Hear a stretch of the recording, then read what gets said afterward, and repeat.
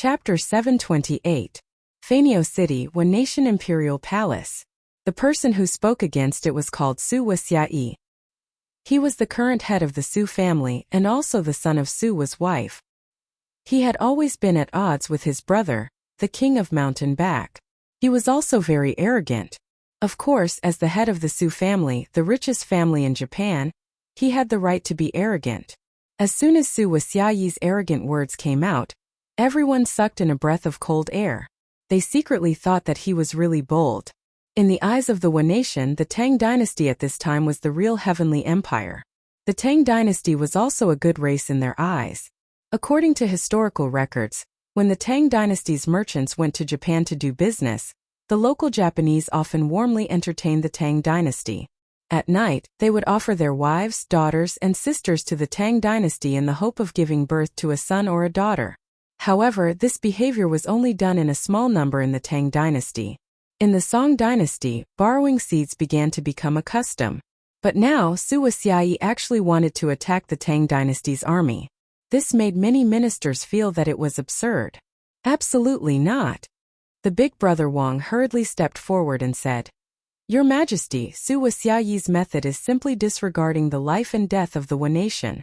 Let's not talk about whether we can defeat the more than 10,000 Tang army outside. Even if we do, we will only incur the infinite anger of the Tang Emperor. Don't doubt, with the character of the current Tang Emperor, once he gets angry, the One Nation will definitely be in danger of being destroyed. Your Majesty and ministers, please think twice." You're really greedy for life and afraid of death. The Tang Empire's army is only 10,000, while our Fanio city has 80,000 elites. How can we not defeat the Tang Empire's army? Su Wasiai stepped out of the crowd and glanced contemptuously at the big brother Wang. Then he arrogantly said, "You're afraid before the battle. Big brother Wang, you're not worthy of being the descendant of Crown Prince Shangde. Moreover, according to the intelligence, the Tang Empire not only has an army, but also thousands of warships and countless provisions. If we swallow these warships and provisions, even if the Tang Emperor gets angry in the future and attacks us, will the One Nation still be afraid of the Tang Empire?" As soon as his words fell, the hall fell into silence, but some people's hearts were not calm. "Your Majesty, Su Wasiai is right. I think this plan is feasible." "I also think that this plan is feasible." The Suo family's influence in the imperial court, coupled with the fact that there was indeed a group of radical ministers, caused many voices of agreement to appear in the main hall. The big brother Wang on the mountain back was anxious and quickly retorted, "Have you all forgotten the confrontation between the Tang army and the local army in Sichuan County? 800 Tang soldiers easily defeated more than 1,000 defenders of Sichuan County at the cost of 0 casualties. With such strength, it would be harder for us to win than to reach the heavens. Even if they win, the One Nation will be greatly damaged because of this. They will no longer be able to deal with the anger of the Emperor of the Tang Empire. So please think twice. Moreover, the current situation has not reached the point where it cannot be eased. As long as we clarify the purpose of the Tang Emperor's visit and make some concessions in some aspects, the Tang Emperor will be willing to withdraw his troops." Eldest brother Wang on Mountain Back represented the previous Crown Prince Shangde's faction, so there were many officials in the court who supported him. Moreover, his opinion was very much in line with the thoughts of the old conservative officials, so there were immediately echoes of agreement in the court. "Your Majesty, I think what Brother Shanbei said is reasonable. Your Majesty should prioritize the One Nation and not act on impulse." "I second the motion." Of course, there were still many officials who did not speak. They did not help either side. Obviously, even if Crown Prince Shangde and Su Wa's wife had passed away, there were still 3 factions in the court of One Nation. However, at this time the power of the Empress Dowager was greater. After all, the influence of the living was still slightly higher. Cough. Seeing the two sides arguing endlessly in the court, the Empress Dowager coughed dryly, and the hall immediately quieted down. Then she slowly glanced at the officials in the court and said, "What you two said is reasonable, but I think it is not appropriate for us to confront the Tang army head-on at the moment. Since the Tang army has camped outside the city and has not immediately attacked, it means that there is still room for negotiation. Therefore, we can send a messenger to ask the commandery prince of the Tang Empire why he is here. and then we can make a decision. If we can invite the commandery prince of the Tang Empire to the imperial palace, of course, it would be best. Yes, the empress of one nation was the same as the emperor of China, calling herself I. In fact, it was not only this. The titles of empress, empress dowager, and crown prince of the East Palace were the same in one nation as in the Tang Empire. It was mainly because the ancient one nation admired China's culture very much. Most of their languages were learned from China. From the empress to the common people, no one did not admire the Tang Empire. Su's wife sneered and said, "The commandery prince of the Tang Empire lives like a prince. How can he have the courage to come to Fanio City?"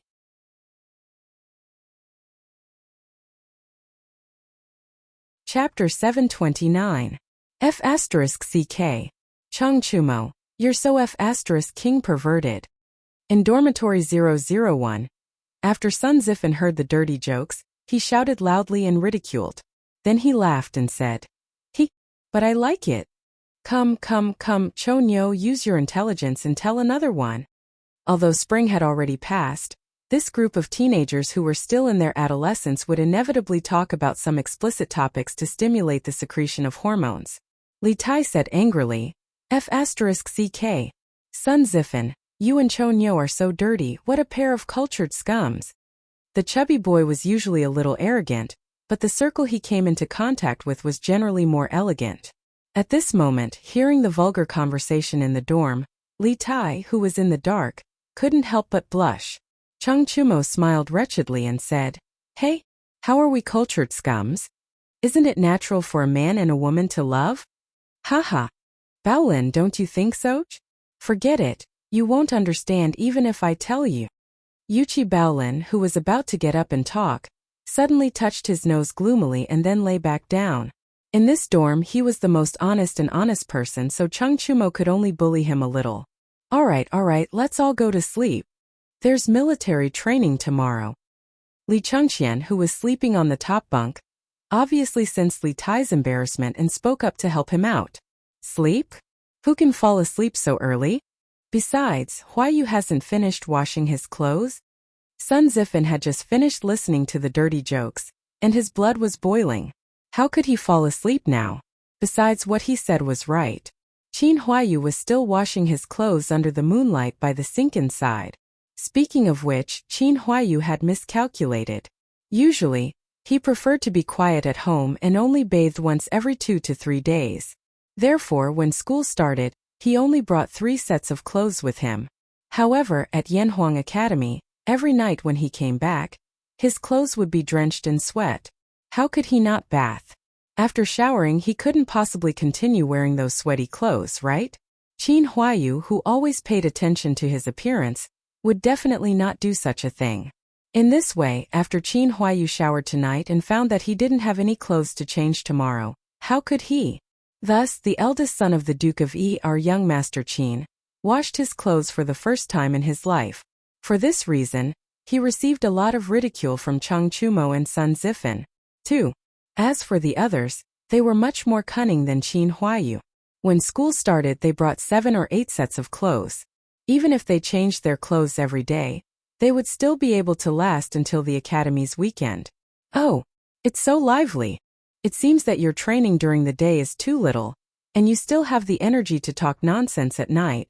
Just as Changchumo was about to agree with Sun Zifen's words, a familiar voice suddenly came from outside the door of dorm 001. F***C. It's Yamacho, little Xian. The 6 people in the room all felt their hearts skip a beat, and they secretly cursed. Qin Huayu stuffed his clothes into the wooden bucket, and then quietly slipped to his bed in an attempt to muddle through. "Open the door," Li Zishuan said faintly from outside. Although his voice was soft, it seemed to have a mysterious penetrating power that directly entered their ears. Qin Huayu looked at his unscrupulous roommates who were chatting happily just now but were now curled up in bed like ostriches.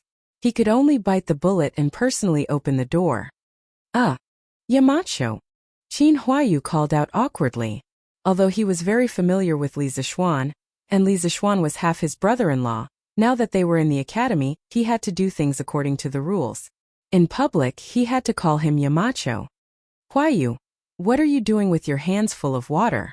Under the moonlight, Li Zixuan saw the water droplets on Qin Huayu's hands, and he squinted his eyes and asked, I just went to wash my clothes.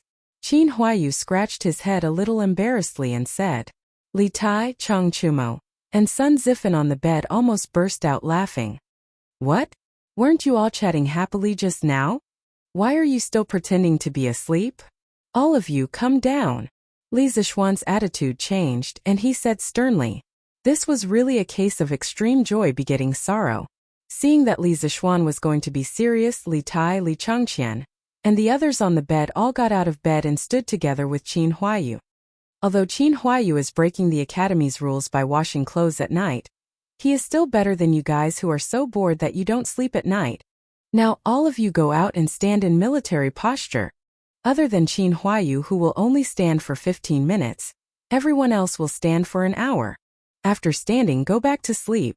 If anyone dares to slack off, the time will be doubled. Li Zixuan pointed at the door and shouted, No, do you really have to be so ruthless? Chang Chumo stared and asked weakly. Although he had martial arts and wasn't afraid of standing in military posture, who wouldn't want to lie comfortably in bed and rest at night? Chang Chumo will stand for 2 hours. The rest of you will continue as before. Li Zixuan looked at this joker indifferently and said casually, You. Chang Chumo almost vomited blood. He subconsciously wanted to say something, but when he thought about how he was just being naughty and got an extra hour of military posture, if he were to be naughty again, he probably wouldn't be able to sleep tonight. The 5 unlucky people, under the lead of the current crown prince, Li Changqian, left the dormitory unhappily. Li Zixuan said, Don't slack off. I'll be watching you guys from the shadows. If I find out that anyone is slacking off, you know the consequences.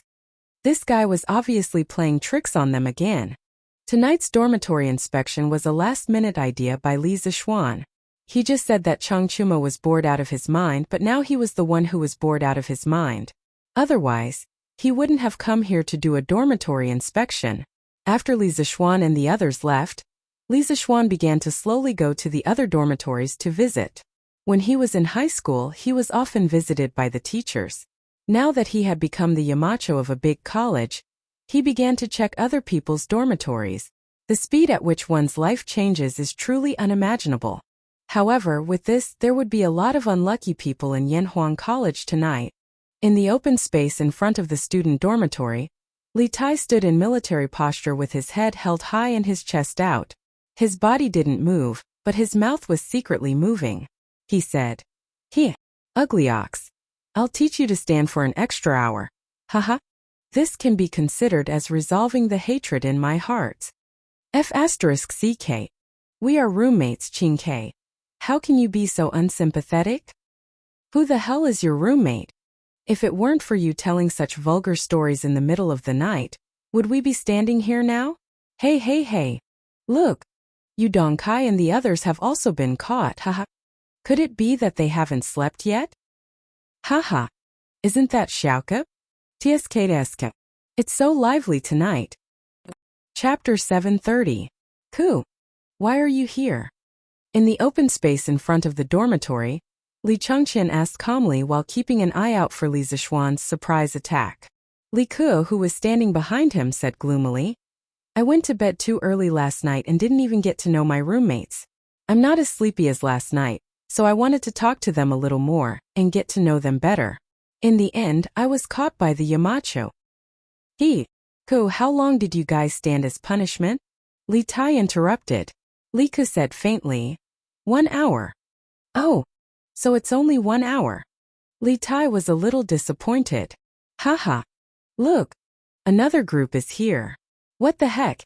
Isn't that Meng Wenhao, Iron Egg and the others? Why were they caught too? Chang Chumo saw another group of people in front of him and shouted excitedly. When he saw who it was, he was shocked. Maybe some of them are washing clothes like Huayu? Sun Zifan couldn't help but laugh. Qin Huayu looked embarrassed, but Chang Chumo said happily, Why don't we ask them how long they stand as punishment later? If I had known, I would have gone to wash clothes just now. Damn it, when you guys leave later, I'll have to stand here for another hour. What a scam.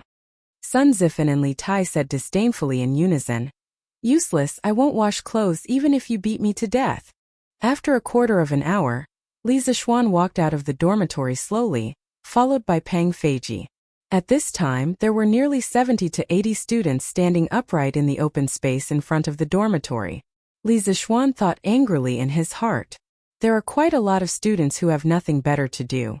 Looks like they're starting to accept the current training volume. I can get Qin Chong to give them more training tomorrow. Cough cough. Stop talking. Yamacho is here. Li Chengqian's lips moved slightly as he whispered to the people around him. In fact, he didn't need to say anything. The students standing there were always paying attention to the movements at the door of the dormitory. When Li Zixuan came out, basically all the students immediately stopped their little tricks and stood in a standard military posture. At ease. Li Zixuan walked to the front of the line and shouted. Swoosh. The students thought that Li Zixuan was going to show them mercy. One by one, they excitedly took a step forward.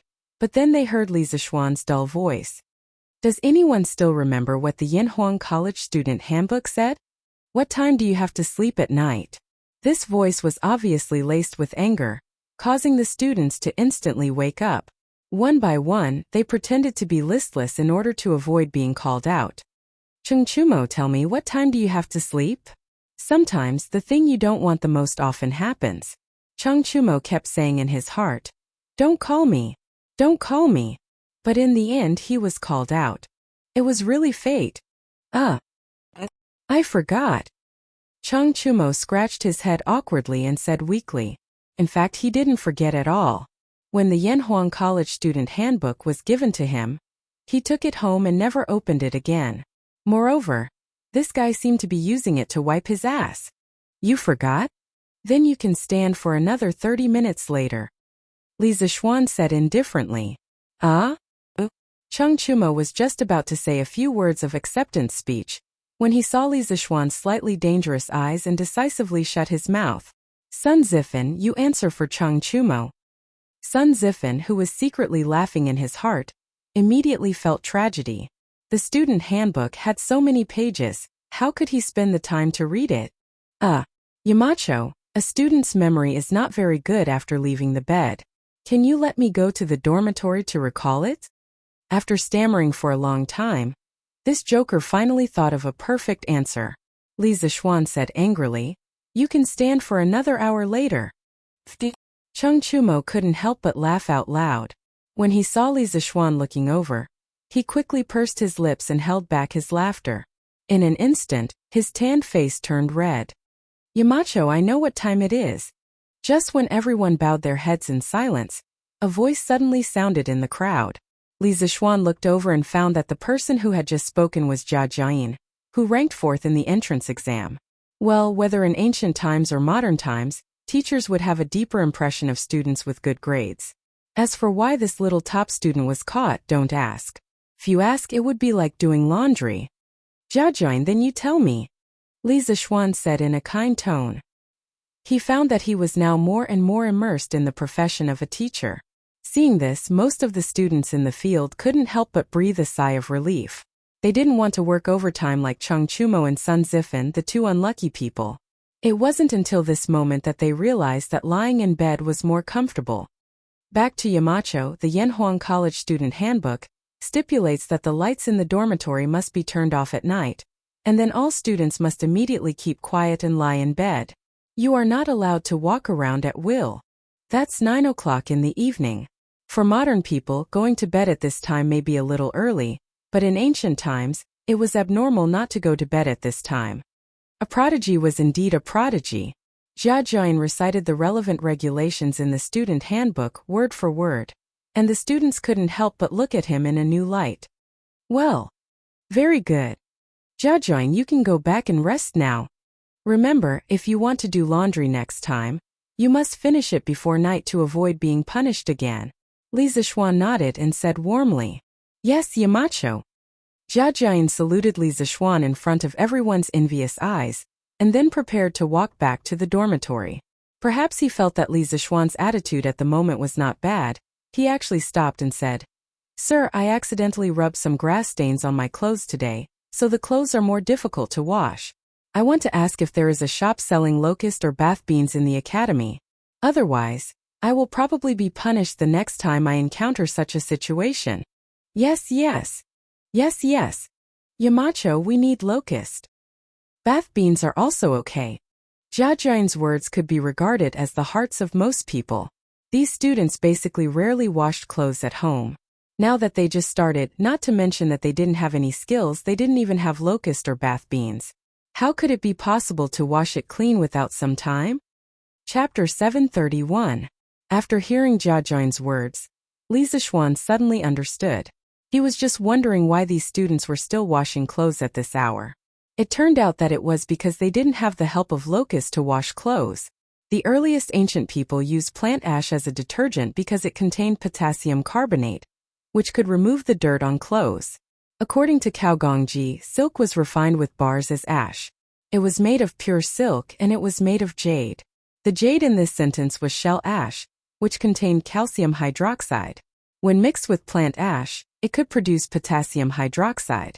When it was immersed in water to wash silk fabrics, it had a chemical reaction with the oil attached to the surface of silk fabrics to produce potassium soap, which could wash silk fabrics clean and bright.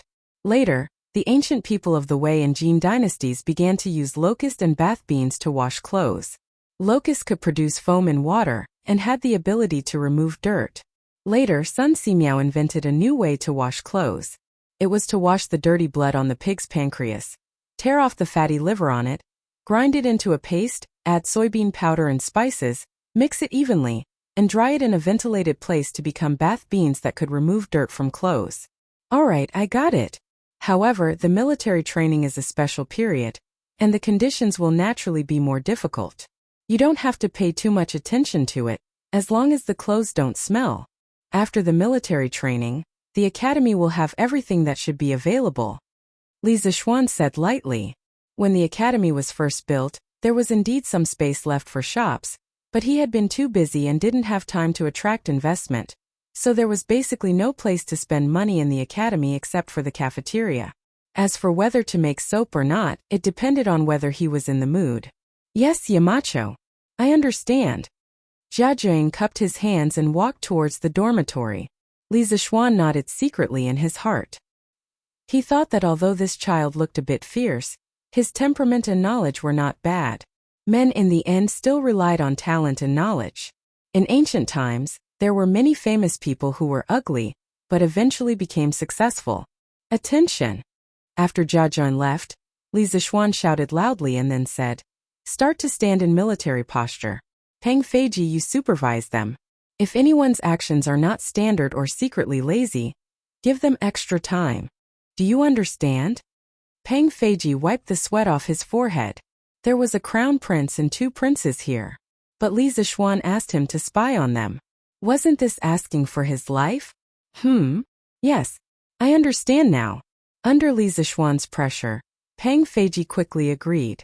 Li Zixuan nodded in satisfaction and said, From tomorrow night onwards, you and the other instructors must check the dormitories one by one. If you find anyone who has violated the rules, you will be punished the same way as today. You are not allowed to sleep until midnight, do you understand? Yes. Yamacho. Peng Feiji felt bitter. They were actually quite tired as instructors during the day, but now that they were writing they had less time to rest. Ooh! Thousands of miles away, in Wanation, on the Mupan mountain outside Fanio City. Prince, the king of Wanation has sent an envoy. He is now outside the camp. Do you want to see him? In the main tent, Li Xiaogong was looking at the map on the table when a messenger suddenly came in and bowed. Li Xiaogong raised his head and said lightly, "Let him in." Yes. After a while, a short man in Wanation clothes came in and bowed to Li Xiaogong. "Yoko Ono greets your highness." This sentence was spoken in extremely pure Mandarin with a Guangzhong accent. Li Xiaogong raised his eyebrows and said, "You can speak Mandarin?" Yoko Ono bowed slightly and said, "The culture of the Central Plains is extensive and profound. The entire Neon Nation admires it. I have studied in the Central Plains for a period of time under the influence of my late father, so I can speak some Chinese." In 607 AD, the first government mission sent by Japan to China's Sui dynasty finally arrived in Luoyang. The leader of the mission was Yoko Ono's father, Yoko Ono. In 609 AD, Yoko Ono came to China again to send the Sui dynasty's envoy back to China.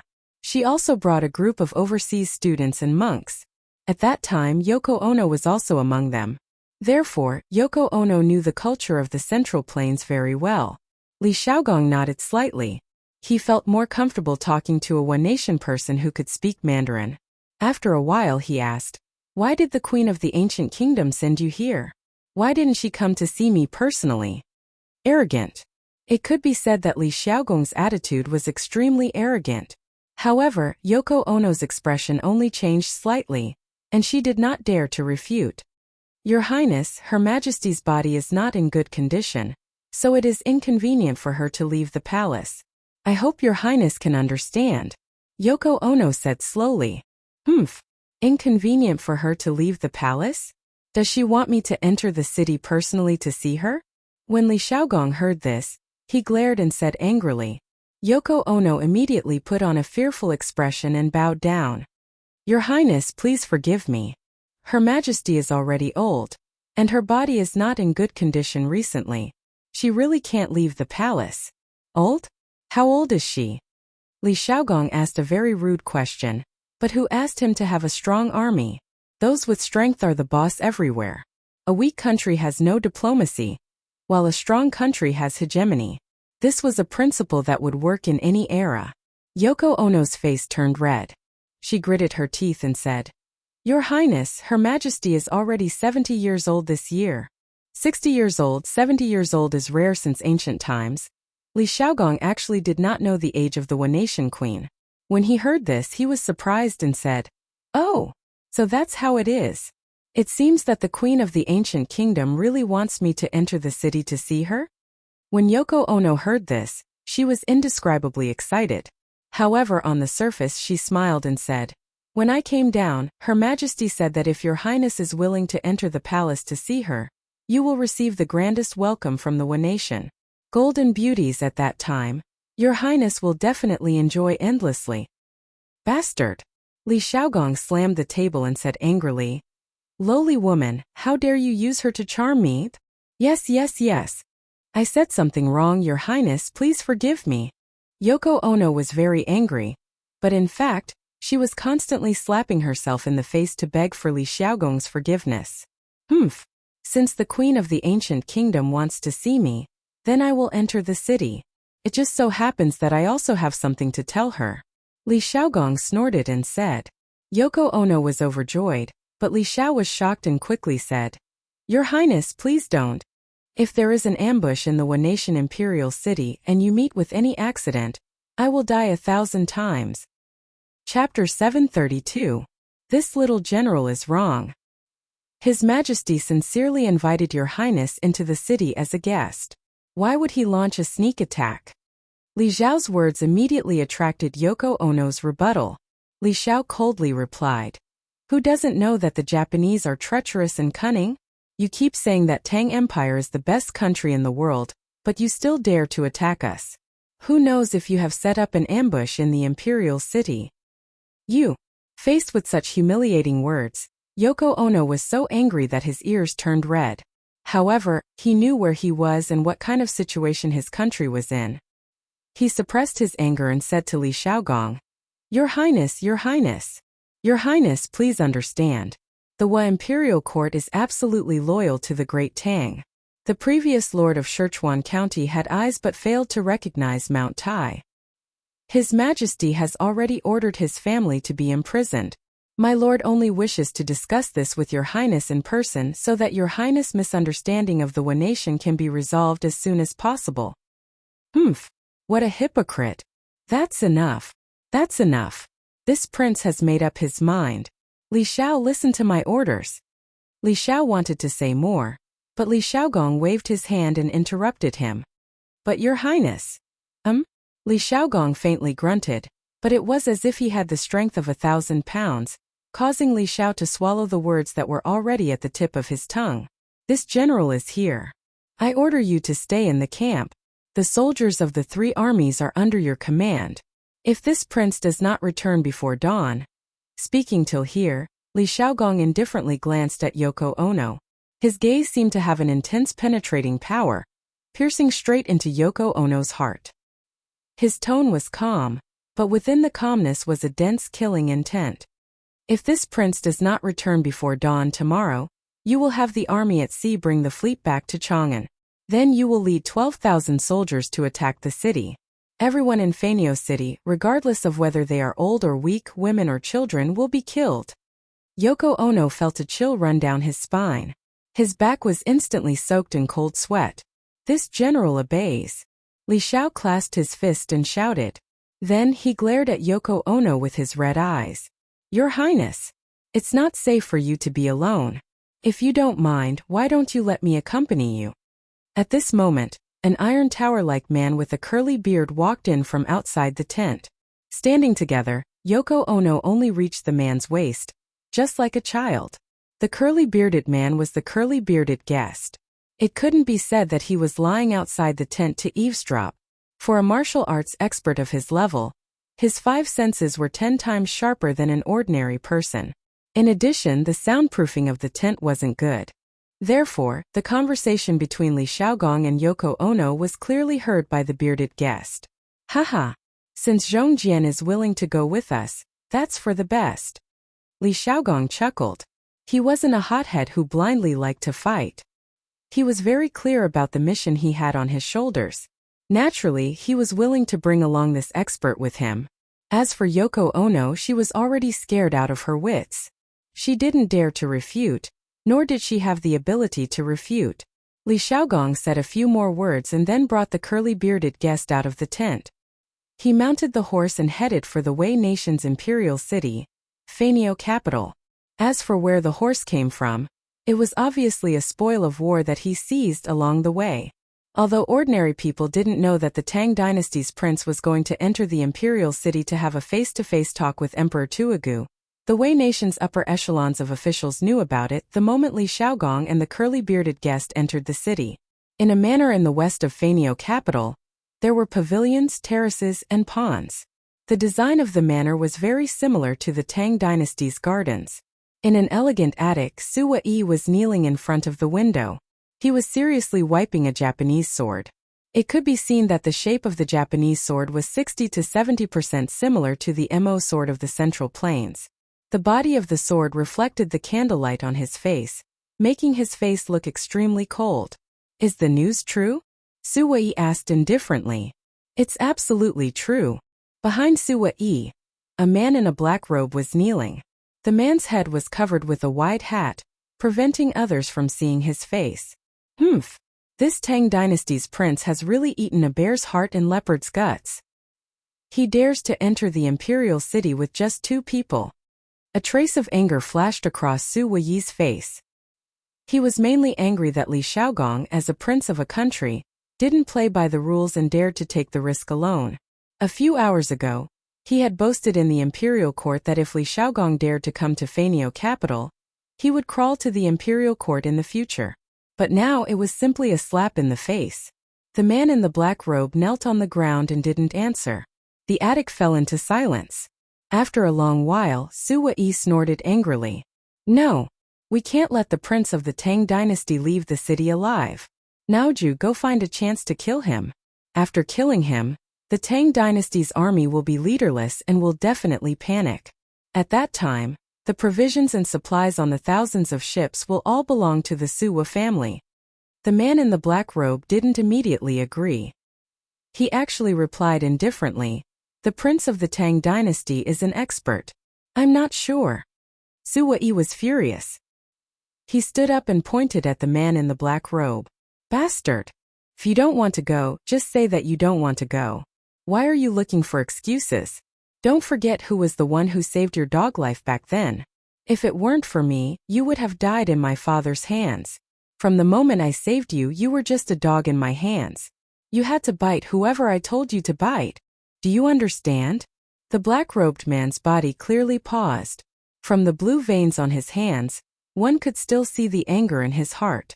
After a long while, he said in a calm voice, I'll help you kill this person, and you give me back my freedom. Otherwise, except for me, No one in the Wu nation can kill the prince of the Tang dynasty. Are you negotiating with me? Su Wei pointed at his nose with a stunned expression. The man in the black robe was silent. It was a tacit agreement. You son of a bitch. Who gave you the guts to talk about conditions with me, Suemo?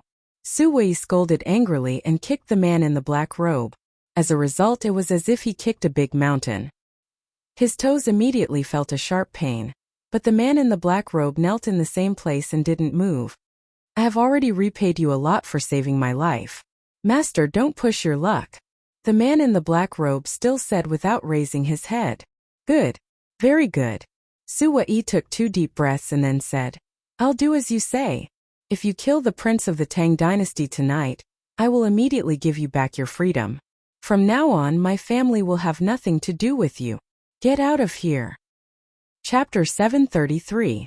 With a creak, the black-robed man walked out of the attic. Judging from his light footsteps, he was still very happy. Mother of the river, I will soon be able to fly away with you and leave Japan. You must wait for me. The black-robed man thought silently in his heart. Bang bang bang. In the attic, the angry Su Wei was crazily smashing things. As he smashed, he scolded. You are just a F***king dog. How dare you negotiate with me? Good. Very good. After this, I will definitely make you suffer a fate worse than death. Master, this man is too arrogant. Do you want me to bring people to kill him? A man wearing a warrior's uniform carefully bowed behind Su Wei and said, You? If you could beat him, I would have asked you to kill him long ago. Why wait until now? Su Wei was even angrier when he heard this. He casually took a teacup and smashed it on the man's head. With a bang, the man's head was instantly broken and bleeding. Trash. The family has trained you for so many years, but all of you combined can't even beat one Eastern Han Jiju. What a bunch of trash. Su Wei was still not satisfied. He stepped forward and started punching and kicking while cursing with vulgarities. Back then, Eastern Han Jiju forcefully took my sister. My father gathered the top 10 experts of Japan to kill him. If I didn't see that he was strong in martial arts and secretly saved him, he would have long become a lonely ghost. Now that my father is dead, this dog thinks that no one can control him. How dare he negotiate with me? Go and bring my sister to my room. At this point, the expression on Su Wei's face suddenly became a little perverted. And with his description, the identity of the black-robed man was obvious. He was the assassin that Su Wei sent to assassinate Emperor Chongjun, the top expert of Japan Eastern Han Jiju. In August 587 AD, China was in the 7th year of Sui Kaihuang at that time. Su Wei supported the prince of the Bo's tribe to ascend the throne, and he became Emperor Chongjun. At that time, Kitahime, the current Empress Dowager, became the Empress Dowager. 591, 4th year of Emperor Chongjun. Emperor Chongjun discussed with his officials. In order to recover the lost land of Ranna, he sent 20,000 troops to Zuzi and an envoy to Xinlu. At this moment, all the political power was in the hands of Su Wei, which made Emperor Chongjun unhappy. In 592, 5th year of Emperor Chongjun, in October, someone presented a pig to Emperor Chongjun. Emperor Chongjun pointed at the pig and said, One day, I will chop off the head of the pig and kill the people I hate. He then gathered a large army. From Heavenly Emperor Chongjun's words, Su Wuma knew that Heavenly Emperor Chongjun was determined to kill him. In the 11th month of the same year, Su Womazi sent an assassin to assassinate Emperor Chongjun. After that, Naoju of the Eastern Han raped Su Woma's daughter, who was as beautiful as a flower and was known as the #1 beauty in Neon. Furious, Su Wuma gathered the top 10 experts to kill East Han Jiju. Everyone thought that East Han Jiju was dead. No one would have thought that Su Woma's son, Su Woma's brother, would actually save the enemy of the Suo family. No one would have thought that East Han Jiju would develop true feelings for Su Woma. However, East Han Jiju would never have expected that his sweetheart had already been killed by someone. At that time, the Neon people were so perverted.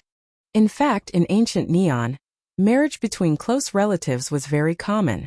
From the emperor to the commoners, marriage between brothers and sisters of different mothers was very common. This could be seen in the historical records. There were even cases of brothers and sisters of the same mother marrying each other.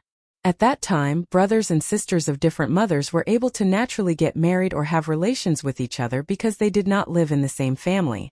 The sense of closeness between them was very weak or even non-existent. There was also no concept of kinship. It was often difficult to determine the father, and the family system was not perfect. According to the historical records, after the death of the 19th Emperor of Neon, according to the rules, the crown prince, Prince Muli no Kei, inherited the throne. However, before he ascended the throne, he fell in love with his sister from the same mother. He had an affair with her. In the dead of the night, he visited his sister and left many romantic and unrestrained love songs. One day, he had the opportunity to sneak into his sister's boudoir. He was so happy that he could not help but sing in a low voice, "If the mountain is too high, the underground pipes will be buried to water it. The sister that I secretly fell in love with, the wife that I secretly cried for behind my back, tonight, let me love to my heart's content." The love songs that the crown prince wrote were spread out and had a very bad influence among the nobles. This young lady was a famous beauty in Neon history. Many Neon history books also called her Queen of Clothing. It was probably because she liked to wear transparent and sexy clothes. In the face of such a sexy beauty, it was no wonder that her brother loved the beauty and not the country. Not to mention others, just look at the current Empress of Nigu. She was the imperial concubine of Emperor Minda, and Emperor Minda was her half-brother. There was also the deceased Crown Prince Shungda. According to the records, Crown Prince Shungda's parents were half-siblings with Emperor Qin as their father. The perverts of the Neon people could be seen from this. As a standard fourth-generation emperor, the eldest brother of the mountain back naturally had a lot of power in his hands. At this moment, in a house in the east of Fanio City, the eldest brother of the mountain back was discussing matters with his subordinates. As one of the actual rulers of the Nigu dynasty, Crown Prince Shungda could barely be considered an emperor. "Master, the commandery prince of the Tang Kingdom is about to enter the palace. I think the Su family has received the news earlier than us." An old man with a goatee cupped his hands and said to the eldest brother of the mountain back. The eldest brother of the mountain back smiled and said, "The commandery prince of the Tang Kingdom is really a hero. This time, Su Wani will probably lose face?" Obviously, he thought of Su Wani's bold words in the imperial court earlier. The old man shook his head and said with a worried expression, "Master, you can't be too optimistic. We have to be careful of Su Wani's desperate actions and killing people." The eldest brother of the mountain back was shocked and said in horror, How dare he? That's the commandery prince of the Tang Kingdom. Sir, are you worrying too much?" The old man said earnestly, "The Su family has always liked to take risks. This time the Tang Kingdom has brought a huge amount of supplies. It's hard to guarantee that Su Wani won't be tempted and take risks out of desperation. Moreover, the commandery prince of the Tang Kingdom has agreed to the emperor's appointment, which can be considered a loss of face for Su Wani. This person is extremely narrow-minded and is likely to retaliate. Master, you have to be careful."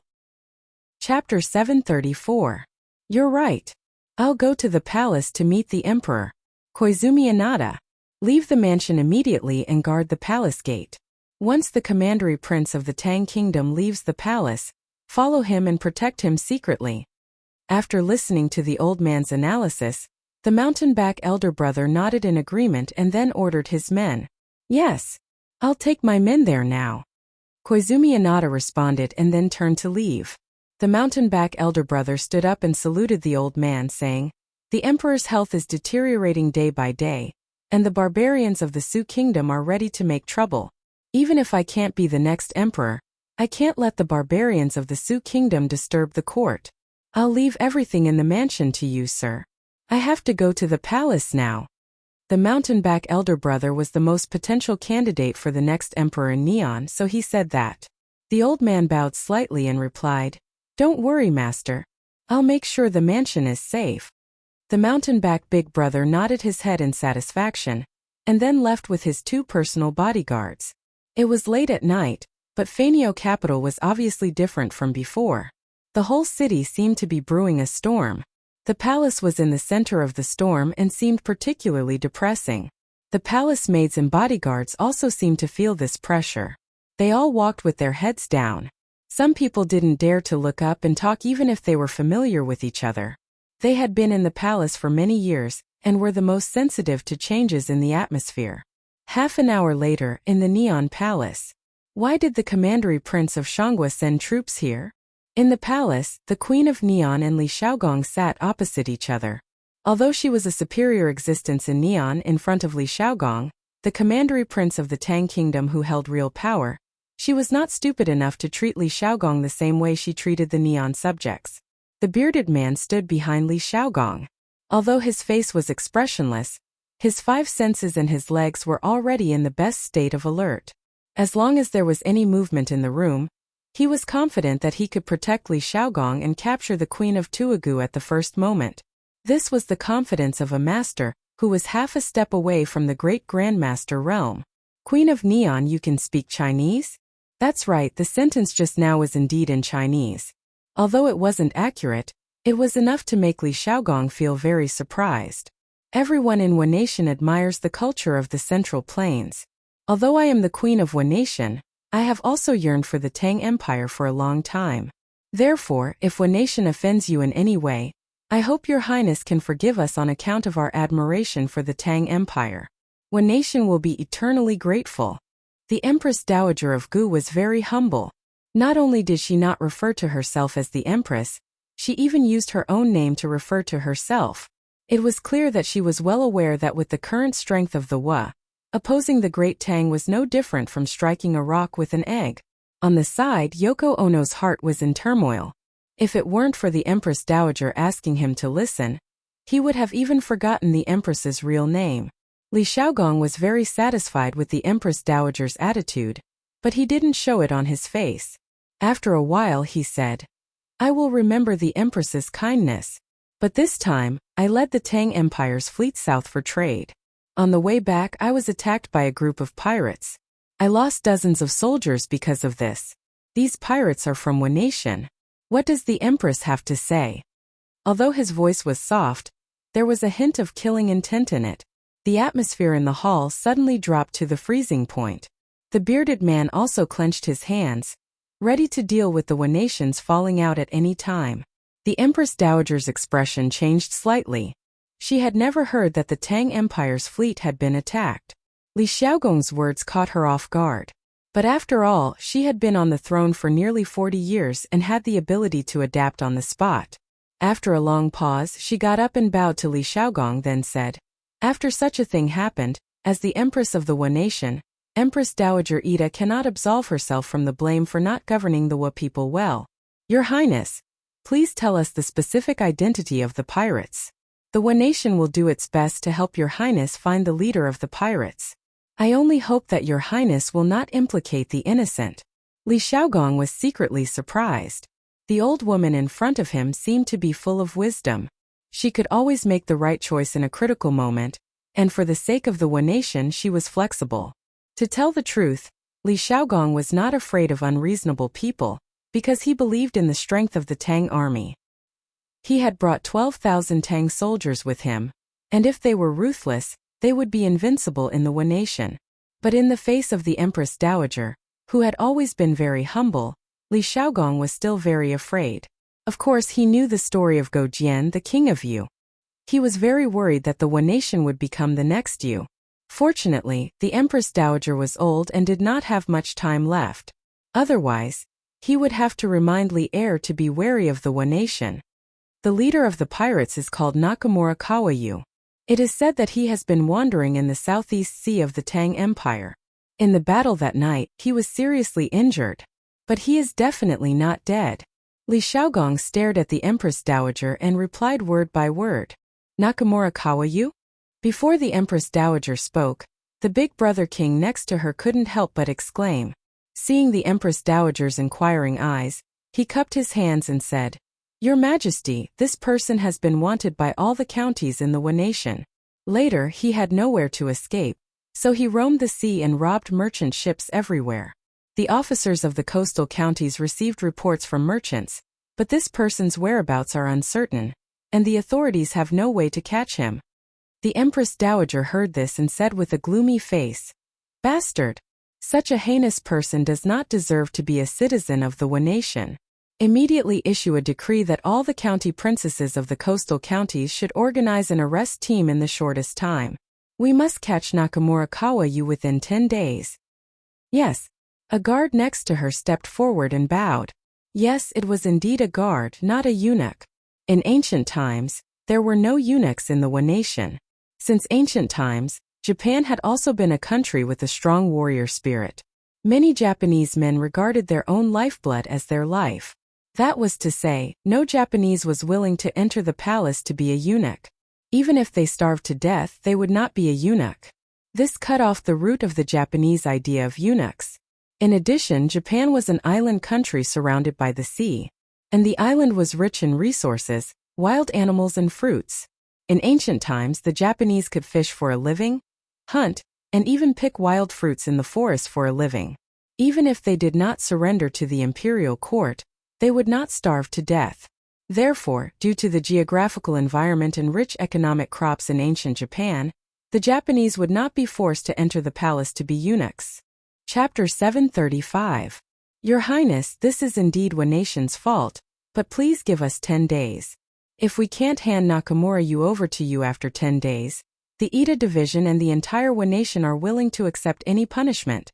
After the guards left, the Empress of the one nation bowed slightly to Li Shaogong and said. Li Shaogong shook his head without thinking and said, I have the Emperor's order, so I can't stay in one nation for 10 days. I will return to Chang'an tomorrow.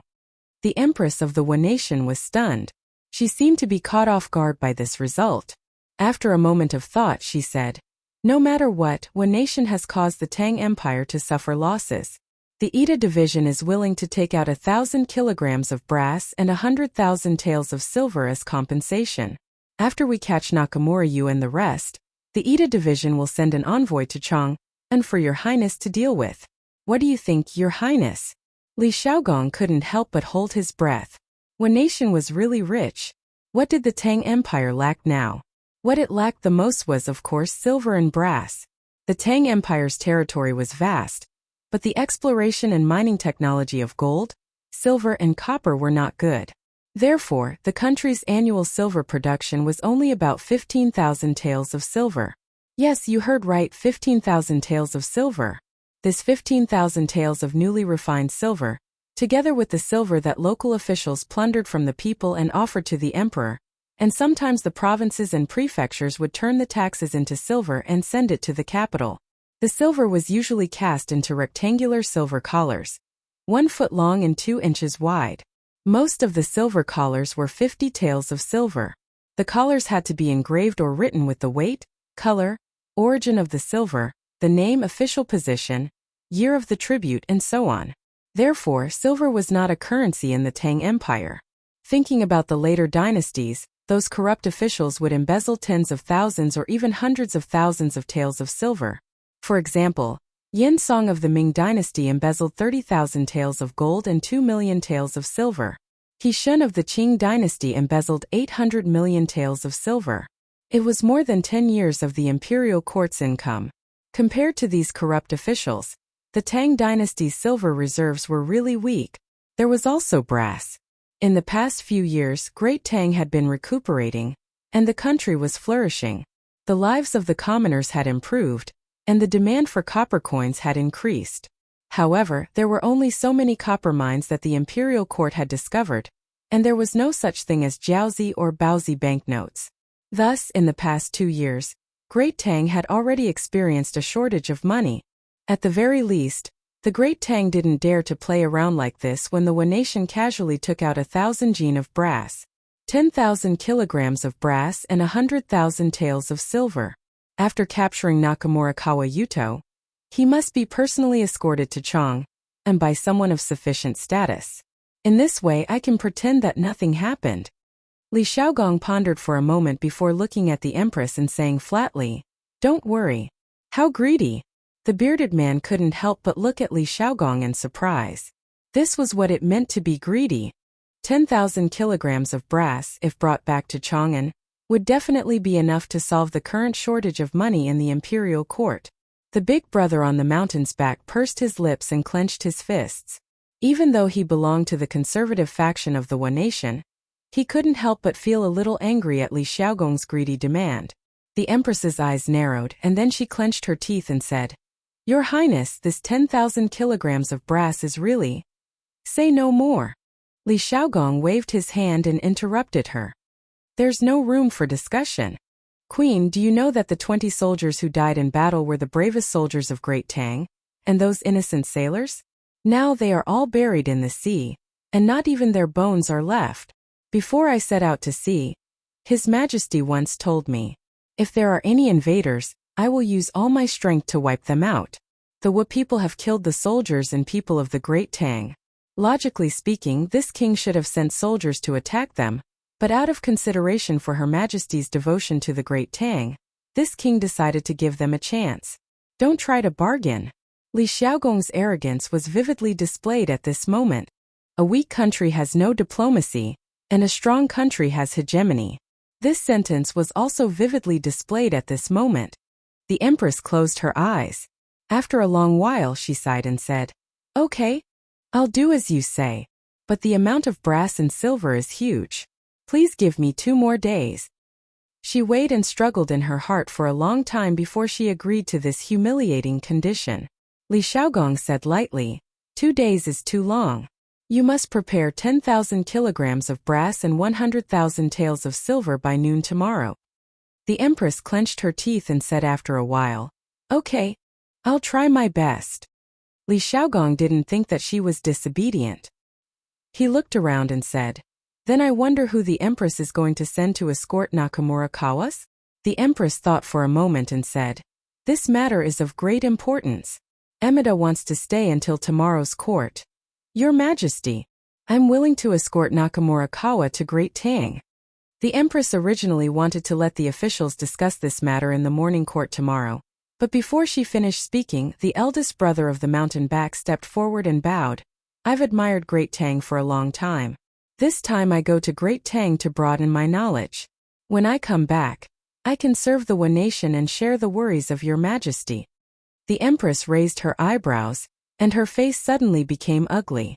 Obviously, she didn't want the eldest brother of the mountain back to Great Tang. Li Xiaogong narrowed his eyes and looked at the eldest brother of the mountain back.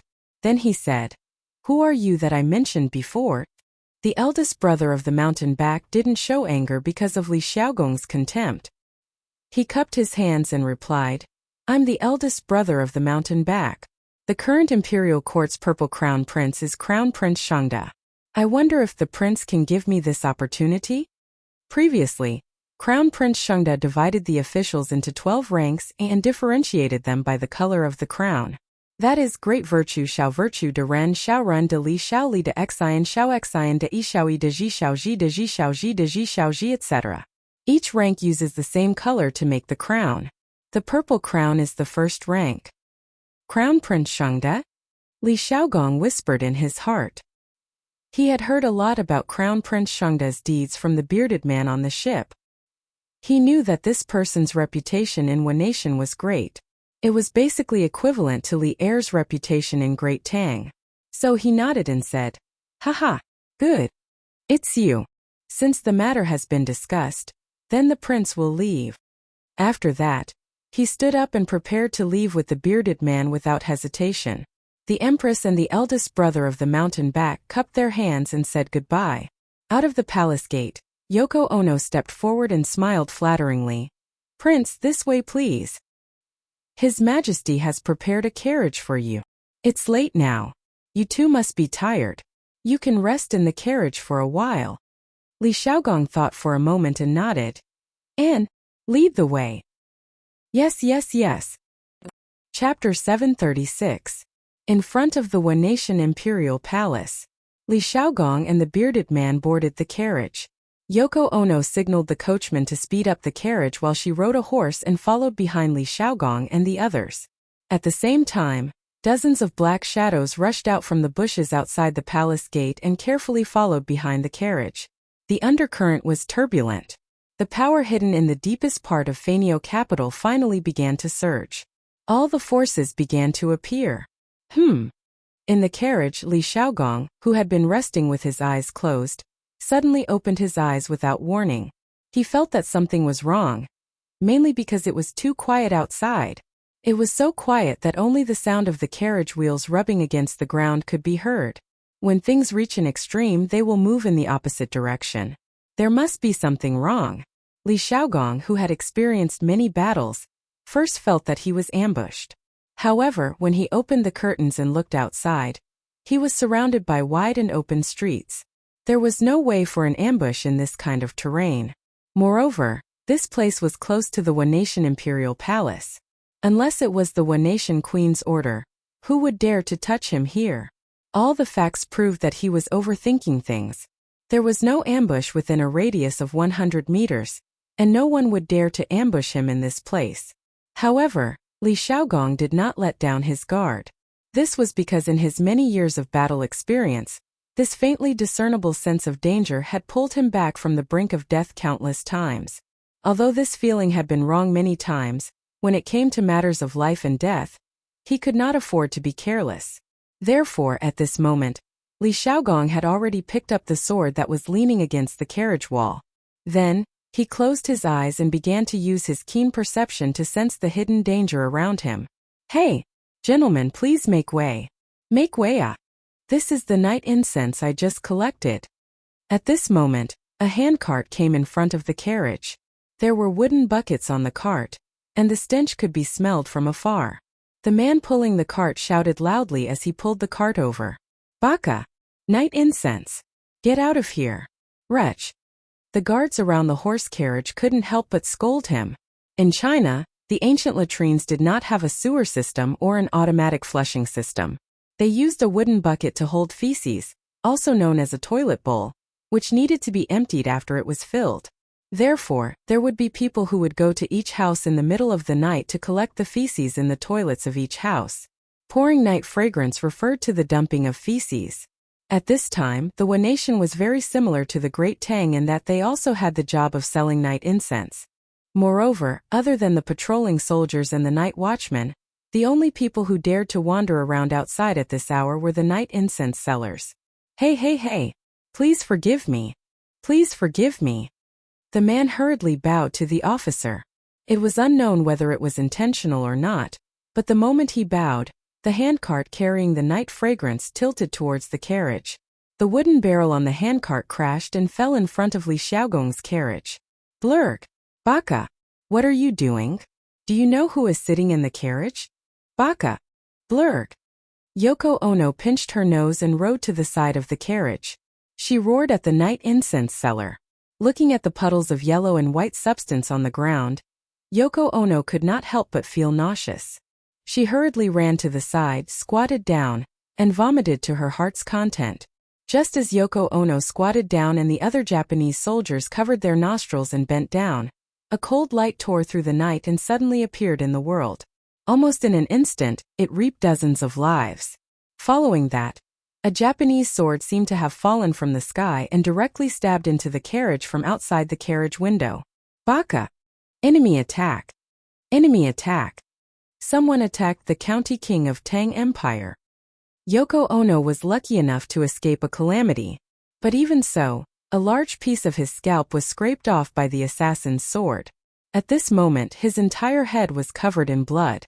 It was extremely terrifying, as if he was a demon that just escaped from hell.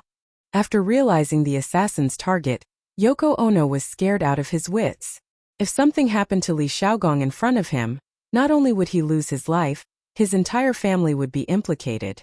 Furthermore, it was very likely that he would be sent to the Tang Empire as a sacrifice for the Tang Emperor to vent his anger. After understanding the serious consequences, Yoko Ono shouted for help as he picked up the other fallen swords on the ground and slashed at the assassin. Of course, he was very scared. After all, he was good at literature and not fighting martial arts. But even if he was scared, Yoko Ono still raised his sword. This was because he wanted to defend the honor of the Ono family. At this moment, he felt that even if he died in a battle, it would be worth it. Inside the carriage, when Li Xiaogong heard the sound of the sword piercing into flesh, he was already on full alert. At this moment, 2/3 of the sword had already entered the carriage, and Li Xiaogong's neck was less than 2 inches away from the sword. The crisis at that time could be seen from this. Haha! How dare you! This king has been waiting for you for a long time.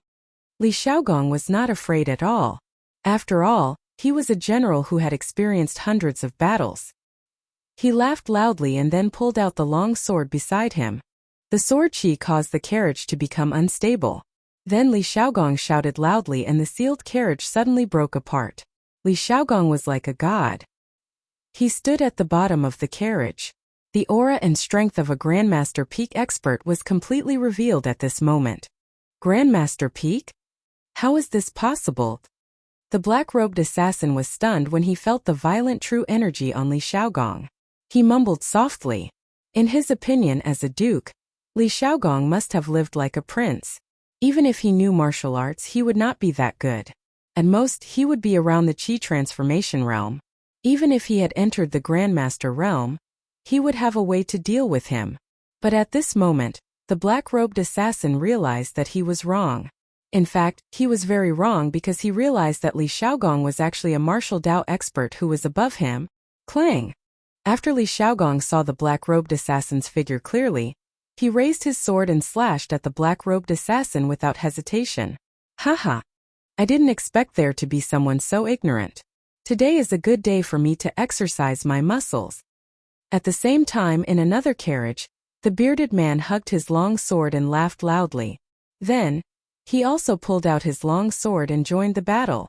Another Grandmaster Peak? No, this person is half a step to Grandmaster. After some speculation, the black-robed assassin suddenly felt a chill in his heart. He had to think of a way to escape.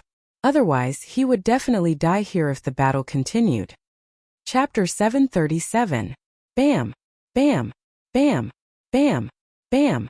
The three martial arts masters, who represented the pinnacle of martial arts in the world, had already fought for dozens of rounds on this street.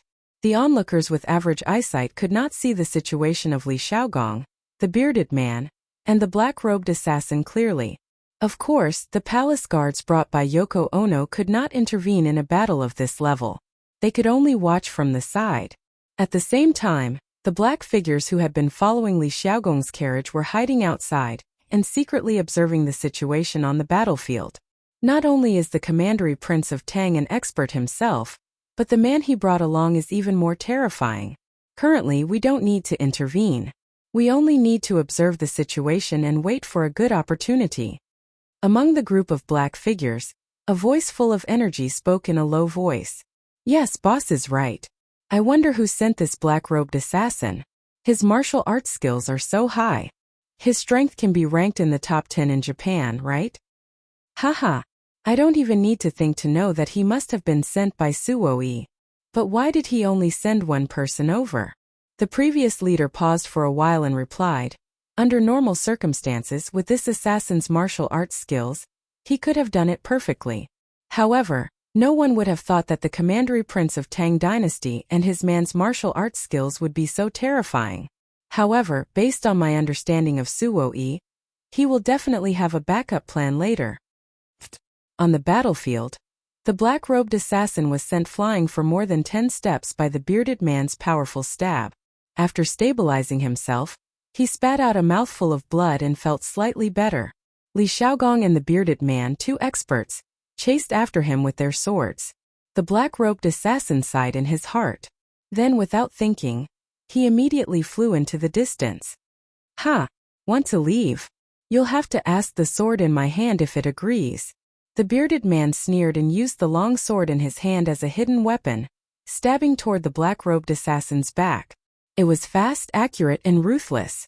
The distance of several hundred feet was covered in an instant. The black-robed assassin felt a strong wind behind him and hurriedly turned his body to dodge. However, he couldn't dodge in time because this attack was thrown by the half-step Grandmaster-level bearded man with all his strength. With a pew sound, the bearded man's sword shot at the black-robed assassin's back finally pierced through the assassin's right shoulder blade. Ah! The black-robed assassin let out a muffled groan, sounding extremely pained. How could Li Xiaogong and the bearded man let go of such an opportunity to capture the enemy alive? The two of them used their qinggong and approached the heavily injured black-robed assassin. Suddenly, a series of footsteps came from the east side of the street. Then a group of black-clothed masked warriors rushed towards Li Xiaogong. There were about 50 of them. When they got close to Li Xiaogong, they all drew their swords. Obviously, they didn't come with good intentions. Yoko Ono, what do you mean? Could it be that your queen wants me to stay in Neon? Li Xiaogong looked at Yoko Ono, whose head was covered in blood, and asked calmly. Yoko Ono's face was sullen as she hurriedly said, Your Highness, this is definitely not Her Majesty's intention. Her Majesty is absolutely clear to you and the Tang Empire. Please understand. Li Xiaogong's face darkened as he pointed at the group of black-clothed warriors, who were only 10 steps away from them. He said angrily, Then who are they? Neon Two-Face people, I will remember this. One day, I will make you suffer the consequences of your own actions. Yoko Ono hurriedly said, Your Highness, if Her Majesty really had ill intentions towards you, she would have taken action when you were in the palace. Why wait until now? Your Highness, you might not know this, but the Neon Imperial Court is currently not united, so these people might be. In order to clear his name, this fellow didn't hesitate to expose his family's dirty linen. He even dared to say things like, The Neon Imperial Court is currently not united. Kill. Just as the two of them were talking, the black-clothed warriors from the east had already surrounded them. Without saying anything, they directly drew their swords and slashed. At this time, Li Xiaogong didn't have the time to care about the black-clothed assassin's life or death. In the face of more than 50 well-trained and uniformed warriors, even if he tried his best, he wasn't confident of winning. Fortunately, there was still the bearded man beside him. The two of them picked up their weapons and took the initiative to fight. The black-clothed assassin, who was severely injured earlier, couldn't help but heave a sigh of relief when he saw this situation. Then, he prepared to take the opportunity to slip away. Li Xiaogong saw this and was anxious, but he didn't have a way to satisfy both sides.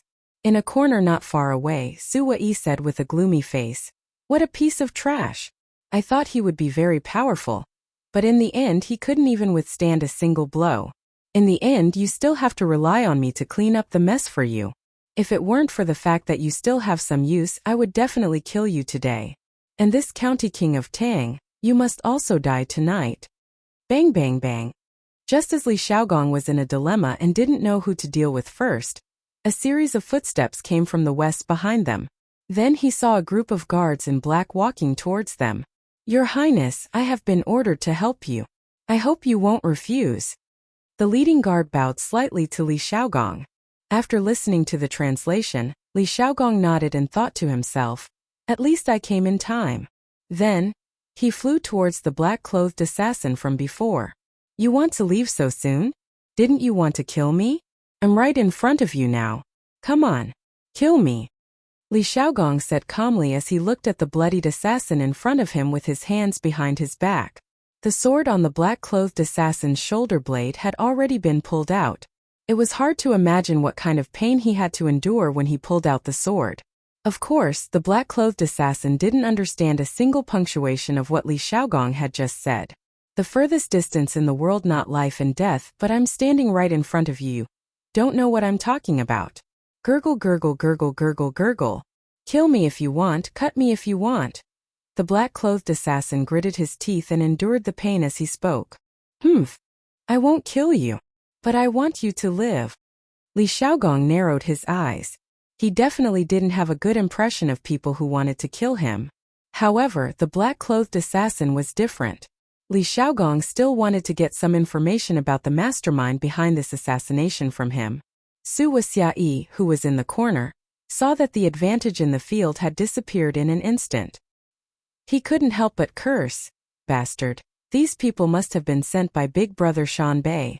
This damn person is going against me again. I must get rid of him. Chapter 738. Bring these people back to the barracks for me. The battle didn't last for long. Although the overall strength of the 50-plus people that Su Wei sent was slightly higher than the people sent by Big Brother King on the mountain back, the other side had the dragon-bearded guest, a great expert with abnormal strength. Not to mention the 50 experts that Su Wei sent. Even if he sent 100 experts, it would still be useless. As for Li Xiaogong's side, he had already cut the tendons of the black-robed assassin and ordered Yoko Ono. He didn't even bring his guards to the palace, so he could only order Yoko Ono. He couldn't order the bearded guest, right? Your Highness, please hand these assassins over to His Majesty. His Majesty will definitely give you a satisfactory explanation. Yoko Ono bowed and said pitifully. Li Xiaogong wiped the blood-stained sword, then lightly glanced at Yoko Ono and said, "This matter might even be related to your queen. How can this king hand them over to the palace? If you don't want to die, then do as this king says." "Your Highness." At this moment, a shout came from the corner of the street. Immediately after, the mountebank's eldest brother rode a horse and rushed over with a group of guards. "Your Highness, His Majesty knew that you were attacked in the city and was deeply shocked. His Majesty sent me to express his apologies and condolences. He also asked me to investigate the culprit at all costs. Your Highness, please hand these assassins over to me. I guarantee with my head that I will definitely find the culprit." The mountebank big brother king jumped off his warhorse and then cupped his fists towards Li Xiaogong with a sincere expression. Li Xiaogong said expressionlessly, "Impossible. These people's identities are unknown. Furthermore, you and the Wu Nation's queen might be related to them. Before I figure it out, I will definitely not hand these people over. The more than 10,000 soldiers outside the city will also not agree to hand these people over to you." The mountebank's eldest brother's expression froze. He understood the meaning behind Li Xiaogong's words. It was impossible for him to take these people away today. Otherwise, what awaited the Wu Nation would be an all-out war with the Tang Empire. He couldn't bear the responsibility. "Your Highness, these assassins definitely have nothing to do with me or His Majesty. You shouldn't suspect us." However, seeing that Li Xiaogong was not moved at all, he said, "How about this, Your Highness, you leave a few alive, and I will interrogate them overnight. As for the rest of the assassins, you can take them away and deal with them as you wish. If we investigate together, it will be faster than if you investigate alone, don't you think so?" Li Xiaogong thought about it. It was indeed inappropriate for the imperial court's fleet to stay in Japan for long, so he nodded and said, "Okay. Then Binwang will believe you once more." A total of 51 assassins came tonight. 28 of them were hacked to death and 15 committed suicide by poison. There are only 8 left. Other than the one under my feet, you can choose any 2 of them. Hurry up. The big brother king glanced at the black-robed assassin at Li Xiaogong's feet. He helplessly cupped his hands and said, "Thank you, Your Highness."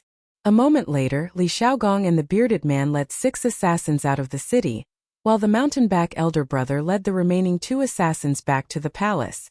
It looked like the lights of the palace tonight would be lit until tomorrow. The next day at Yanhuang College. It was just dawn, and the wake-up bell had already rung. The students who were immersed in their dreams had no choice but to get up even if they didn't want to. "Oh, do I have to get up so early? I'm so sleepy." Li Tai rolled over and stuck out his fat butt as he grumbled unwillingly. Although the bed in the student dormitory was a hard bed, Li Tai now felt that this hard bed was much more comfortable than the high bed and soft pillows in his prince's residence. If possible, he wanted to lie on it and sleep like this forever. I also feel so king sleepy today." Chang Chumo sat up, rubbed his face twice and then muttered, "F***ck. It's all your fault. Otherwise, we wouldn't have been punished to stand so late last night." Li Tai lifted the quilt angrily and sat up to complain. Gugu, who knew that as soon as he sat down, his stomach would immediately protest. F***ck. I'm so hungry. I still have to run later. Oh my god, what should I do? Why can't I have breakfast before running? The academy system is too unreasonable. For the past 2 days, the little fatty hadn't eaten any meat. Those vegetables and whatnot weren't enough to satisfy his hunger at all. In addition, he had been punished to stand for so long last night and used up so much of his physical strength. It would be strange if he wasn't hungry in the morning.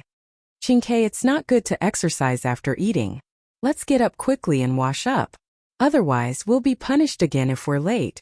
Li Changqian, who was sleeping on the upper bunk, leaned on the bed railing and said, I'll get up now. 121 121 1234. 1, 2, 3, 4. Yanhuang College was located at the peak of the Cloud Mountain. There were no peddlers or pawns who woke up early, nor were there noisy pedestrians or merchants. In the early morning, there were only the neat and loud slogans of the students running here. Compared to the messy team at the beginning, they're starting to look more like it now. Li Zixuan had been waking up early recently. Firstly, he often came to the academy to check on the situation. Secondly, he had been waking up early to practice martial arts recently. He had been practicing the lonely wind swordsmanship that Dugu Xian had taught him last time. Because he didn't deliberately pursue progress, he had only practiced to the 3rd level until now. There were a total of 9 levels, and Dugu Xian had already reached the 7th level. Moreover, he found that this swordsmanship was similar to many other swordsmanship. The further one progressed, the harder it was to practice. Not only did it require a deep understanding of martial arts, but it also required some personal understanding. The two complemented each other, and only then could success come naturally. This was also the reason why Li Zixuan wasn't in a hurry to improve. More haste, less speed. As a Taoist disciple, of course he understood the principle of letting nature take its course. I heard that Jijia will be here in the afternoon, and tomorrow is the day off. It seems that these students have been having a hard time recently. Qin Xiong stood beside Li Zixuan and said with a smile. Li Zixuan was stunned. Chang Yaojin had said that she would come to the academy to be a temporary instructor when she had time. It had been so long, and if Qin Xiong hadn't suddenly mentioned it today, he would have forgotten. Thinking about Chang Yaojin's usual attitude, Li Zixuan couldn't help but laugh. Haha. Last night, these little rascals were full of energy and didn't sleep in the middle of the night. This means that the amount of training is still too little. Uncle Chang is here to give them a little challenge. Qin Xiong twirled his beard and smiled. Xiao Xian, you have to watch from the side. Don't let Jijia cause any trouble. Li Zixuan quickly waved his hand and said, Uncle Qin, it's better for you to watch over them. I still have some other things to do these 2 days, so I'll leave them to you guys. Qin Xiong was speechless in the face of this lazy guy. Chapter 739. Huff huff huff. Ouch. Every time I run I feel like I've lost half my life. When will this kind of hard life end? In the cafeteria, Li Tai was still panting heavily. He couldn't help but say this when he thought of the hardships he suffered while running, as well as the feeling of suffocation. Qingke, you're much stronger today than you were yesterday. Today you ran the entire race on your own. Maybe in a few days, running 5 laps around the field will be as easy as blowing off dust for you. Li Chengqian smiled. Chang Chumo curled his lips and mocked. Chengqian, don't be delusional.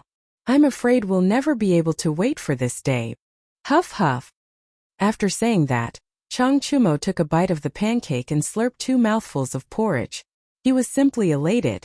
F***ck. Chang Chumo, you bastard. Your mouth is really F***king mean. Li Tai originally didn't want to become the kind of athlete that Chang Chumo spoke of. However, when he heard what Chang Chumo said, he suddenly became unhappy. Chang Chumo said indifferently, What mean by mean? I'm just telling the truth. Qingke, look, you've already cultivated to the nascent soul stage now. How can it be easy to run 5 laps? Nascent soul stage? What nascent soul stage? Li Tai was a little confused. He had read, A Record of a Mortal's Journey to Immortality. Of course he knew what the nascent soul stage was. However, what did this thing have to do with him? There, look. Haven't you cultivated to the nascent soul stage? It's like you have a child in your stomach. Chang Chumo swallowed the food in his mouth, pointed at Li Tai's bulging belly with his chopsticks, and said seriously, Cough cough. Cough cough. When Sun Zifen heard Chang Chumo's explanation of the nascent soul stage, he immediately spat out the rice in his mouth.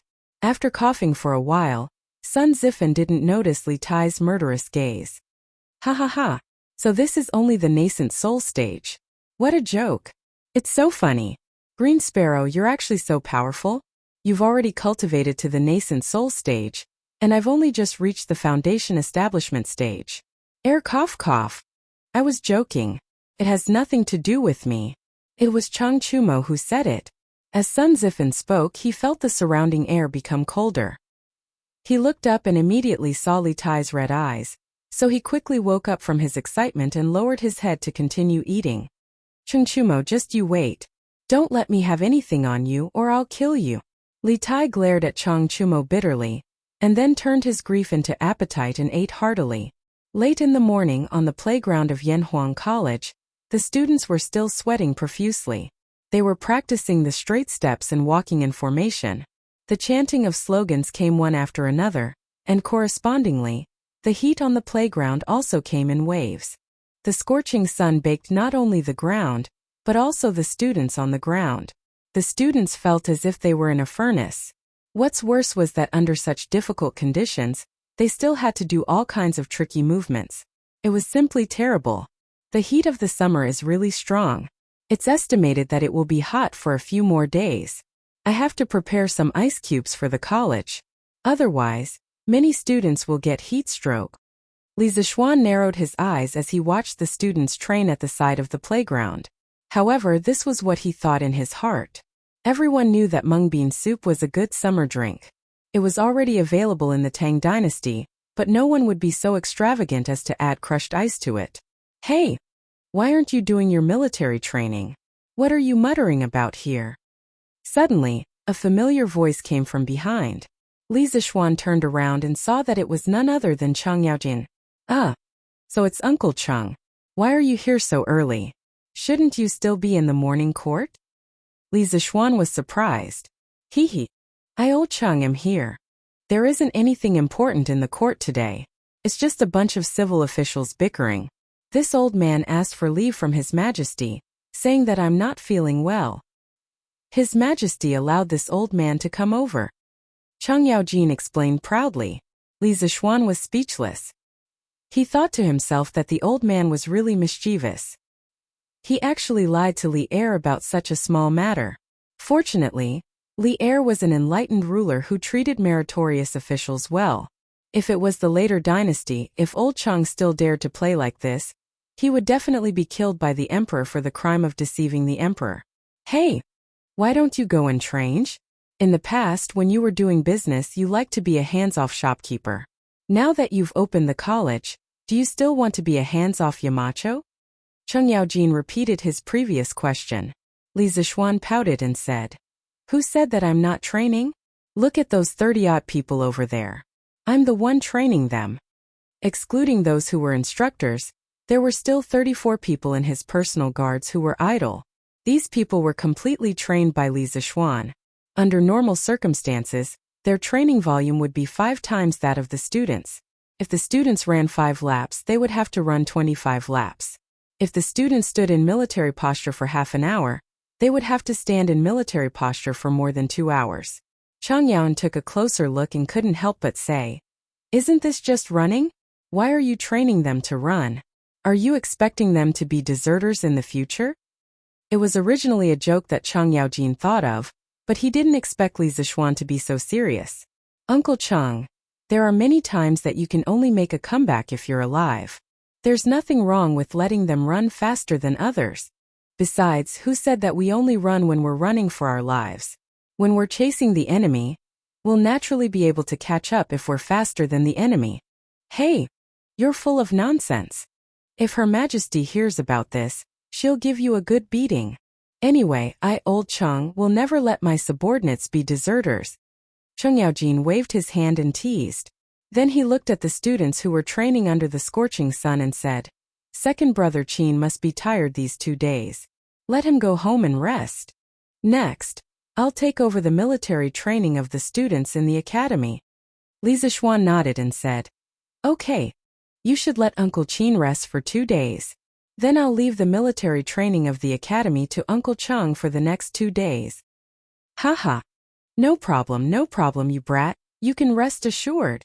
With me helping you train them, I'll definitely help you train a group of obedient students. Cheng Yaojin agreed readily, as if he was afraid that Li Zishuan wouldn't let him be the instructor if he was late. After hanging out with Cheng Chumo for a long time, Li Zishuan obviously knew what kind of character the father and son of the Cheng family were.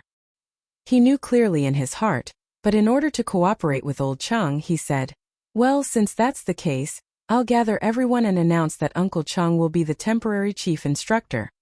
Chapter 740. Li Zixuan wanted to increase the amount of training for the students last night, but Chung Yaojin came today. He had to admit that this old man came at the right time. After calling the students to gather under the rostrum, Li Zixuan announced that Chung Yaojin would be the temporary chief instructor of the college. His authority was the same as Qin Qiong's, but Chung Yaojin was only a part-time instructor. He would only be there when he was free, while Qin Qiong was there every day. Nearly a third of the students in Yanhuang College came from Chang'an or the farms around Chang'an. They had heard of Chung Yaojin, the devil incarnate. Therefore, when Li Zixuan announced the appointment, there was a wave of cries. Clearly, many students knew that their days of hardship were coming. When Chung Yaojin saw this, he revealed a proud smile on his face, which made him look particularly scary. Okay, each class can rest for 15 minutes. All instructors, go to the college's conference room for a meeting. I will assign training tasks to each class. There was no such thing as an inauguration speech for Chung Yaojin. The old man folded his hands behind his back, smiled, and instructed the students to disperse. Damn it! Chung Chumo, you F*King screwed me over last night, and today you called your father over to screw me over. Are you dunge? On the field, Li Tai stood on top of Chung Chumo's head, and said angrily. Chung Chumo was now lying on the grass. Qingke, you're wrong. I didn't want my father to come, but he wanted to come himself. What can I do? Speaking of this, Chung Chumo was still depressed. He knew better than anyone else about his father's temperament. Once old Chung arrived, little Chung would be done for.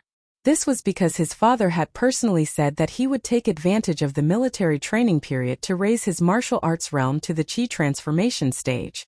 The Qi transformation realm. It was not that Chung Chumo had never thought about it, but he thought that he would be satisfied if he could reach the Qi transformation realm by the age of 30. Now it seemed that he would be the most miserable one in the academy in the following days. Tsk, who are you trying to fool? With your father here, your life will definitely be better, but the rest of us will be miserable. Li Tai, who did not know the inside story, curled his lips and sat down beside Chung Chumo. Although Qin Qiong was strict, he was very methodical in his actions. However, Chung Yaojin was different. To put it nicely, this old man had a big heart, was strict with his troops, and was not afraid of anything. To put it bluntly, this old man was heartless and had no sense of severity. When he trained people, it was as if he was playing with their lives. Cough cough, of course, he was playing with the lives of others. Heh, Qingke, you'll know when the time comes. Chung Chumo was too lazy to explain. He felt like he had nothing left to live for. Little Xian, can you help me prepare a batch of 6 feet tall wooden barrels? Chung Yaojin asked on the way to the conference room. Li Zixuan looked at him strangely and asked curiously. 6 feet tall? Uncle Chung, what do you need such a big wooden barrel for? 6 feet was close to 2 meters. Li Zixuan could not figure out what this old man was up to. Chung Yaojin laughed and said softly, of course, it's for the students who don't listen to me. If anyone doesn't listen to me, I won't beat them with the military rod or make them run. I'll just put them in the barrel and close the lid for 3 days. I'll leave 2 small holes for them to breathe. I'll get someone to deliver food to them. Li Zixuan did not expect Chung Yaojin to be so playful. He could not help but ask, Isn't this just a small black room? Chung Yaojin smacked his lips and thought for a while before saying, Small black room? That's a good name.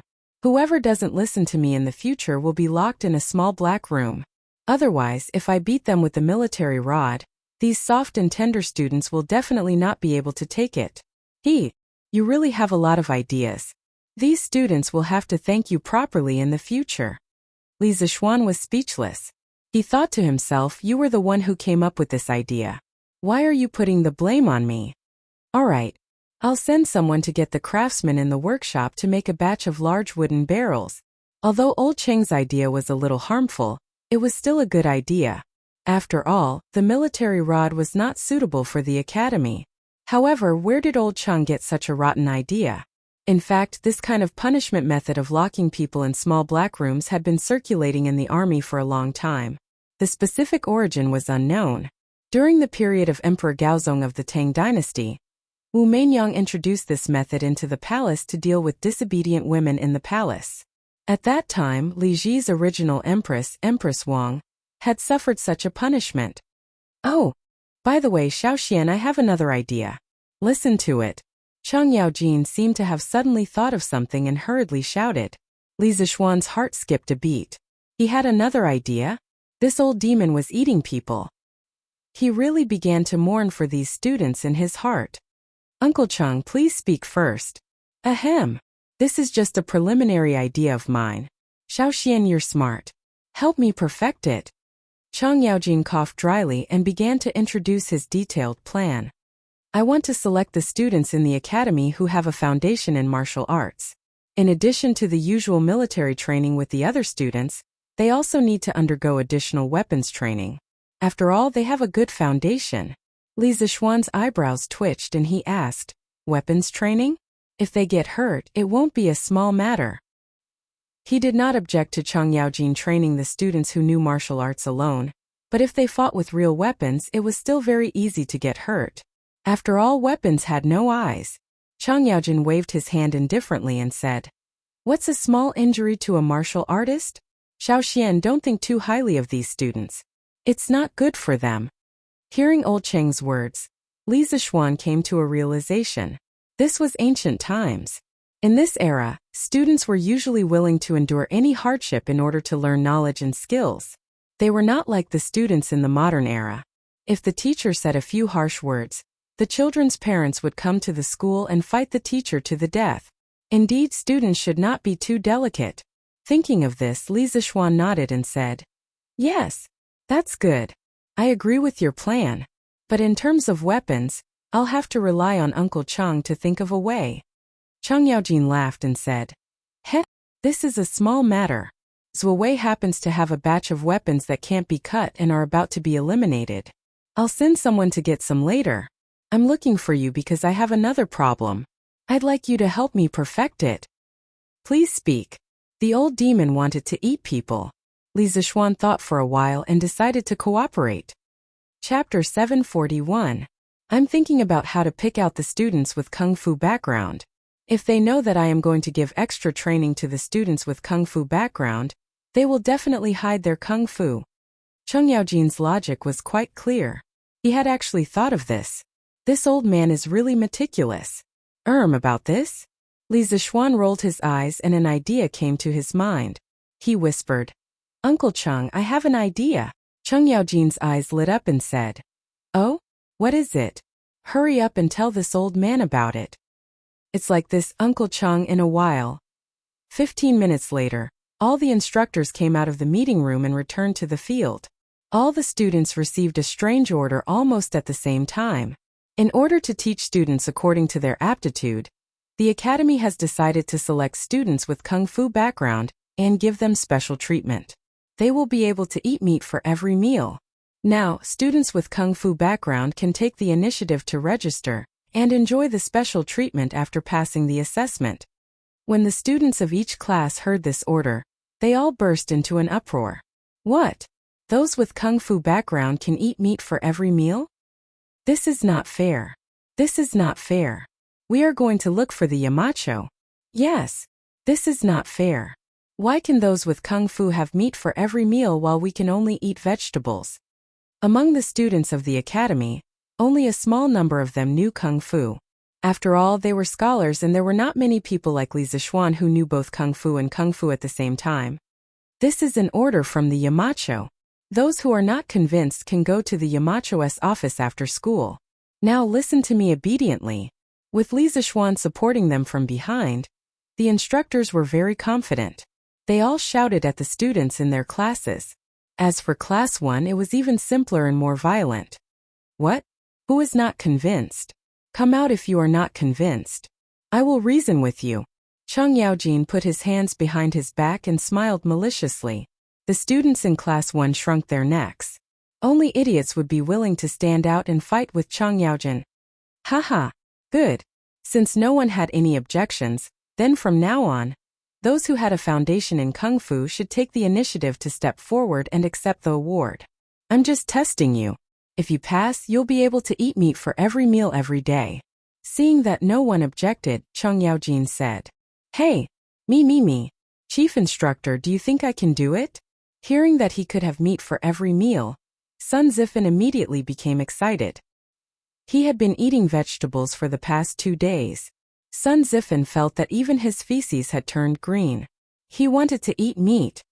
You are Sun Fujia's son, right? You stinking brat, you already know how to visit brothels at the age of 6. Do you think this old man doesn't know martial arts? If there's another person like him, I'll have to punish him for lying about military intelligence. Chung Yaojin narrowed his eyes and glared at Sun Zifen. Haha, Sun Zifen, so you started visiting brothels when you were 6. Amazing. I'm ashamed of my inferiority. Chung Yaojin's words caused the students to burst into laughter.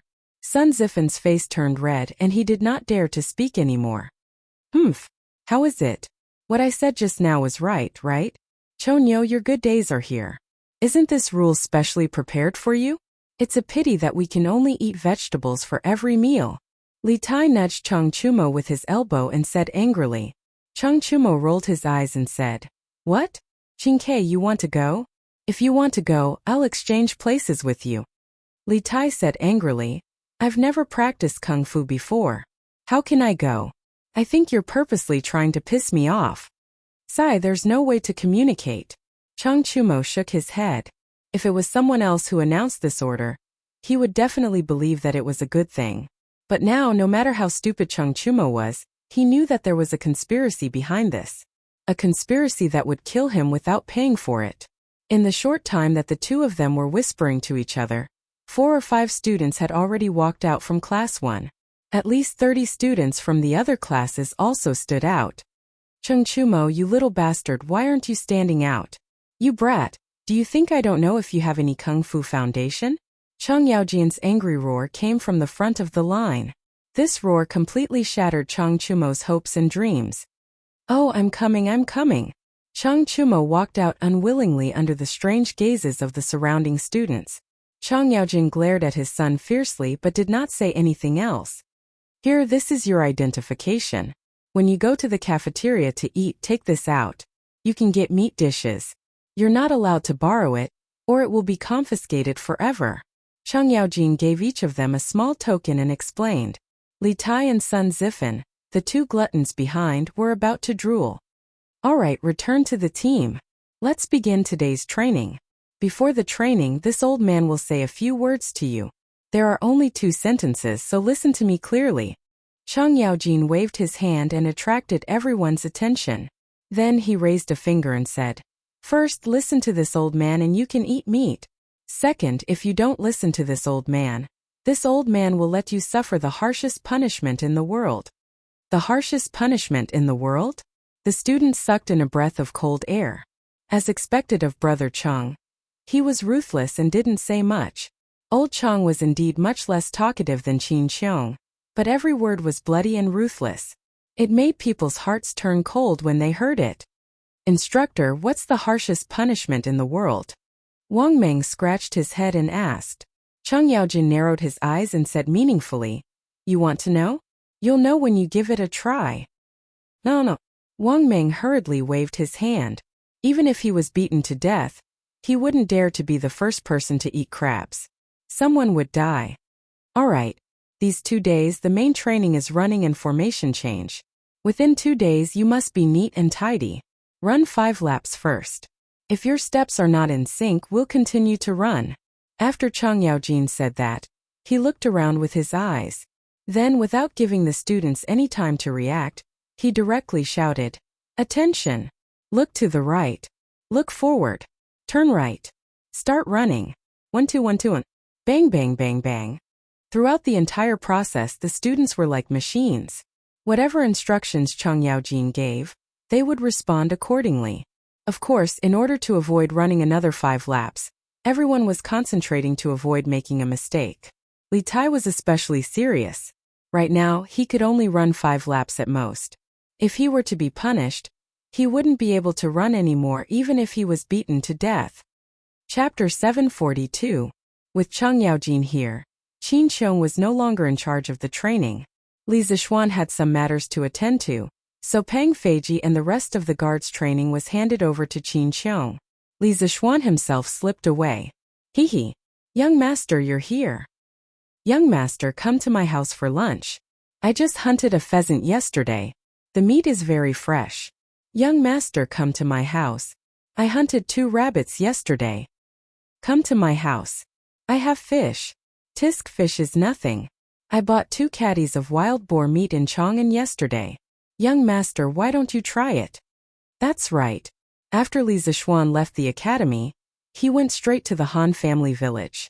As soon as he entered the village, he was greeted by a group of villagers.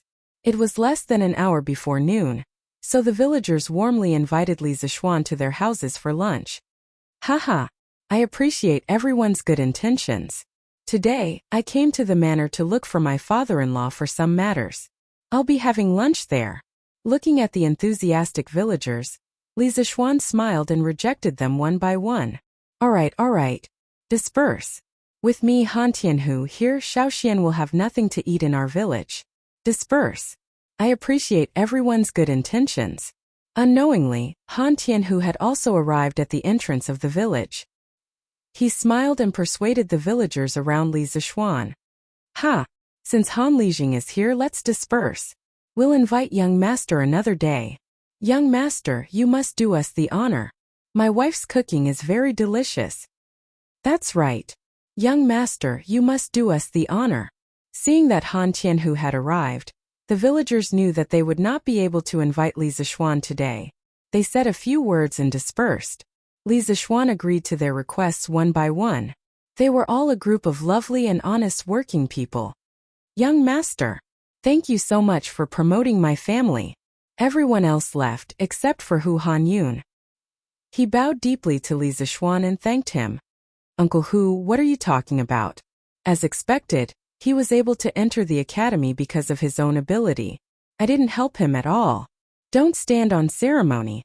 Li Zixuan quickly pulled Hu Hanyun up and said with a smile. Han Tianhu couldn't help but laugh. Little Xian, you don't know this, but Hu has really become the pride of the village. When the other villagers heard that the Hu family had a student from Yanhuang College, they were all envious. A few people have already come looking for me, asking me to quickly set up a school in the village. Now that the villagers are living better lives, they want their children to be able to study. Li Zixuan said happily, that's a good thing. Haha, it's time for our village to have a school for beginners. Taishan, hurry up and get it done.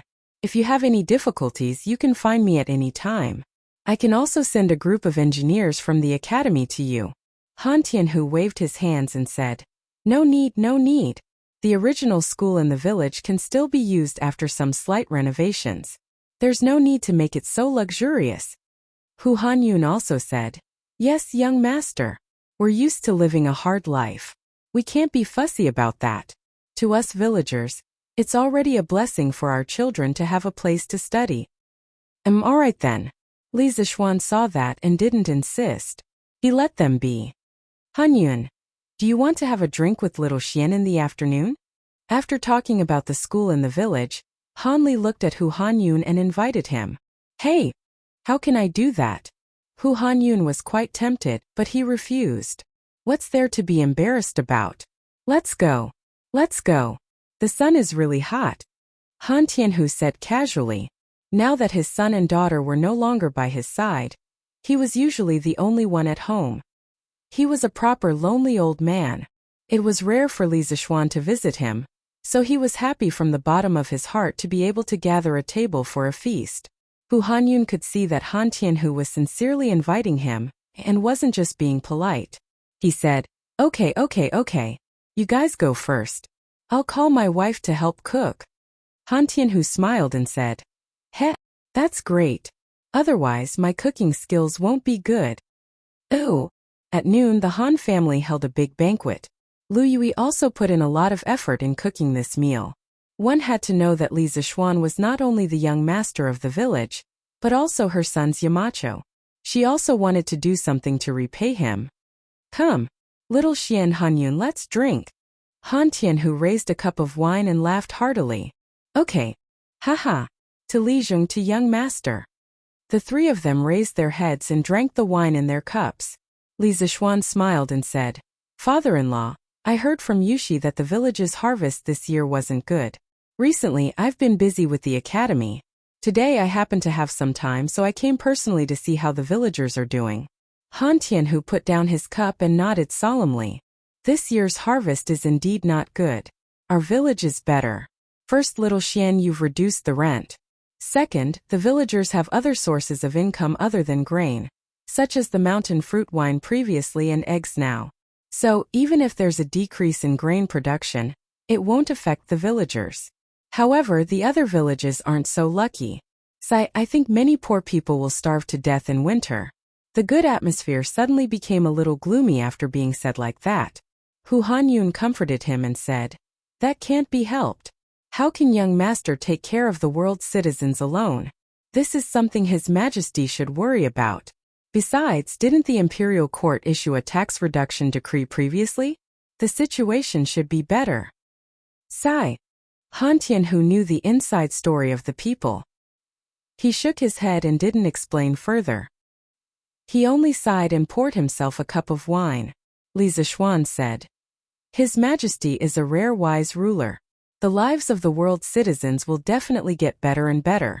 Father-in-law, you don't have to be discouraged. Forget it. Let's not talk about this anymore. Eat. Little Xian, eat more." Han Tianhu waved his hand and pointed at the dishes on the plate. Li Zishuan quickly agreed. Then he realized that the dishes for lunch were a little strange. Scrambled eggs with cucumber, egg and tofu soup, fried eggs, stewed eggs, onions, which should be called onions at this time, scrambled eggs. The dishes on the table were most likely related to eggs. Li Zishuan wanted to ask, "Father-in-law, can't you sell your eggs? Father-in-law, just make some vegetables. Why did you make so many eggs? Shouldn't you leave them for iron egg to nourish the body?" Some words could be said in his heart, but he couldn't say it out loud. Li Zishuan hesitated for a moment, then pointed at the dishes on the plate and smiled bitterly at Han Tianhu. Chapter 743. Ahem. Han Tianhu's face turned red as he coughed dryly. "Xiao Xian, don't worry about it. Eggs are the most abundant thing in the farmstead. Iron Egg has been eating a lot of eggs recently." Li Zishuan paused for a moment before asking, "Father-in-law, the chickens in the village have grown up and started laying eggs, right? Generally speaking, it would only take 3 to 7 months for a hen to mature and lay eggs. Counting the days, the hundreds of thousands of chicks should have started laying eggs by now." "That's right. They started laying eggs a month ago. Now every household can get hundreds of eggs every day." Han Tianhu nodded. Li Zishuan thought for a moment before asking curiously, "That's a good thing. The farmers can sell their eggs in Chang'an City. That way they can subsidize their families." Generating income for his own farmstead was something Li Zishuan had always wanted to do. Hu Hanyun interrupted, "Young master, you don't know. Previously, eggs were selling quite well. At its most expensive, it could be sold for 6 copper coins each. But now it's not easy to sell them for 2 copper coins each. The farmers are selling them for 1 copper coin each. Even so, there are still many that haven't been sold. Seeing these things spoil, everyone's heart aches.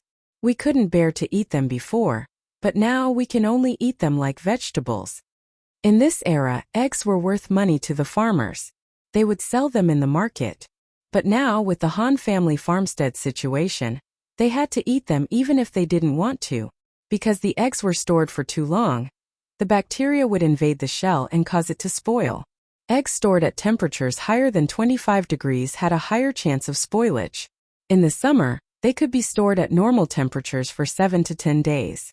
Below 15 degrees, they could be stored for 30 days. In this era, there were no refrigerators, so the eggs in the farmstead could only be stored for 7 days. Any longer and they would spoil. The price actually dropped so much? Li Zishuan opened his mouth in surprise. He had a lot of things to do all day long, so he definitely didn't have the time to understand these trivial matters of daily necessities. Therefore, he didn't know anything about the huge changes in egg prices in the past few months. Yes, not only our village, but the neighboring plum village as well. Han Tianhu sighed. Sigh. How about this? Father-in-law, you can send a batch of eggs to the academy first. Anyway, the canteen over there consumes a lot of eggs every day. It's the same as buying other people's eggs. When the time comes, the canteen will buy them from you at the price of 2 copper coins per egg. Li Zishuan thought of an emergency plan and said, "How can that be? Now all the eggs in Chang'an City are sold at the price of 1.5 copper coins. Aren't you suffering a loss, Xiaoxian?" Han Tianhu said anxiously. He knew that his son-in-law was rich, but he shouldn't spend it recklessly. Li Zishuan waved his hand and said, "It won't be a loss, it won't be a loss. The academy's cafeteria is not free, what loss is there? It's just that there are only 600 students in the academy at the moment. At most, we can consume 1,000 eggs a day." Hu Hanyun smiled and said, "Young master, it's already good enough to sell 1,000 eggs a day. We will think of other ways. We can't let young master worry about everything, right?" Li Zishuan pursed his lips and didn't say anything. He knew that the farmers couldn't think of any good ideas. After all, they had a lot of foresight. After thinking for a long time, Li Zishuan suddenly smiled excitedly and said, "Haha, I have an idea. How about this? I'll send someone to get Steward Wang to arrange the purchase of eggs today. All the eggs in the farm can be sold to Steward Wang at 2 copper coins per egg. Everyone is willing to sell if they want to." Han Tianhu was shocked and said, "Xiaoxian, you can't do that. Where are you going to sell so many eggs at once? The markets around Chang'an City are all flooded with eggs. If you buy so many eggs, they will all go bad in your hands." "That's right, young master. You've taken care of the farmers enough. We can't let you lose any more money. Don't say that I won't agree. Everyone in the farm would rather have all the eggs in their house go bad than agree to this." Hu Hanyun also agreed at this moment. Li Zishuan smiled slightly and said, "Haha, father-in-law, Uncle Hu, you've misunderstood my intentions. I've never said that I would lose money to help the farmers. Previously, you all thought that I would lose money when I bought the mountain fruits. In the end, I made a lot of money because of the sale of the gentle village. It's the same now. Since I dared to buy so many eggs, I definitely have a better way to preserve them. When the time comes, I will definitely only make money and not lose money." Hu Hanyun was a little suspicious and said, "Young master, are you serious? I, old Hu, have traveled extensively and can be considered quite knowledgeable. How come I've never heard of such a magical method?" Li Zishuan smiled slightly and said, "Just because you haven't heard of it doesn't mean that it doesn't exist. Uncle Hu, don't worry. You also know that I never do things that I'm not sure of. When the time comes and I make a lot of money from these eggs, the villagers won't say that I, Li Zishuan, purposely lowered the price of the eggs to make money." Hu Hanyun glared and said loudly, "Let's see who dares. The chickens in our farmstead were all given to us by young master for free. These eggs were originally considered extra wealth. We should be thankful to be able to sell them for money. Young master, earning money through eggs is also your own ability. If you don't buy them, we won't be able to sell our eggs and won't be able to make a single copper coin. When the time comes, if anyone is not grateful and is jealous, I, old Hu, will be the first to fight them to the death and see if their hearts are black." Han Tianhu also stroked his beard and said, "Old Hu is right. Little Xian, if you really have a way to preserve the eggs, that's also your own ability. If you rely on your own ability to earn money, no one can say anything. Moreover, we definitely don't have such a heartless and unscrupulous person in our farm who can't differentiate between right and wrong." Actually, Li Zishuan mentioned this mainly because he had seen too many similar news in his previous life. For example, someone helped the village find a good market for their farm products. The price was also higher than the price of the nearby farmer's market. Then, this person made a lot of money and built a big house in the village. In the end, many villagers said that this person was not kind, and that he purposely lowered the price when he bought the farm products to make money. These people had completely forgotten that their own village gained extra income because of this person. And that's fine. The Heavenly King's housekeeper will come tomorrow. Father-in-law, inform the people in our farm and the people in the neighboring plum village in advance. Hearing old Hu's words, Li Zishuan also felt that he was overthinking. After all, the farmers in this era were still very simple and honest. Okay, in the afternoon, I'll go door to door and tell them to prepare the eggs tomorrow. Come. Let's drink and eat, the dishes are getting cold. Chapter 744. After lunch, Li Zixuan chatted with his father-in-law under the shade of a tree in the courtyard for a while before leaving. There were still things waiting for him at the academy. He had recently discovered a strange thing. As a shut-in, he could no longer stay at home. If there was nothing going on, he would not be able to stay at home for long periods of time. This problem had troubled him for a while, but he could not figure it out no matter how hard he tried. He blamed it on the fact that there were no electronic products in this era, causing him to be unable to stay at home. Electronics and chemical engineering were the most important things for the academy in the future. His ultimate goal was to establish the basic science of Tang Dynasty. Li Zixuan would be satisfied if he could play games on the little tyrant learning machine while he was still alive. As a successful transmigrator, Li Zixuan had money and power in this world. It might seem comfortable, but from a certain point of view, he could not even be compared to an ordinary person in the modern world. He did not even have a phone to play with. He could only blame himself for not bringing a phone with him when he transmigrated here. Hey, there's a huge grasshopper here. Haha. You guys are finished. Wow, such a huge grasshopper? I don't want to compete with you anymore. I'm going back to the chicken farm to pick up eggs. When he reached the entrance of the village, Li Zixuan saw Daniel and Ernio playing with a group of children from the same village in the fields. From what they were talking about, it seemed like they were fighting grasshoppers. He smiled and walked over. The lifespan of a grasshopper was around 2 to 3 months. They could be divided into summer grasshoppers and autumn grasshoppers. The eggs of grasshoppers that survived the winter hatched into nymphs in April and May. They were called summer grasshoppers. The next generation of summer grasshoppers was called autumn grasshoppers.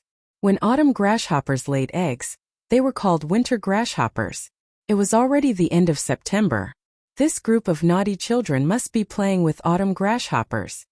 Daniel, Ernio, what are you guys doing? The few children were stunned. They quickly greeted Li Zixuan respectfully.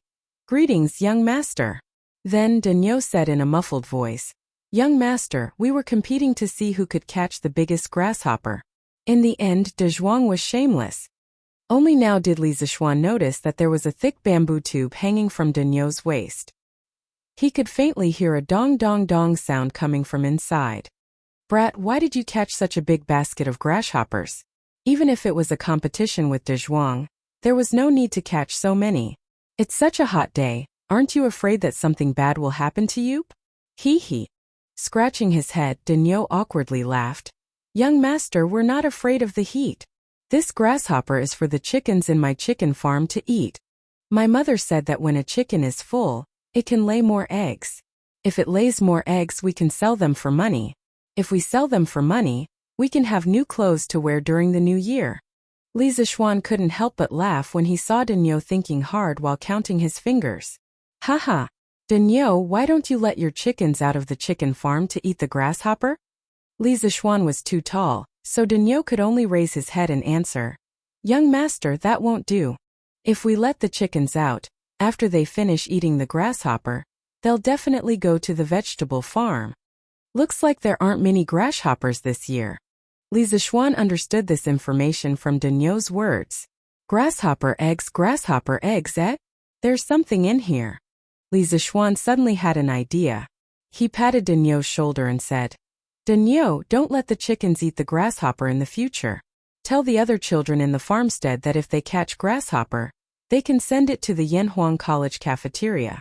1 caddy of grasshopper can be exchanged for 3 copper coins. Ah? Young master, you're telling the truth? Daniel widened his eyes in disbelief. 3 copper coins for 1 caddy of grasshopper. To these children who had nothing to do all day, this was a way to make a fortune.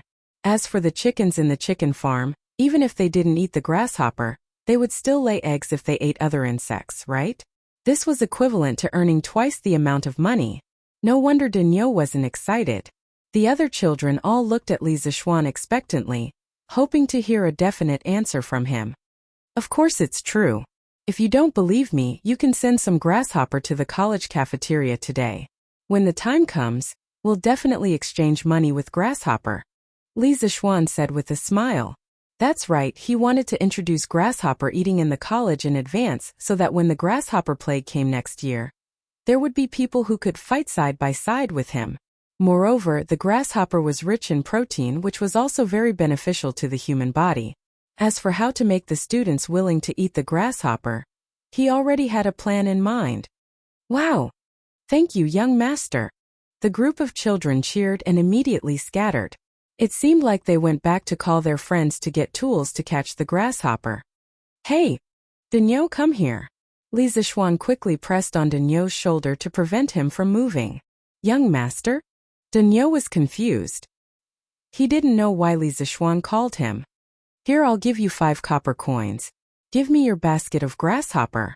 Li Zixuan took out 5 copper coins from his pouch and handed it to Daniel. He also didn't know why there were copper coins in his pouch. He guessed that Han Yushi put them there before he left in the morning? Ah, it's good to have a considerate wife. Daniel looked at the bamboo basket in his hand and reacted. He quickly waved his hand and said, Young master, take the bamboo basket. I don't want your money. After saying that, he ran away like a wisp of smoke. Hey! This kid. Li Zixuan shook his head, then took the basket of grasshopper and walked towards Yanhuang College. Dahu, come here. In the kitchen of Yanhuang College's cafeteria, Li Zixuan put his hands behind his back and shouted at a fat guy who was instructing people to wash vegetables. This person was the brother of Wang Eru, the head chef of Zuaishin restaurant. He was also the current head chef of Yanhuang College's cafeteria, Wang Dahu. In terms of talent in cooking, Wang Dahu was not as good as Wang Eru, but they weren't too far apart. Li Zixuan saw that this person was honest and sincere, so he called him over. Yamacho, why are you here? Hearing Li Zixuan's voice, Wang Dahu wiped his sweat and hurried over. Dahu, are you busy now? I have something for you. Li Zixuan nodded and asked softly. I'm not busy. Yamacho, if you have anything, just tell me. There were still more than 2 hours before the students' dinner time, so he wasn't very busy now. Okay, come with me. I'll teach you how to cook a dish. Li Zixuan squeezed the bamboo basket in his sleeve and said to Wang Dahu. After saying that, he took the lead and walked towards a small cubicle on the side. A dish? Did Yamacho invent a new dish? Wang Dahu, who was behind him, thought to himself. Chapter 745. Dahu, go boil these locusts with boiling water. Once they're dead, wash them clean and soak them in the water. Sprinkle some salt and marinate them. Li Zixuan passed the bamboo tube to Wang Dahu and instructed him as he came to the small kitchen. Ah? Grasshopper? Yamacho, the new dish you're talking about is for me to cook grasshopper? Wang Dahu was about to reach for the bamboo tube when he suddenly realized something. He shuddered and said with a face full of fear. Li Zixuan rolled his eyes and said with annoyance, That's right. This dish is deep-fried grasshopper? What's wrong? You're making a fuss over nothing. Wang Dahu was tongue-tied. He swallowed and mumbled, Yamacho, you can't eat grasshopper. You'll offend the locust god. In ancient times, due to the lack of knowledge about locusts, the probability of a locust plague was even higher. When faced with locusts that filled the sky, people said that they were formed from fish eggs. When they entered the water, they would turn into fish and shrimp. Furthermore, when the locusts covered the sky, due to fear, people called them the locust god. When a locust plague happened, the locusts would cause serious damage. Wherever they went, the trees, crops, and even the grass would be eaten clean. The farmers would not be able to harvest anything. This caused many poor people to lose their homes. They would starve to death on the streets and their corpses would be exposed in the wilderness. Even so, the people only knew how to worship the locusts. They did not dare to hunt the locusts. They allowed the locusts to eat the crops because they were afraid of the locust god's revenge. When he heard that Li Zixuan wanted to deep-fry locusts, Wang Dahu did not dare to accept Li Zixuan's order, not to mention whether these things could be eaten as a dish or not. Based on the people's reverence for the locust god, Wang Dahu did not dare to accept Li Zixuan's order. Locust god?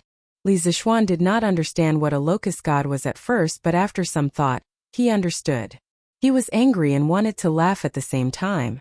In his previous life, he heard about the story of Yao Chong, the wise prime minister, destroying the locust god. At the time, he was still grumbling about how could the ancient people be so stupid to treat locusts as gods. But now that he saw it with his own eyes, he had to believe it. What kind of bullshit locust god is this? This is just a little grasshopper. A little grasshopper that will die if you step on it. Li Zishuan casually took out a grasshopper from the bamboo tube. With a pa-ji sound, the green grasshopper was immediately flattened, and yellow liquid flowed out of its body. Did you see that? If this thing was the locust god, how could it have been stomped to death by me? Have you ever seen such a weak god? Li Zishuan pointed at the crushed locusts on the ground and shouted. Wang Dahu was dumbfounded. He knew that many children liked to catch locusts for fun. Even if they died, no one would care. After all, they were children. The gods probably wouldn't blame them. But Li Zishuan wasn't a child. Seeing that Wang Dahu was still in a daze, Li Zishuan said earnestly, Dahu, although you are not a student of Yanhuang College, you are considered half a student of Yanhuang College. As a student of Yanhuang College, you must understand that there is no god in this world. These locusts are a disaster to the crops. How can they be called gods? This is ridiculous. These things are only fit to be boiled in oil, do you understand? Wang Dahu was stunned for a long time before he nodded and said, I understand. Very good. Then go and do as I say. Li Zishuan could see that Wang Dahu had not completely changed his mind. He did not force him. After all, those old ideas were deeply ingrained in his heart. Without some time to digest them, he would not be able to completely abandon those old ideas. Yes. Yamacho. On the field, with Chang Yaojin as the temporary chief instructor, the students of Yanhuang College had a particularly heavy training schedule. The students felt that today was several times more tiring than the first day of military training. Run. Run. 121 121 1234. 1234. The instructors of Yanhuang College were like shepherds with whips today, and the students were like a flock of sheep. Under the shepherd's whips, they had no choice but to run with all their might, even though they did not know when this kind of running would end. Clang, clang, clang, clang, clang. When people were in pain, time would pass very slowly. However, no matter how slow it passed, the time that should pass would always pass. Just when everyone felt that a year had passed, the sound of the drums and gongs finally rang for the end of Yanhuang College. All the students could not help but heave a sigh of relief. They felt that if they were to train for a while longer, their entire lives would be gone. Beep beep. Gather. Chang Yaojin whistled and roared with his strength in the Grandmaster realm. Speaking of which, this bamboo whistle was almost broken by him this afternoon. It had to be said that old Cheng's lung capacity was really big. After blowing the bamboo whistle for an entire afternoon, the students of Class 1 still felt that their eardrums were buzzing. In a dozen breaths of time, all 16 classes of Yanhuang College had gathered. This speed definitely would not have happened a few days ago. Okay, for most of the students, today's training is over, but as soon as Chang Yaojin said this, many students realized that something was wrong. What did he mean by most of the students? Didn't all the students' training end? Cheng Chumo's heart skipped a beat. It's coming, it's coming. The trap that the old man had set for everyone from the beginning was finally going to be revealed. The batch of students who have a foundation in martial arts that were selected in the morning, don't go eat first. Go eat after 2 hours of additional training. From now on, you will be called the special training class. In the morning, Chang Yaojin had selected a total of 36 students who had a foundation in martial arts from more than 600 students. During lunch, these students did indeed enjoy meat that they had not eaten for a long time. Therefore, in the afternoon, except for Chang Chumo, they were secretly glad that they had been selected by Chang Yaojin in the morning. This way they would be able to eat meat every meal in the future. It was really a blessing. But now, after Chang Yaojin's words, they finally understood why there was a saying that there was no free lunch in the world. Tricks, it was all F*King trick. The Academy's tricks are deep. We are going back to Chang'an City. There's actually additional training. Why? In the morning, Haiduk Lu did not mention anything about additional training.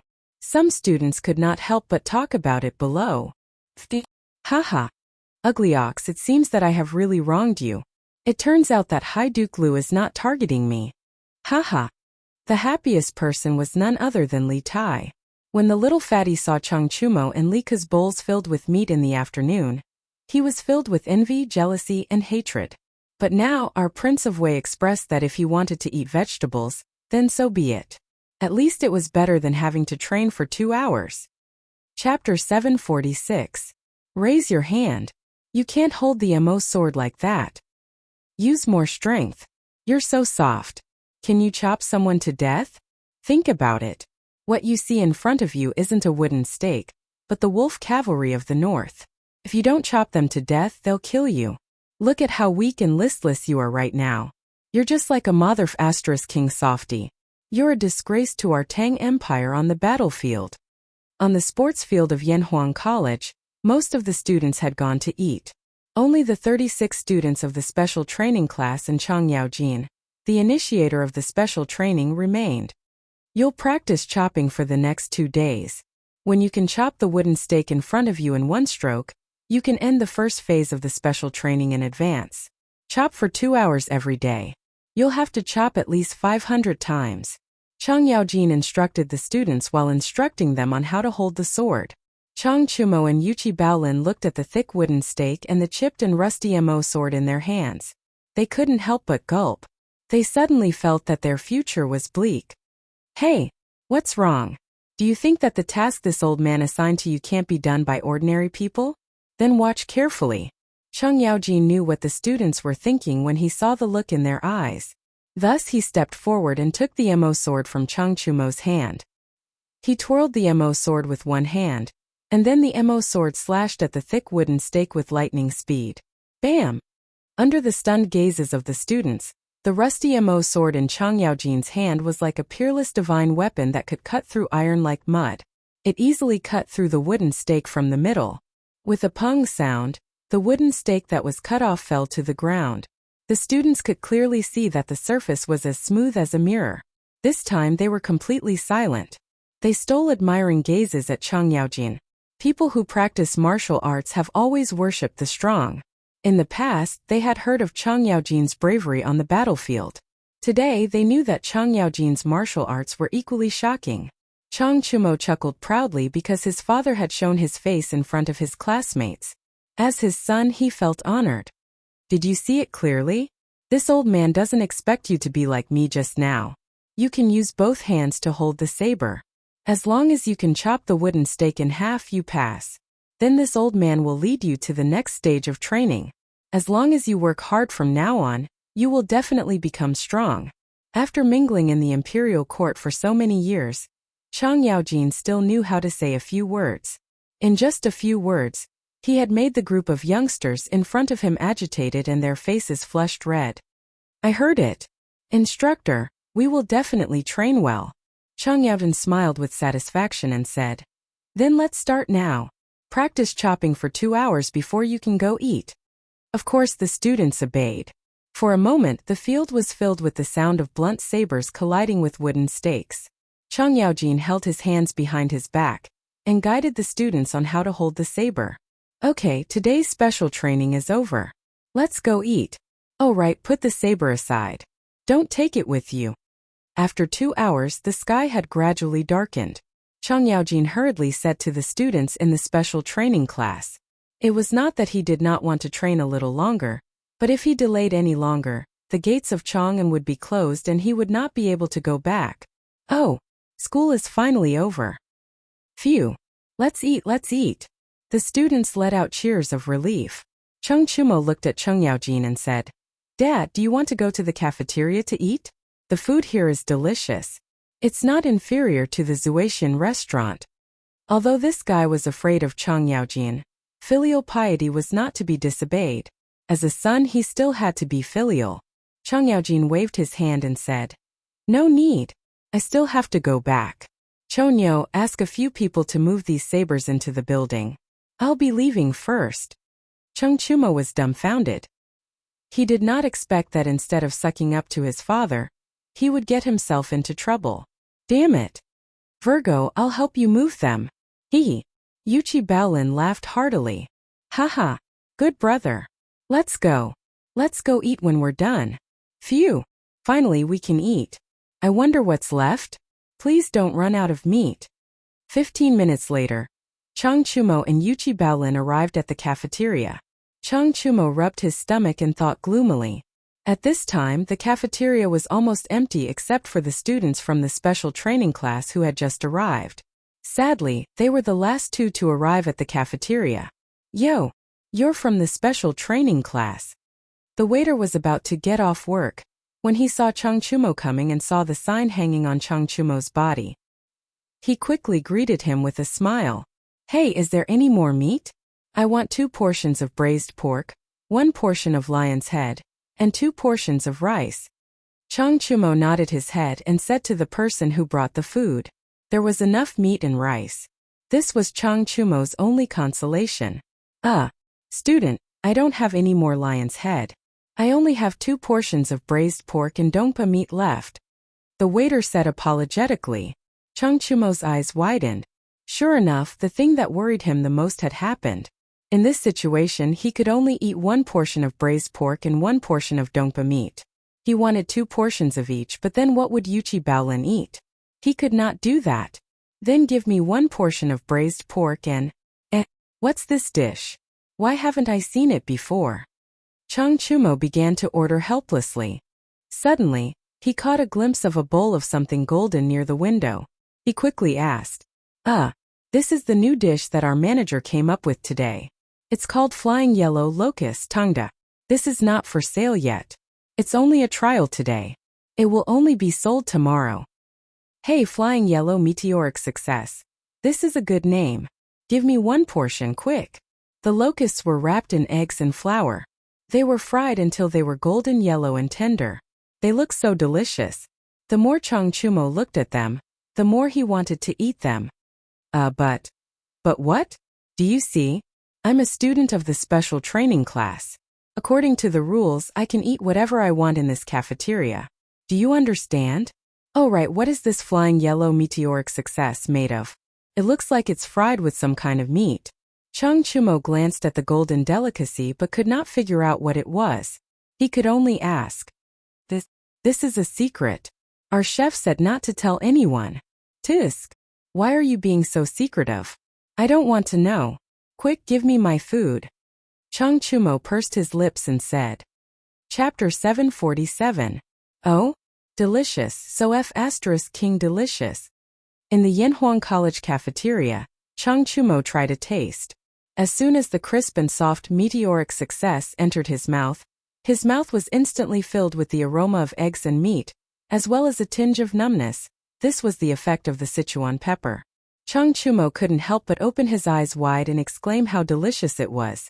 He couldn't stop at all. The Sichuan pepper originated in the Midwest of China. It was originally used as incense to worship the gods. It was recorded in the Book of Songs Chunfeng Song of the East Gate. The Sichuan pepper was a custom in the Han Dynasty. During the Three Kingdoms period, the Sichuan pepper began to be used as a condiment. Gulp. Seeing how much Changchumo enjoyed it, Yuchi Baolin couldn't help but gulp and say, Ugly ox, is this meteoric success really that delicious? Yes, of course. I think this thing tastes better than gnawing chicken. Changchumo stuffed his mouth with oil as he spoke.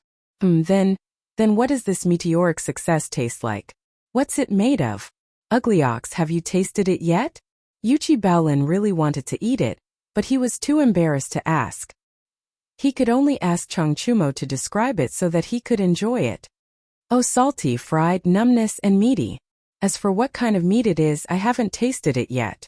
In any case, I've never eaten this kind of meat before.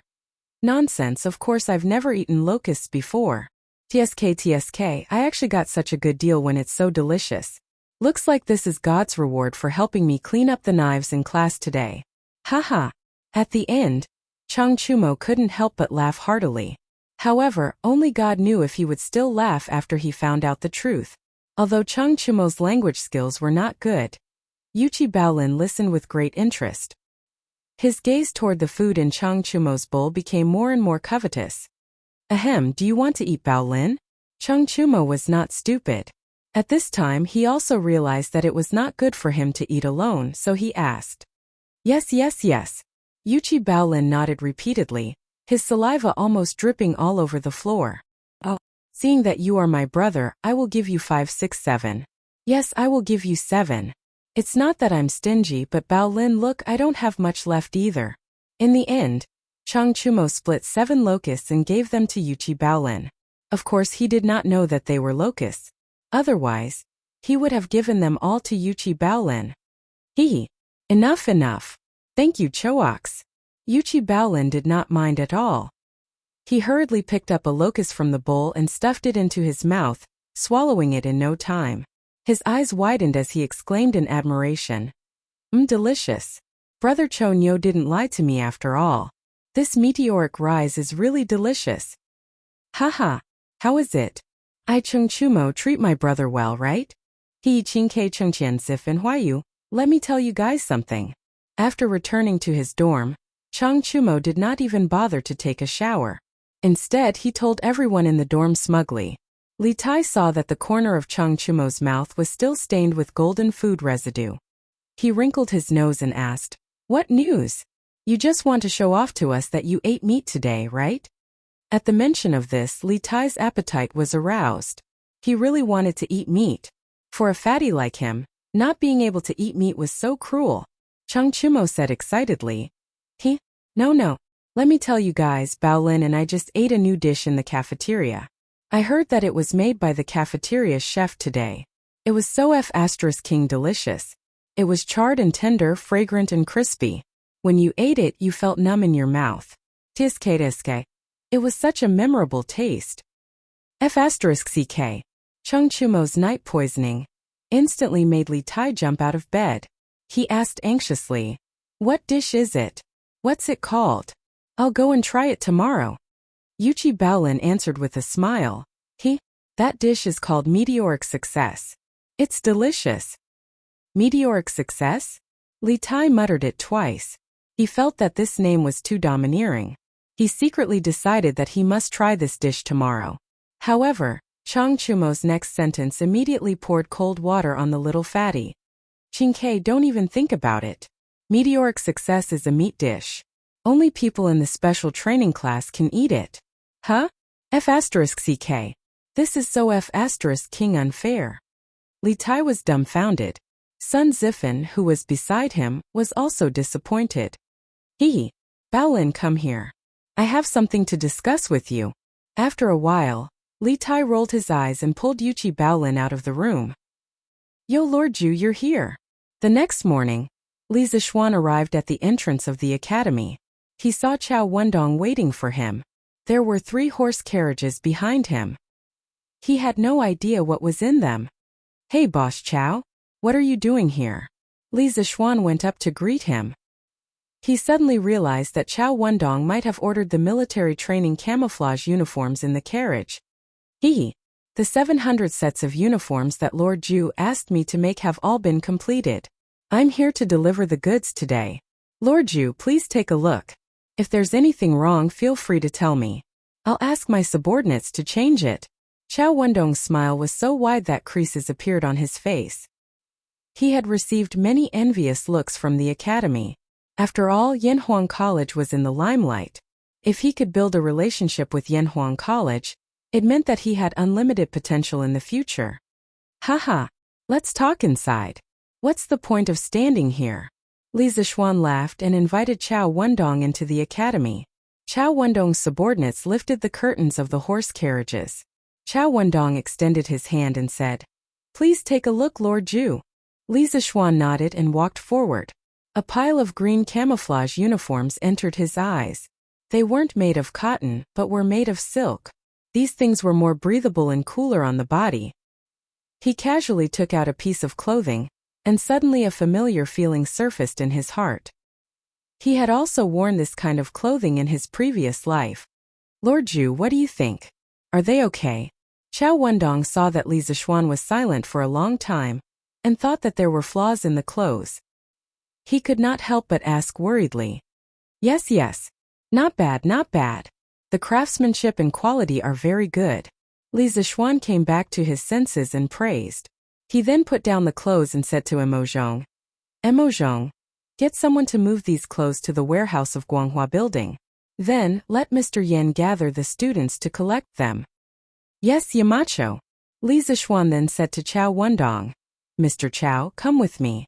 I have something to tell you. Chow Wendong was delighted and quickly nodded. Okay. After you, Lord Ju. Chapter 748. Lord Ju, do you have any instructions for me? In the principal's office in Guanghua Building, Chow Wendong cupped his fists at Li Zixuan as he leaned against the sofa. I wouldn't dare to give you any instructions, but I have some small matters to discuss with you, Mr. Chow. Li Zixuan took a sip of water, then put down the teacup and smiled. Oh, Lord Ju, you're being too serious. What's there to discuss? Feel free to tell me what you need. Chow Wendong stood up, flattered, and cupped his fists. Li Zixuan didn't bother with pleasantries and asked directly, what do you think of Plum Village in Yunshan, Mr. Chow? Chow Wendong was stunned. He didn't understand why Li Zixuan would bring this up out of the blue. He thought for a moment and answered. Plum Village is surrounded by mountains and rivers. The scenery of Cloud Mountain is unique and beautiful. It is a paradise. Yanhuang Academy is located on Cloud Mountain. In a few years, this place will definitely be a gathering place for talents. In addition, I heard that the Curious Pavilion has opened a branch in Plum Village. Soon, Plum Village will attract a large number of merchants to gather here. In other words, in a few years this place will be filled with the world's culture and wealth. It's a land of treasures. Clap, clap, clap. Li Zixuan clapped and laughed. Haha, Mr. Chow, you have good taste. No wonder you can become the biggest cloth merchant in Beijing. With your foresight, I'm not surprised that you can achieve what you have today. Chow Wendong smiled like a Maitreya Buddha and waved his hands. You flatter me. To tell you the truth, Mr. Chow, what you just said is exactly my plan for the future of Plum Village and Cloud Mountain. I plan to rely on the powerful creative ability of Wonderful Taste Pavilion to turn Plum Village into a supermarket that is even bigger than Shi City. Then, with Yanhuang College's strong teaching staff, I'll turn Yunshan into a holy land of learning. Li Zixuan stood up and looked out the window, revealing his ambition. Although Chow Wendong had expected this, he still felt a ripple in his heart. He thought to himself, looks like I have to plan my plans for Plum Village in advance. Time waits for no one. Li Zixuan smiled and continued. Perhaps Mr. Chow has doubts in his heart. What does what I said have to do with you? This matter is very important. The students of Yanhuang College mainly study engineering. In the future, there will be tens of thousands of students who will inherit my knowledge. At that time, with the top-notch academic ability of Yanhuang College and the strong creative ability of the Strange Taste Pavilion, there will be a huge market here. Boss Chow, you should be well aware of this. However, to build such a huge market, I alone will not be enough. I need many merchants to join in. Hence, I plan to set up a Yanhuang Chamber of Commerce in Plum Village. Only the members of the Chamber of Commerce will be able to sell the goods produced by the Strange Taste Pavilion. At the same time, they will also be able to enjoy the protection of the Chamber of Commerce. When Chow Wendong heard this, he immediately said excitedly, Lord Ju, you are finally going to set up a Chamber of Commerce. 3 months ago, when Li Zixuan got married, Chow Wendong spent a lot of effort to prepare a congratulatory gift for Li Zixuan. It was all for the sake of leaving a good impression so that he could meet Li Zixuan. In the end, he did meet Li Zixuan. However, his suggestion to set up a chamber of commerce and raise the status of merchants was rejected by Li Zixuan without hesitation. Who would have thought that there would be such a pleasant surprise? Li Zixuan frowned and said in a low voice, Mr. Chow, don't misunderstand. The main purpose of setting up a chamber of commerce is to develop Plum Village and provide a source of income for some merchants.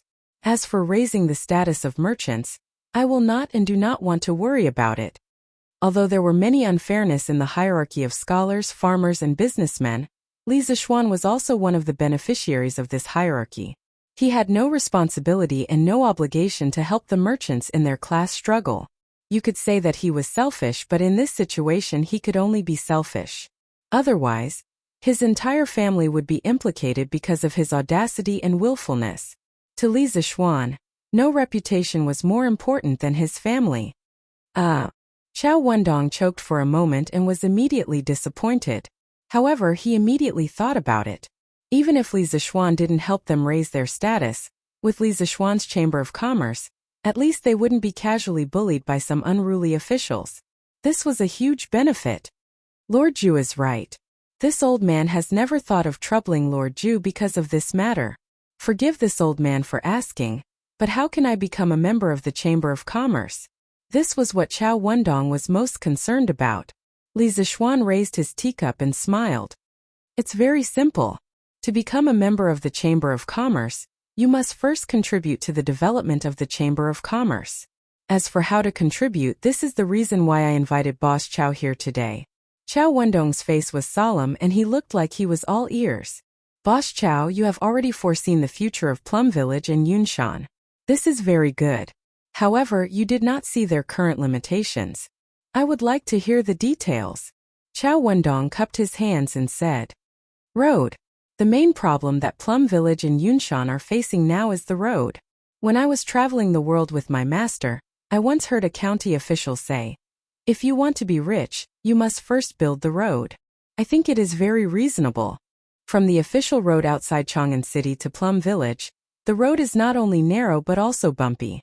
How can such a road carry the future of Plum Village and Yunshan? Therefore, the road from Chang'an City to Plum Village must be built. Li Zixuan said solemnly. Chao Wendong nodded and said, what Lord Ju said is very reasonable. The road in Plum Village should indeed be repaired.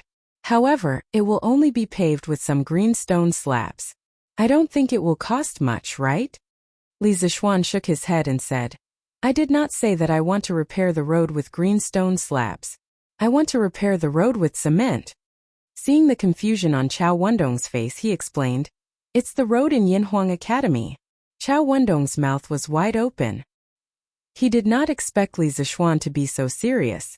To be honest, after coming to Yinhuang College a few times, he had always been envious of the road and architectural style here. However, envy was not enough. Even if he was rich, there was no place where he could buy cement and the architecture in Yinhuang College. Although he did not know the cost of cement, he thought that it would be more expensive than green stone slabs. May I ask how much does Lord Ju need? Li Zixuan stretched out 2 fingers and said, about 200,000 strings of cash. The first batch of members to join the Chamber of Commerce will depend on the amount of money they donate to determine the weight of their words in the flaming yellow Chamber of Commerce. Chapter 749. In 3 days I will hold a bidding meeting at the Drunken Immortal Inn. All 200,000 strings of cash will be up for grabs. Of course, if the final number is less than 200,000 strings of cash, no matter how much it is, I will personally fill it up. The road in Plum Village must be repaired. In the office, Li Zixuan explained his plan. Chao Wendong rolled his eyes and asked tentatively, Lord Ju, I wonder if this old man can buy all of the 200,000 strings of cash by himself? Taking out 200,000 strings of cash at once was a little painful for Chao Wendong, but he felt that it was completely worth it. It all depended on whether Li Zixuan was willing or not. Li Zixuan looked at Chao Wendong in surprise. He probably did not expect this ordinary-looking businessman to be so bold, but after thinking about it, he shook his head and said, Boss Chao, doing business is about making money peacefully. It's not good to eat alone. Take the matter of repairing the road as an example. I can still take out a mere 200,000 strings of cash, but I didn't do that and left the opportunity to you, so. I understand. You are right, Lord Ju. I'm just too narrow-minded. Chao Wendong said quickly. Li Zixuan shook his head and smiled. Hehe. I understand Boss Chao's intentions, but I don't intend to publicize the matter of the Chamber of Commerce. So, I'll have to trouble Boss Chao to inform some wealthy businessmen in Chang'an City to participate. In the end, I will choose 5 people to be the first batch of members. He was a founding baron and a rank 3 crown prince, Zhan Shi. Establishing a chamber of commerce was not a pleasant thing to say. If word got out and everyone knew about it, it would be quite troublesome. So, he did not think of using Datong Daily to publicize the Yanhuang Chamber of Commerce from the start. 5 people. Chao Wendong calculated in his heart. When the time came, each person would have an average subscription quota of 40,000 strings of cash. But it was rare to see people willing to fork out so much money for repairing the road. In this way, he had an opportunity. Don't worry, Lord Ju. In less than a day, all the wealthy businessmen in Chang'an City who are qualified to participate in this bidding will definitely know about it. Chao Wendong quickly promised. That's great. Then, I'll have to trouble Boss Chow. After sending Chow Wendong off, Li Zixuan came to the field and saw green military uniforms. Obviously, Yen Silu had already distributed the camouflage uniforms to the students. But why did it look so weird? Li Zixuan rubbed his eyes and took another look. He still felt that the students in the camouflage uniforms in front of him were very strange. Hey! Although it looks like a hooligan, it's really cool to wear. That's right, that's right. Moreover, this shirt doesn't have sleeves. It'll be much easier to move around like this. However, Mr. Yen only gave each of us one set of these clothes. Be content. I heard that these clothes were specially made for us by the Yamacho. They didn't even charge us for it. It's like giving it to us for free. But how can I change into only one set of clothes? Then I can only wash it every night and wear it the next day. Hey, this dress is quite comfortable, but the hair doesn't match the dress. It's in the way. Oh right, it's the hair. When Li Zixuan heard the students talking about his clothes, he suddenly felt that something was wrong. If the camouflage uniform and long hair does not look weird, then something must be wrong. Hey, little Xian, after the students put on this kind of clothes, they all look quite spirited. If they train later, I guarantee that they will look better than before. You really have a lot of ideas. When Chang Yaojin saw Li Zixuan coming over, he went up to him and patted him on the shoulder. Li Zixuan was speechless. What do you mean by ideas? Young master's idea was clearly a serious one, all right? Uncle Chang, don't you think that these clothes and their hair don't match? Chang Yaojin thought for a while and nodded. Indeed, they don't match. The style of your clothes is cool, but most of the students' hairstyles are the opposite of this style. Li Zixuan agreed. Uncle Chang, you have a good eye. That is indeed the case. The only thing we can do now is to let the students tie up their hair and put it in a bun. Chang Yaojin laughed. Haha, that's great, that's great. After the two of them finished their discussion, they arranged for the people below to get the hair tie. After a while, every student was given a hair tie. According to Li Zixuan's idea, everyone tied up their hair. Now, regardless of hairstyle or clothes, all the students looked neat and tidy. Although it's still a little weird, it looks much better overall. Li Zixuan thought in his heart. Haha. Not bad, not bad. Then I'll start the training. Chang Yaojin squinted his eyes, looked around and said, Okay. Li Zixuan nodded and then retreated to the rostrum. All instructors listen up. Today's military training begins. All classes will train separately. As soon as he retreated, Chang Yaojin's loud voice rang throughout the entire field. Li Zixuan was secretly surprised. Good heavens, he didn't even have to use the loudspeaker this way. Everyone in the first class, stand at attention. Look to the right. Look to the front. Turn to the right. Run. Bang bang bang bang. Under Chang Yaojin's command, the students of Class 1 took the lead to start a new day of military training. With neat and powerful steps, the cadence of the whistles, coupled with the students' neatly dressed camouflage uniforms, today's team was very different from usual. This bunch of rascals. I haven't seen them for a few days, and they're actually so obedient. Indeed, there's always something to conquer something. Just as the students were running hard, a few uninvited guests arrived at the edge of the field. It was Li Er, who had brought Zhang Sun and Chengel to Yanhuang College to visit the inmates. They were mainly there to check on Li Tai and Li Changqian. They all knew that Li Ku was skilled in martial arts, so there was no need to worry about such a small military training. As soon as he arrived, Li Er saw such a group of uniformed students walking in neat steps. Moreover, there were also his two sons in the team, as well as some of the second-generation hedonists of Chang and City that he had seen before. This made him very surprised. Since when did those hedonists who only knew how to walk chickens and fight dogs become like a well-trained army? Imperial Father, look. That's Brother Qing Ke. He doesn't seem to be running very strenuously. Brother Qing Ke has become thinner, and he seems to have become darker. Chapter 750. Qing Ke. Chengqian. When Empress Zhangsun saw her two sons sweating profusely on the field, her heart instantly ached. After all, these two children were her flesh and blood. Don't worry, Guaninj.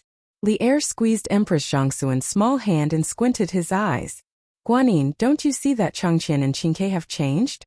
Empress Zhongxun frowned and asked directly. What's different? Right now she only cared about her 2 sons. How could she have the time to think about anything else? Li Er smiled, then pointed his other finger at Li Changqian and Li Tai, who were running, and said indifferently, Spirit, energy, spirit, they're all different. The most direct manifestation is, look at Changqian and Qingke. Aren't their waists straighter? Aren't their legs more explosive? And they can even cooperate with others. Haha, who would have thought? Who would have thought that in just a few days, Changqian and Qingke have changed so much? Li Zishuan's military training is indeed something. Father, brother Crown Prince and brother Qingke are working so hard. Why does brother Shaoxian insist on making them run? Changle tugged at Li Er's wide sleeve and asked with her small face raised. The naive little girl found it hard to understand this kind of strange behavior of running in circles around the field. Li Er rubbed Changle's small head and smiled. This is military training. It trains people's physical strength, endurance, and ability to cooperate with team members. Although it's hard, it's still very necessary to mold young people's personalities. Changle nodded as if she understood. The little girl looked at the long green line on the field and smiled. Although Changle's heart aches for brother Crown Prince and brother Qingke, they're really pretty when they run. They're very imposing. Li Er laughed loudly. Haha. Father also thinks so. Then let them run 2 more laps later? This sentence was mostly a joke. After all, Li Er wouldn't trick his own children. However, Empress Zhongxun took it seriously. She hurriedly said, Your Majesty, please don't. The weather is so hot right now. What if? Li Er smiled and shook his head. Haha, I'm just joking with Changle. Guanyin, don't worry. Greetings, Your Majesty. At this moment, Li Zishuan walked over from the side and bowed. He had just stood on the rostrum and looked down at the overall situation. Not long after Li Er walked into the field. He saw them from above and came down to greet them. Rise.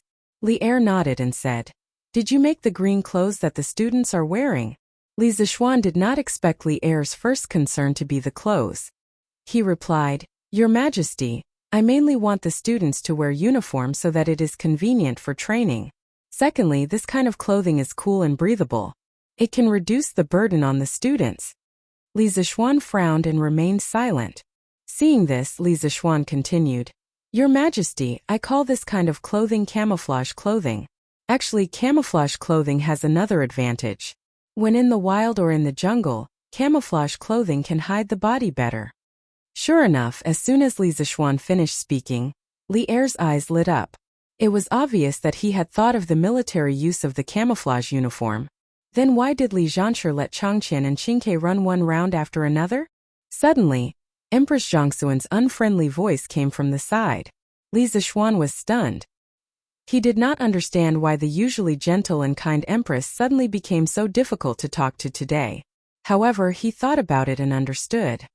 He cupped his hands and said, I understand your love for your son. However, as the saying goes, jade cannot be made into useful without being carved. Qingke and the others will bear the heavy responsibility of developing engineering in the future.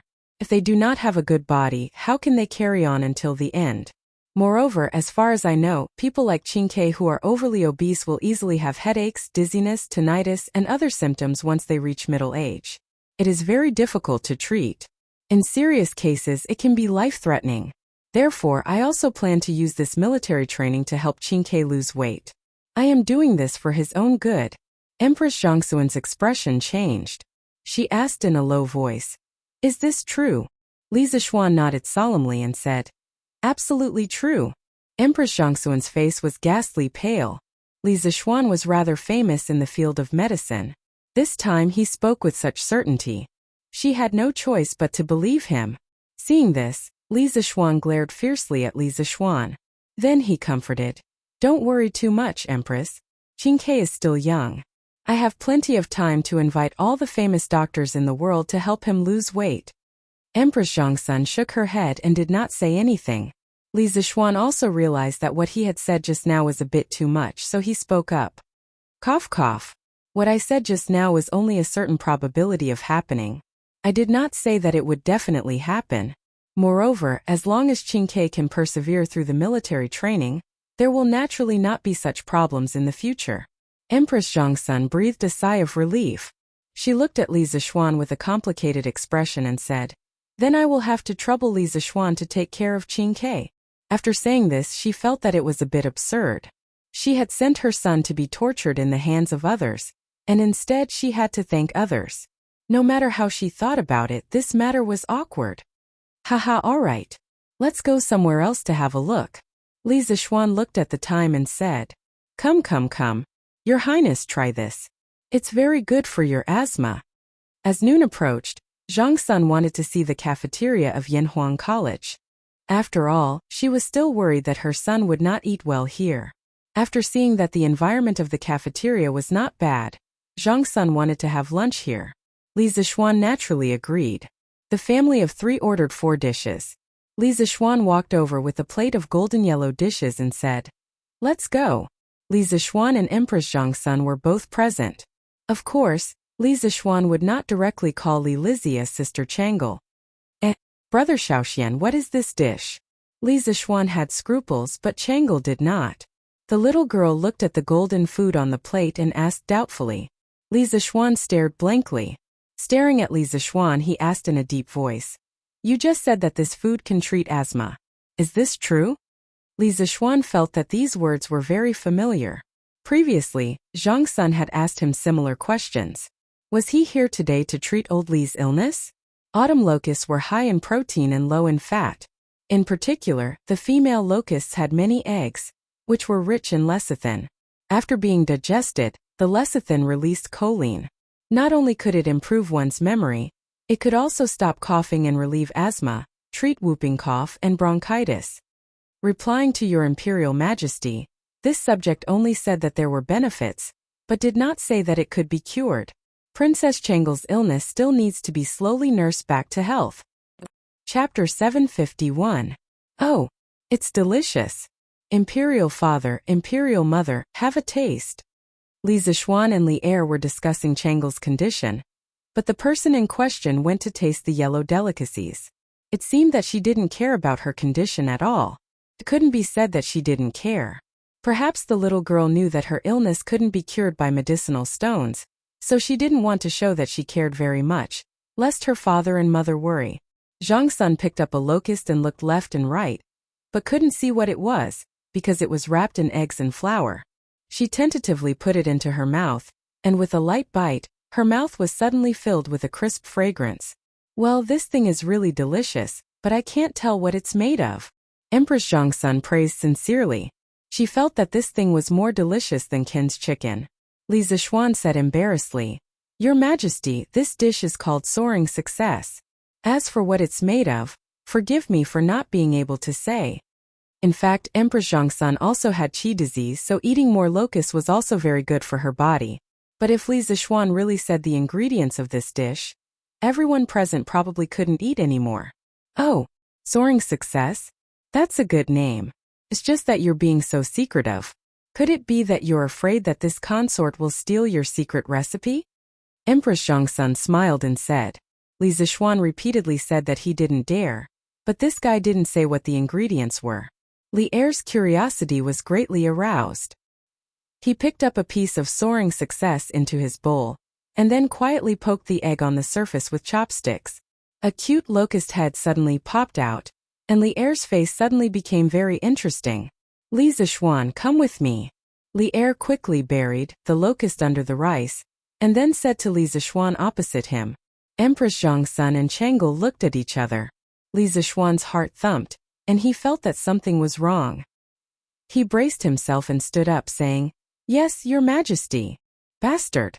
How dare you feed locusts to the Empress and Changle? I see that you are getting bolder and bolder." Walking to a nearby pillar, Li Er shouted in a low voice with a gloomy face. Li Zixuan did not expect Li Er to find out so quickly that Soaring Success was made from locusts. However, he was not unprepared. His Majesty is angry because he thinks locusts cannot be eaten by humans. In fact, not only could locusts be used as food, they could also be used to detoxify, stop coughing, and stop asthma. They had extremely high medicinal value. Your Majesty, if you don't believe me, you can ask the doctors of the Imperial Physician Bureau. Li Er was stunned when he heard that. This was the first time he had heard that locusts had so many effects. Your Majesty, as long as you don't think that it's a locust when you eat it, the taste is still very good. Moreover, who knew how many locusts there would be next year? When the time comes, if this method of eating locusts becomes popular, coupled with the many chickens raised by the people, there will be no need to worry about the locusts not being wiped out. Li Zishuan added. Li Er was greatly moved, but he still hesitated and said, "But there is a saying among the people that there is a locust god. What if you incur the wrath of the gods?" Li Zishuan sneered and said, "Your Majesty, not to mention that there are no gods in this world, even if there were, they would not be locusts. They nibble away at crops and harm the common people.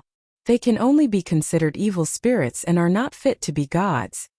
Li Er nodded and then unhappily said, "No matter what, you cannot use the Empress and Changel as your experiment." Li Zishuan smiled and said, "Your Majesty is wise. This subject cannot bear the responsibility of this crime. In fact, before this there were already people who tried this dish. This subject saw that the response was not bad. In addition, these locusts were indeed beneficial to the Empress and Princess Changel's illness. Therefore this subject brought it out." "Oh, then who else?" Li Er asked. Li Zishuan smiled and told Li Er about Cheng Chumo eating locusts yesterday. Li Er laughed and said, "And that's more like it. Today, we will give you some face and go taste that so-called soaring to the heavens." Looking at old Li's back, Li Zishuan silently cursed Tsk. "Still giving me face? If it weren't for me, old Li, you would have to eat locusts raw next year." The history books recorded. In the second year of Zhengguan, there were locusts in the capital. Xin Mao entered the garden and saw locusts. He plucked several of them and said, "The people live in the valley. If you eat them, you would rather eat my lungs and intestines." He raised his hand and was about to swallow them when he admonished, "Evil things may become diseases." He said, "We are suffering for the people. Why should we avoid diseases?" Thus he swallowed them. In this year, locusts are not a disaster. Compared to eating locusts raw, deep-fried locusts were obviously more delicious. "Heh! Imperial Father, Imperial Mother, Changel? You're all here?" When Li Zishuan and Li Er were talking, the gongs and drums of the academy had already sounded. Li Tai, who was always very enthusiastic about eating, was naturally the first to arrive at the cafeteria. After seeing the table of people inside, the little fatty was stunned, as if he had suddenly found his backbone. He hurriedly complained to Li Er and Empress Zhongsun, "Imperial Father, Imperial Mother, Shaoxin, Yamacho deliberately abuses people. He punishes students every day and doesn't let us eat meat. He only lets us eat vegetables. You see, in just a few days I've lost weight." Li Zishuan widened his eyes and secretly thought that this little fatty was arrogant enough. He actually complained in front of him. It seemed that he would have to make things difficult for this fellow in the future. Li Er frowned. It was true that he doted on Li Tai, but Li Tai's behavior of complaining still made him a little unhappy. In his opinion, he was Li Shimon's son. If he was bullied outside, he should be bullied back. What was the difference between crying and complaining to him like this and a girl? "Qingke, Li Zhanshu is also doing it for your own good.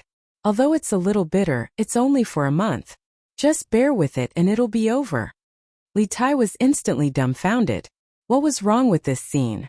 Why was Imperial Mother, who used to be obedient to him, speaking up for an outsider today? Also, why was his tried and tested method of complaining and acting pitiful not working today? What this fellow didn't know was that he had the method of complaining and acting pitiful, and Li Zishuan had the knack of public relations in advance. Now Li Er and Empress Zhongsun had already been public relations by him. Hee. Brother Qingke is so embarrassing. You actually came to Imperial Father and Imperial Mother to complain about Brother Shaoxian. Shame on you. Changel, who was eating happily at the side, raised her head at this moment and made a funny face at Li Tai and giggled. Actually, her words more or less had the intention of helping Li Zishuan out of the predicament. Just as Li Tai was about to quibble, he noticed the golden and dazzling delicacies on the plate.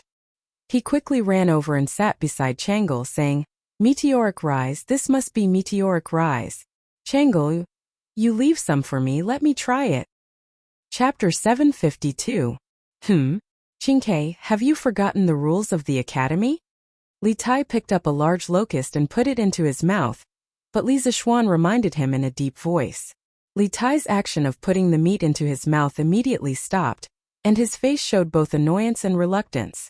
Your Majesty, the students have finished school. Let's go back to the palace.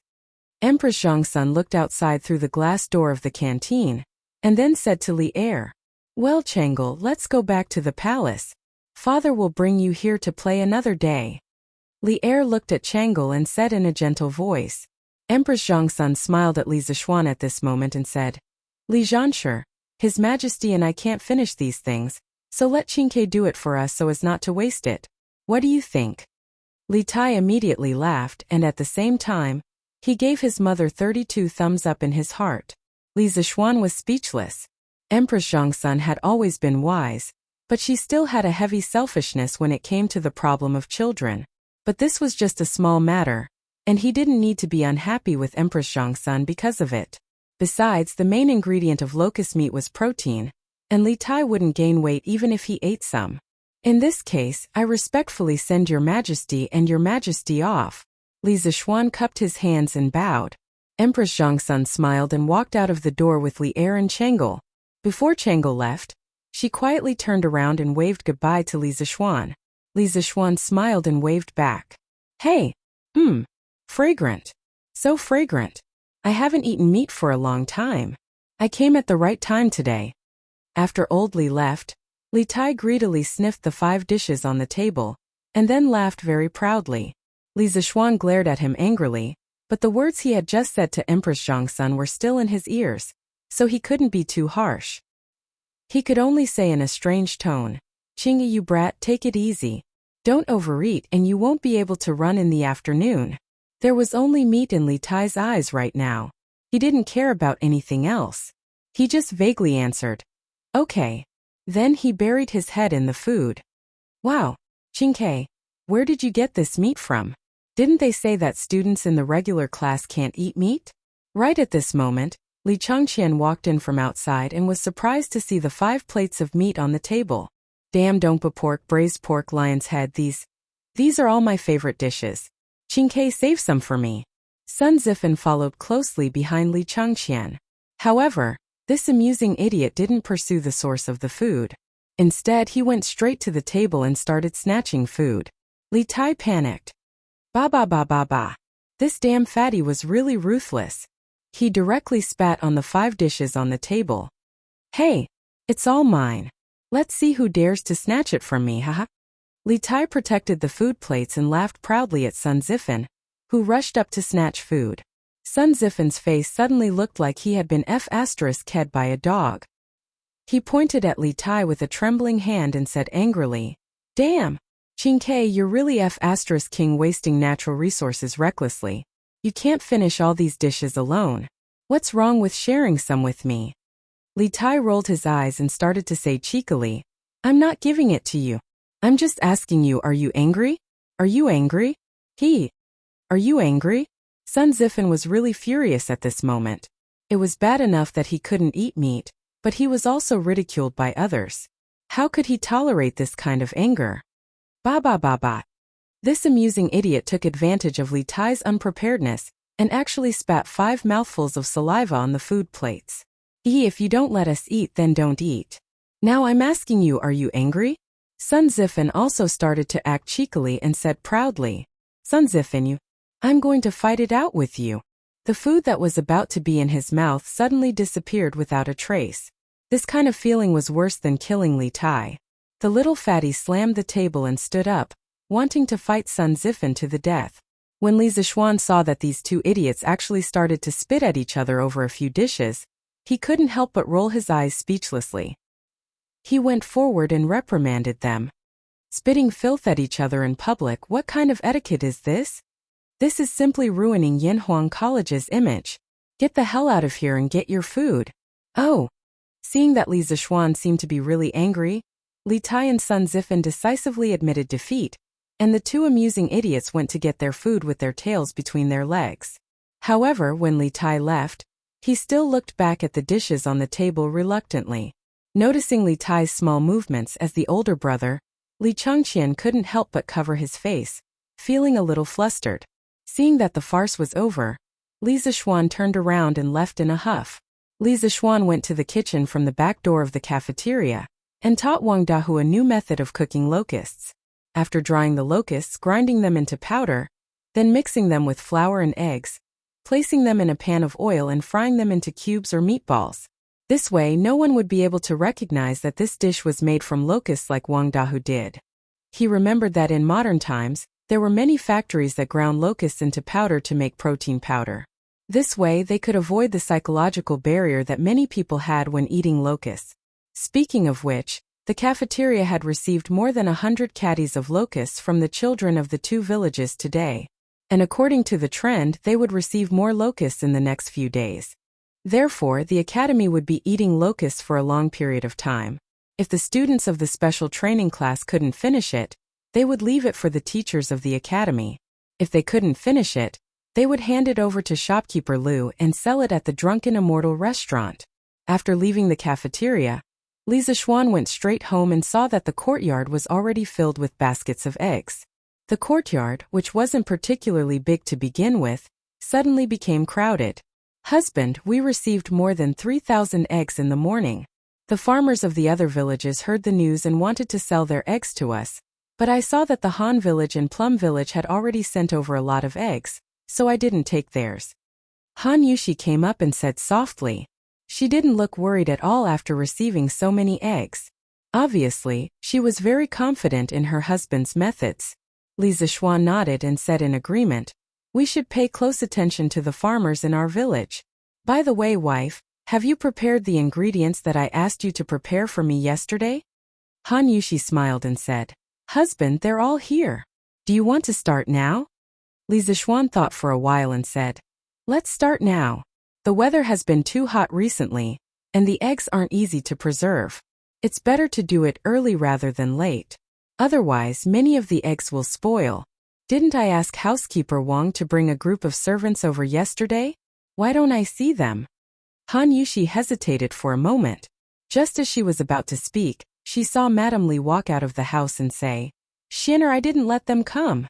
The century eggs you're going to make are our family's secret recipe. The fewer people who know about it, the better." Chapter 753. Yunshan Courtyard Number 1. When Li Zishuan heard his mother's words, he couldn't help but be speechless. He really didn't expect his mother to have the awareness of protecting intellectual property. Her thinking was simply too advanced. "Mother, if we don't ask the servants to come and help us, how can we finish these thousands of eggs?" Li Zishuan looked at Madame Li and smiled bitterly. "Why is it impossible?" Madame Li looked at her son reproachfully and said, "There's me, your father, Yushi, Xiaohe, and Xiaoxi here. There's a total of 5 of us. Xian'er, teach us the method of making century eggs later, and you can go do your own things. The 5 of us will use half a day to finish all these eggs in the courtyard." Father Li looked up at the sky and was speechless. It seemed like Madame Li didn't discuss this decision with him in advance. He was represented again. Li Zishuan was sweating profusely. "Mother, compared to the Drunken Immortal and Fairy Mirror, these century eggs are just a small amount of money. Why should we trouble you and my father?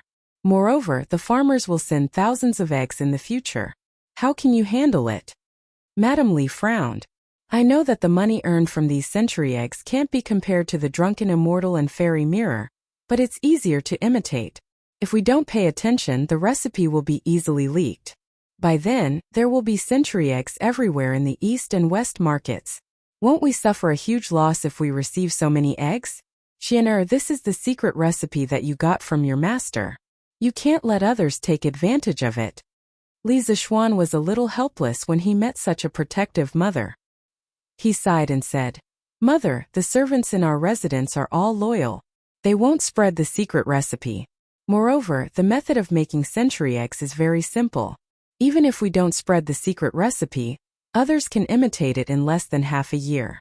You don't have to do everything yourself." Madame Shinner is right. The servants in our residence can withstand the test. You don't have to worry. Look, if you're exhausted, Xianer will be worried, right? Seeing this, Li Jingma hurriedly said. He had been living a carefree life in Cloud Mountain recently. He didn't expect to be used as a coolie by his wife today, so he was naturally unhappy. At this moment, the situation took a turn, and Li Jingma didn't hesitate to assist. Madame Li glared at her husband and said after a while, "Since Xianer says so, then we'll do as you say. Teach us the steps first, and tomorrow we will call the servants over to help." Li Zixuan smiled and replied, "All right, mother, come with me." In fact, the method of cooking the century egg was very simple. First, the surface of the egg was covered with lime that had been stirred with water. It had to be uniform. Then the outside was covered with a layer of grass ash or wheat husk. It was ready to be left for about a month. When the time comes, the raw eggs will turn into crystal clear cooked eggs. Together with tofu and vinegar, it will be a different kind of delicacy. Han Yushi asked curiously, "Husband, how did this raw egg suddenly become a ripe egg?" Li Zixuan explained with a smile. "Dear, this is because quicklime is mixed with water." "Xiaodong, did you sell your eggs to young master today?" In the Han family manner, a woman in green clothes stood outside the courtyard and shouted at Han Xiaodong, who was enjoying the cool air inside. "It's Aunt Luo. Yes, we sold more than 100 eggs to young master today. What's wrong?" Han Xiaodong came to the front of the courtyard and asked doubtfully. "Ah? So young master really accepted them?" Aunt Luo opened her mouth in surprise and said, "Then Xiaodong, do you know if young master will lose money by buying so many eggs?" Han Xiaodong smiled and said, "Haha, young master will never lose money. Young master has never done anything that he is not confident of. Since he dared to accept them, it means that he will not lose money." Aunt Luo smiled and said, If that's the case, then I will send the eggs at home to young master in a while. I will also send the eggs from the child's uncle's house." Han Xiaodong hurriedly said, "Ah, Aunt Luo, wait. Young master will only accept eggs from our manor now. I'm afraid he won't accept eggs from other manors." "Ah? There's such a thing?" Master Luo asked in disbelief. "Yes, I don't think young master will be able to accept so many eggs at once." Han Xiaodong guessed. Oh, then I'll go back and send the eggs from my house to young master first." "Your Majesty, Dr. Wang and Dr. Qin from the Imperial Physician Department are here." In Ganlu Palace, Li Er was bent over the table and reading memorials. Today was the official day off, but as the emperor, it was not easy for him to have half a day off in the morning. Therefore, after leaving Yanhuang College, he was full of thoughts about official business again. At this time, an attendant from the yellow door came in from the outside and bowed in a low voice. "Announce." Li Er did not even raise his head and said lightly. After a while, two middle-aged men carrying medicine boxes walked in from outside. They were the two doctors from the Imperial Physician Department who had followed Dugu Xian when he led the army to attack Snake Spirit Mountain, Dr. Wang and Dr. Qin. "Your subject greets your Majesty." The two doctors bowed to Li Er in unison. "No need for formalities," Li Er said lightly, then raised his head and looked at the two doctors. "My two beloved officials, I have invited you here today because I have something to ask you." Dr. Wang and Dr. Qin's eyelids twitched uncontrollably. The two of them quickly stepped forward and cupped their hands. "We dare not ask, Your Majesty. If there is anything you need, please let us know." Li Er stood up and walked to Dr. Wang and Dr. Qin. He thought for a while and asked, "My two beloved officials, your medical skills are superb. I would like to ask if you know that locusts can be used as medicine to treat asthmas?" Dr. Wang and Dr. Qin frowned. After a while, Dr. Qin cupped his hands and said, "Your Majesty, forgive me for my shallow knowledge, but I have never heard of locusts being used to treat asthma." Dr. Wang also bowed. "I have also never heard of locusts being used to treat illnesses. Perhaps it exists in ancient books, and I have never seen it." Dr. Wang saw that Li Er's expression was not very good, so he added on. Li Er stood on the spot, his expression uncertain. One could not tell whether he was happy, angry, sad, or happy just by looking at his face. "All right, I understand. My two beloved officials, you may go about your business." After a long while, Li Er waved his hand and said, Your subject will take his leave. Dr. Wang and Dr. Qin bowed and left the palace. Chapter 754. Phew. Chonyo, your father is finally leaving. I only just realized how good Dookie is. As night fell, most of the students returned to their dormitory after eating dinner and bathing. Li Tai was wearing a white silk undergarment and lying on the bed. He sighed contentedly with Chang Chumo, who was diagonally opposite him. Although Li Tai's words more or less had the intention of making up stories about his father, Chang Chumo didn't feel offended at all. Instead, he nodded in agreement. I also don't want my father to be the chief instructor of the academy. Not only are you tired, but our special training class is even more tired. Our hands are sore from practicing the Modeo for the past 2 days. Uncle Qin's training is still easier for us. Sigh. I hope your father won't come in the future. Your hands are sore from practicing the Modeo, but our legs are about to break from running these past 2 days. Li Tai rubbed his knees. The little fatty clearly still had a lingering fear from what he had experienced in the past 2 days. He felt that the distance he had run in the past 2 days was almost equal to the distance he had run in the past 10 years. You don't have to run. You're a prince and Duke Lu won't eat you. Sun Zifan chuckled eccentrically. Li Tai said in annoyance. F***ck Sun Zifan, you make it sound so easy. Why don't you go and try it? Duke Lu made that little black room. Once you go in, you can't come out for 3 days. You have to eat, drink, go to the toilet and sleep in there. I can't stand it. There's an unlucky guy in class 10. What's his name again? Yes, he's called Chun Yi. I remember that his father is the assistant minister of the Ministry of Works. This unlucky guy was found slacking off by Duke Lu when he was patrolling this morning. So he was directly thrown into the little black room. I went to take a look during dinner and found that this guy was almost dead. He was crying for his father and mother inside. Furthermore, I can smell the stench from far away. To be honest, the small dark room was indeed very relaxing. He didn't have to train under the hot sun every day, and there was even someone to deliver meals to him. However, for someone like Li Tai who was a serious germaphobe, he couldn't stand it no matter what. This was also one of the reasons why even though Chang Yaojin gave him an unusually large amount of training, Li Tai still gritted his teeth and persevered. Now that the 2 days of high-intensity training were over, Li Tai felt that it was a little unbelievable when he thought about it.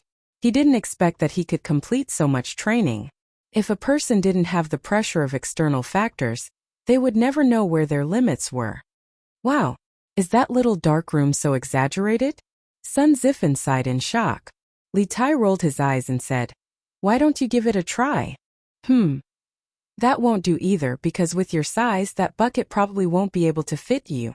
After staying with Chang Chumo and Sun Zifan for so long, Li Tai had also learned a new skill, taunting. Sun Zifan was so angry that he stomped his feet. Damn, you're making it sound like you can fit inside. Qingke, don't you know your own size? Seeing that the two fatties were actually arguing with each other, Chang Chumo grinned and laughed loudly. Haha. If it were up to me, the two of you should stop arguing. You definitely won't be able to fit inside. I'll ask my dad to specially make a large wooden bucket for you later. Damn.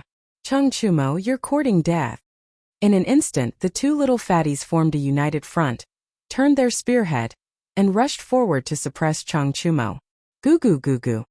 At 4 o'clock in the morning, Yanhuang College's dormitory 001 not only echoed with snoring, but also with the sound of a stomach growling. It was Li Tai. At this time, the little fatty was actually still awake. Instead, he kept tossing and turning in bed, unable to fall asleep no matter how hard he tried. It was not for anything else but because he was hungry. Was there no hunger in this era? If you were hungry in the middle of the night, you could only hold your stomach and roll around in bed. In fact, to be precise, the little fatty was not hungry but gluttonous. During the day in the cafeteria, because of Li Er and Zhang Sun, he was able to eat 2 mouthfuls of meat with great difficulty. At that time, he felt that he was going to die of happiness, but good things did not last long. In the end, Sun Zifan's arrival made his delicious lunch go up in smoke. In the first half of the night, he had a dream. He dreamed that he was back in the prince's mansion, and the table was filled with all kinds of delicious food, fish, and meat.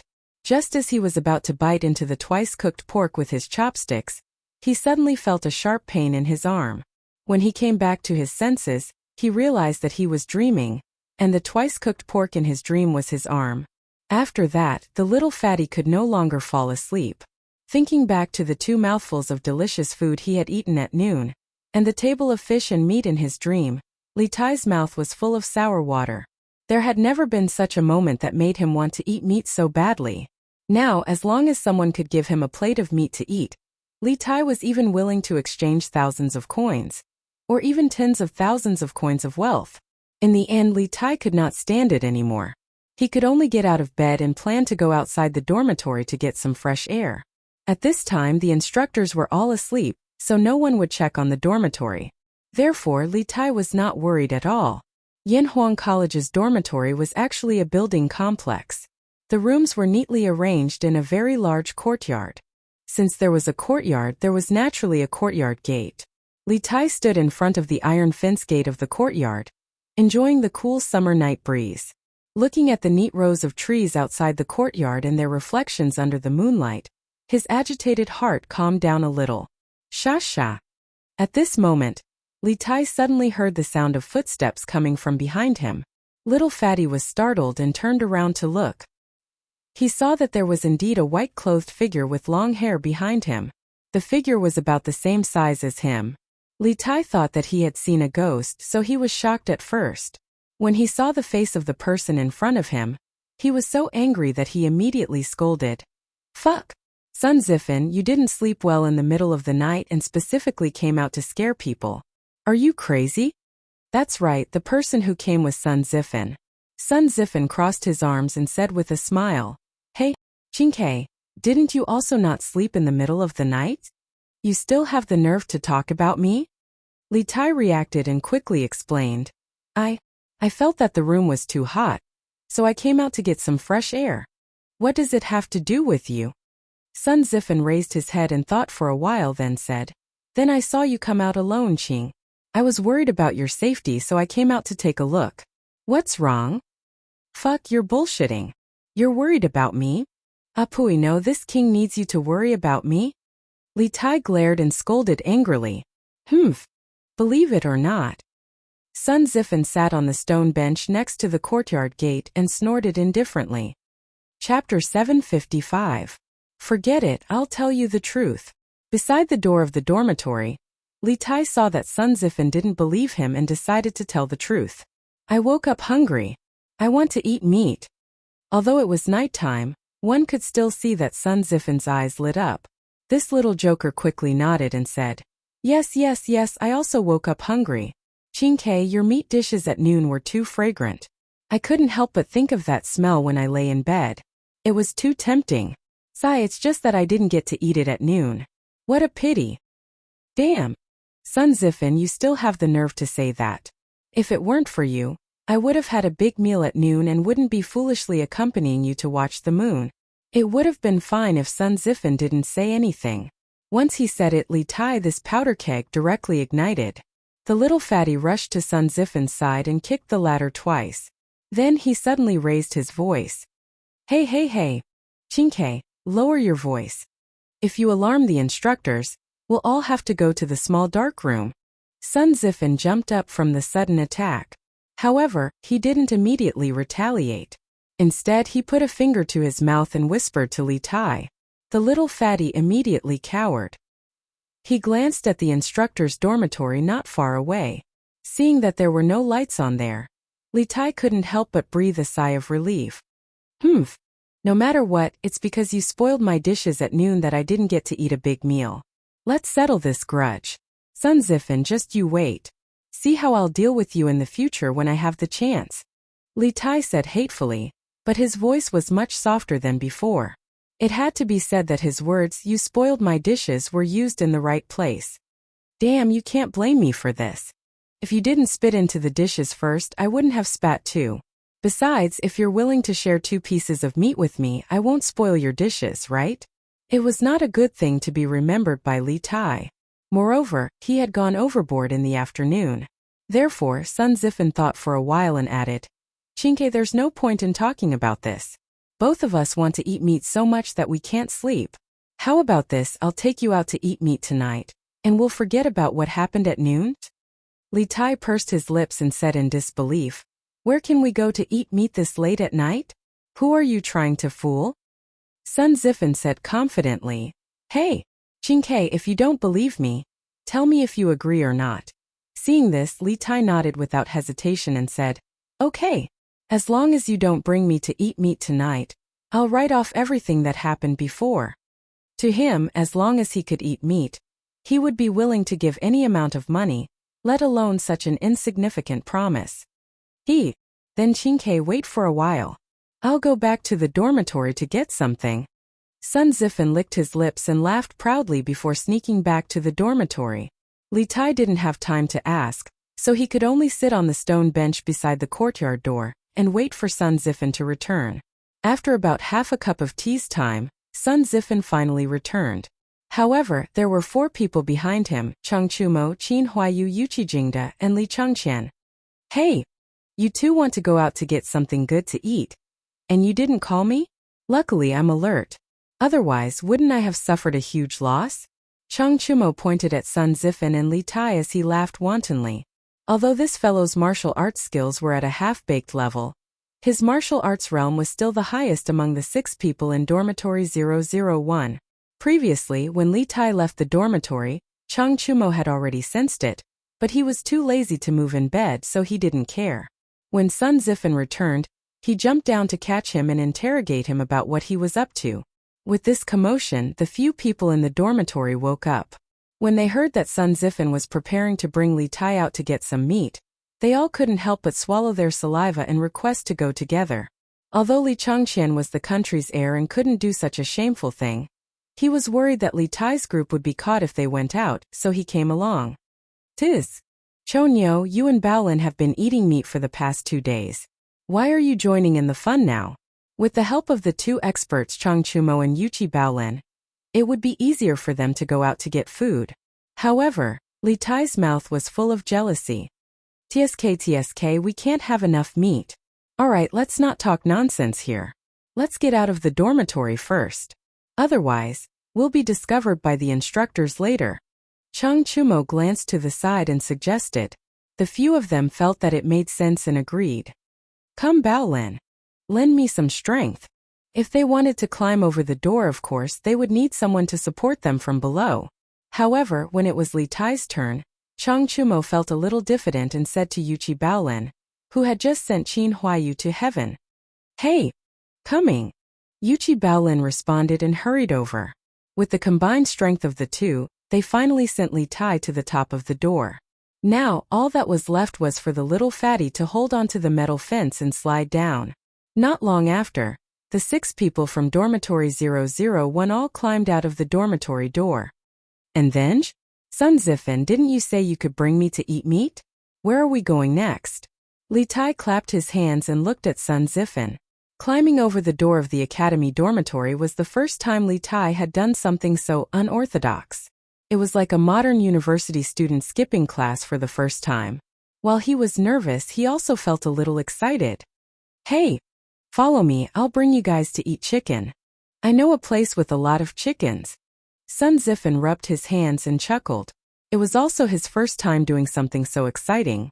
His heart was still thumping. When everyone saw Sun Zifen's confident look, they followed him and walked forward. Of course, they couldn't walk through the door of the academy. There were still guards there even at night. The few of them climbed over the wall at a corner in the west. Then, using the moonlight, they followed Sun Zifen all the way to a forest halfway up the mountain to the west of the academy. It's right here." Sun Zifen pointed at the reed wall not far ahead and said with a smile, "This is the chicken farm that Plum Village built at the foot of the Cloud Mountain. Let's go catch 2 and find a place to roast them. Wouldn't that be perfect?" Li Chengqian was shocked. He hurriedly dissuaded them. "Zifen, you can't. The chickens in Plum Village were personally handed over to the farmers by the Yamacho. If we catch 2 and are discovered, we'll definitely end up in trouble. There are tens of thousands of chickens in here. No one will find out if we lose 1 or 2. Sun Zifen patted his chest and said, Yes. We'll only catch 2, no 3. The farmers will definitely not find out. Li Tai swallowed a few mouthfuls of saliva and said with his eyes staring straight ahead. Chapter 756. In the end, under Li Tai's insistence, this group of chicken thieves caught 6 chickens from the chicken farm at the side. The main reason was that Li Tai felt that the chickens inside were too small and not enough to eat, so he caught 3 more. Yes, 6 people, 1 chicken each, just right. The flock of chickens that had been chasing and playing in the forest for an entire day would never have thought that an evil person would break into the chicken farm and steal them on what was supposed to be a quiet and peaceful night. Qing Ke Zifen, it's not easy for the farmers to raise these chickens. It's not good for us to steal them like this, right? The dignified crown prince of the country was actually holding a chicken fearfully at this moment. However, when it came to this, Li Changqian was a little hesitant. He turned back to look at the chicken farm and said with some pity, "Hey, we've already prepared for this, Your Highness, don't worry." Sun Zifen chuckled, then took out 2 strings of copper coins and threw them into the chicken farm. He then said with a smile, "There's no problem now, right? 6 chickens, 2 strings of copper coins. I'm sure the farmers won't suffer a loss."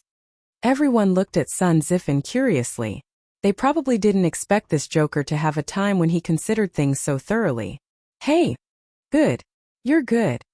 In this way, even if the farmers find out that 6 chickens are missing, I'm sure they won't make a fuss. Let's find a place to roast these chickens and eat. Li Tai praised Sun Zifen with satisfaction and then said, "Hey, come with me. I know a place suitable for roasting chickens." Sun Zifan took the initiative to volunteer. The few of them had no objections. They followed Sun Zifen to the top of the cloud mountain, to an open space in the east of the academy.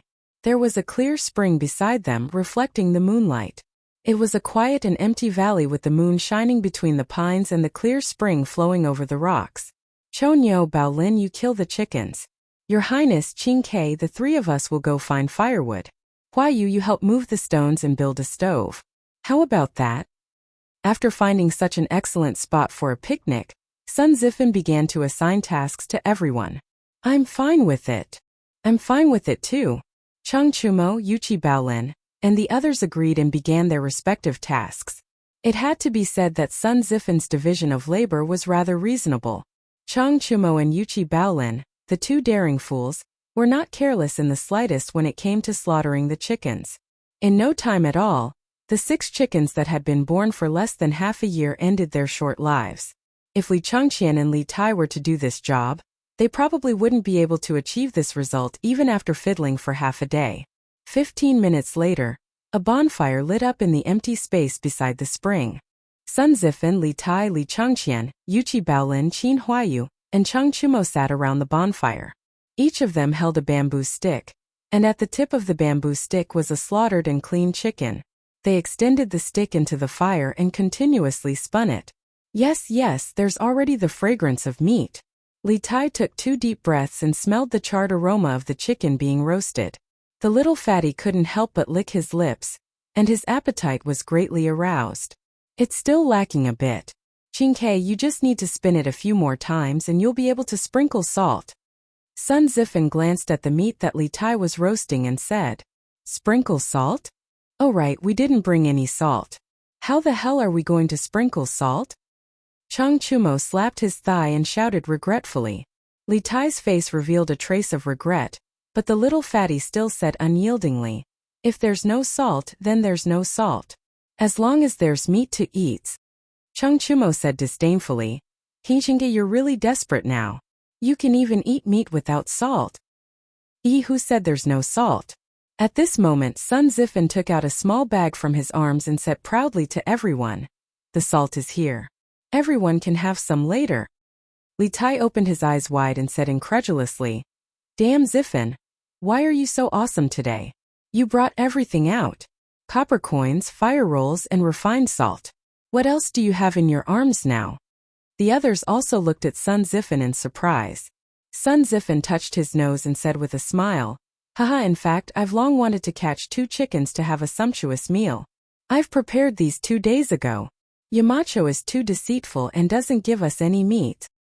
You little bastards, instead of sleeping in the middle of the night, You actually came here to make a barbecue. How dare you? At this moment, a cold voice came from the horizon which gave them a fright. They followed the voice and saw a man in white coming from Dongfang Takshu. His white clothes were whiter than snow, and his sleeves were fluttering, like an immortal banished from the moon. Damn it! It's over, it's Yamacho. On the night of the Mid-Autumn Festival, when Li Zixuan took a fairy lamp for a night tour of Chang, and with a beauty, Sun Zifen had seen him like this before. So, he was the first one among the group to recognize Li Zixuan. Hearing what he said, the rest of the group suddenly panicked. They put out the fire and hid the chickens in a hurry. Okay, don't put it out and don't hide it. I saw it all. In the blink of an eye, Li Zixuan had landed near them. Seeing them in a hurry, Li Zixuan couldn't help but say, Yamacho, this is all a misunderstanding. We were all sleepwalking just now. Chonyo, Qingke, why are we all here? Weren't we all sleeping in the dormitory just now? Oh, we must be sleepwalking. Yes, we must be sleepwalking. Sun Zifen looked at Li Zixuan awkwardly. This funny guy racked his brains to come up with all kinds of excuses, but in the end he could only blame sleepwalking. Li Zixuan didn't believe him at all. He wasn't stupid. At this moment he sneered, pointed at the half-cooked chickens on the ground and said, "Ha! Sleepwalking? Putting aside the fact that the 6 of you sleepwalked together and sleepwalked to the same location, each of you managed to catch a chicken while sleepwalking? I'll give you one more chance. Do you want to sleepwalk like this again? You left the academy without permission and dared to steal chickens raised by the farmers. This is a serious violation of the academy's rules. Do you have any respect for me? Do you have any respect for the academy? Do you still deserve to be Yanhuang College's students?" Li Zixuan's harsh words made Sun Zifen sweat profusely. The others were also silent. In the end, Li Changqian could only step forward and plead. Shaoxian, Yamacho, Qingke and Zifen were just greedy for food. They didn't deliberately violate the academy's rules. Can you spare them this time? Chang Chumo, Sun Zifen, and Li Tai all looked at Li Zixuan anxiously. After all, today's matter could be serious or small. If it was serious, Li Zixuan could expel them because of this. Chapter 757. Shaoxian, Yamacho, this is indeed our fault. Don't lower yourself to our level. It's best if you just let us go. Seeing Li Zixuan's serious expression, Chang Chumo could only shamelessly laugh.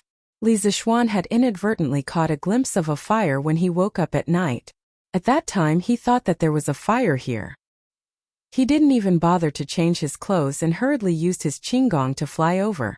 But when he arrived, the bonfire, chicken feathers, and chicken meat on the ground all told him what had happened on the mountain tonight. Someone had the guts to steal chickens from a farmer while it was dark. The farmers worked hard to raise chickens to reduce their taxes. In the end, you guys ate their chickens because of a momentary lust. Tell me, aren't you guys wicked? Where's your conscience? Li Changqian cupped his hands and said, Shaoxian, when we caught the chickens, we already left a few strings of money for the farmer. I think it should be enough to make up for the farmer's losses. Li Zixuan's expression became slightly better. Seeing this, Li Changqian continued, Moreover, these chickens are already dead. They definitely can't be returned. Shaoxian, don't be too angry. You guys really want to eat meat that much? Li Zixuan asked. Yes. Other than Li Changqian and Qin Huayu, everyone else nodded. Yes, seeing that you guys left money for the farmer, I won't pursue your responsibility for now. Li Zixuan looked at the chicken feathers all over the ground and knew that Li Changqian was telling the truth. Chickens couldn't be brought back to life. Now that what was done, there was no point in saying anything more. Of course, he could only choose to forgive them. You two move aside. Li Zixuan kicked Sun Zifen and Chang Chumo's legs twice. Hearing that Li Zixuan was letting them go, Chang Chumo and Sun Zifen couldn't help but breathe a sigh of relief. But then they were inexplicably kicked again. The two of them were immediately depressed and looked at Li Zixuan in confusion. You two. Go and catch me another chicken. Wash it clean while you're at it. Don't forget to leave money for the farmer to buy the chicken. Li Zixuan looked at the two and said lightly, Catch another chicken? This time, not only Chang Chumo and Sun Zifan were dumbfounded, but the rest of the people were also in a state of confusion. Li Zishuan's words were not light. What? Hurry up. If you don't go, I'll lock you all in the little black room tomorrow. Li Zishuan glared and said. Chang Chumo and Sun Zifan immediately shivered and hurriedly ran away. Li Zishuan thought for a moment and said, There's meat but no wine. It's always a bit lacking. You guys continue to roast it here. I'll go back and get a jug of wine. Tonight, I'll accompany you guys and have a good chat. Li Tai's eyes lit up. He couldn't help but give Li Zishuan 32 likes. This move was really too damn considerate. The distance between here and the first courtyard was only 700 to 800 meters. Li Zishuan directly used Qinggong to rush over. In a flash, he had already disappeared from everyone's sight. Hee. Luckily, Yamacho still remembers our old friendship. Otherwise, we're all finished. Li Tai forgot the direction Li Zishuan disappeared in and said with lingering fear, Qingke, we really were too rash tonight. We can't do this again in the future. Otherwise, little Xian will definitely not let us go again. Li Chengqian sincerely said to Li Tai. The reason why Li Zishuan easily let go of tonight's matter was not only because Sun Zifan stole the chicken but also because Li Zishuan was giving face to Li Chengqian. After all, among the 6 people, Li Chengqian wasn't a student of Yanhuang College. He was a country's heir who was experiencing life at Yanhuang College in the name of a supervisor. If Li Zishuan didn't give face to him, it would make Li Chengqian's face very ugly. I know. I definitely won't. Besides, tomorrow is the holiday. After returning to the prince's residence, I can eat as much meat as I want. I definitely won't steal chicken with Sun Zifan again. Li Tai sat back in his seat and continued to roast the chicken while responding to Li Chengqian's words. During the time when the 2 people were talking, Li Zishuan actually came back so quickly. The speed of his Qinggong could be seen at a glance. Where are Sun Zifan and Cheng Chumo? Haven't they come back yet? Li Zishuan said as he swept his gaze over the surroundings while carrying a bag. Li Tai was speechless and said, They probably haven't reached the chicken farm yet. How could they come back so quickly? Mountain leader, your Qinggong is really convenient for you to travel. TSK, if I had this ability I would directly fly back. As he spoke, Li Tai almost spilled the beans. Fortunately, he stopped in time. Directly flew back to your prince's residence to eat meat, right? Li Zishuan helped the little fatty to say the words that he didn't say.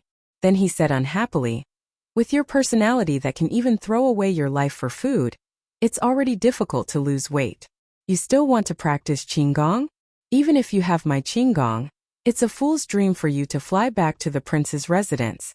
It would be strange if the guards of Chang and City didn't shoot you into a sieve. After insulting the little fatty, Li Zishuan picked up a half-roasted chicken. It was unknown whether it was Chang Chumo's or Sun Zifan's, and continued to roast it. Since these 2 people haven't come back yet, then I'll roast it first. It's been a long time since I roasted a chicken myself. In his previous life, Li Zishuan was a child from the countryside, so his survival skills were naturally not bad. In this life, he had followed spiritual master Ling Su in the mountains to learn from him and traveled around. He had a lot of experience surviving in the wild. Therefore, compared to Li Tai and the others, his roasting skills were naturally outstanding. After a while, the chicken in his hand emitted a rich aroma. Li Zishuan opened the package and began to sprinkle salt, pepper powder, cumin, and other spices on the chicken. Then he roasted the chicken in the fire. Suddenly, the aroma became even stronger. Goo goo. Li Tai greedily breathed in the aroma, and his stomach couldn't help but growl. He looked at the golden and fragrant chicken in Li Zishuan's hand, and then looked at the slightly black chicken in his hand. He thought gloomily in his heart. We're both roasting chickens, why is the difference so big? What the heck? Who roasted this chicken? Why is it so fragrant? It smells better than the roasted chicken in the restaurants. At this time, Chang Chumo and Sun Zifan also came back with the chicken. They smelled a mouth-watering aroma from afar. Chang Chumo cried out strangely. This is my chicken. Waha Yamacho, you're so good to me. You actually roasted the chicken for me. Thank you so much. When Sun Zifan saw the chicken in Li Zishuan's hand, his eyes suddenly lit up, and he quickly said with a bashful face, Get lost. Your chicken is still in Chang Chumo's hands. Go and kill it yourself. Li Zixuan slapped the silly guy's head and said angrily. He had worked so hard to roast it for so long.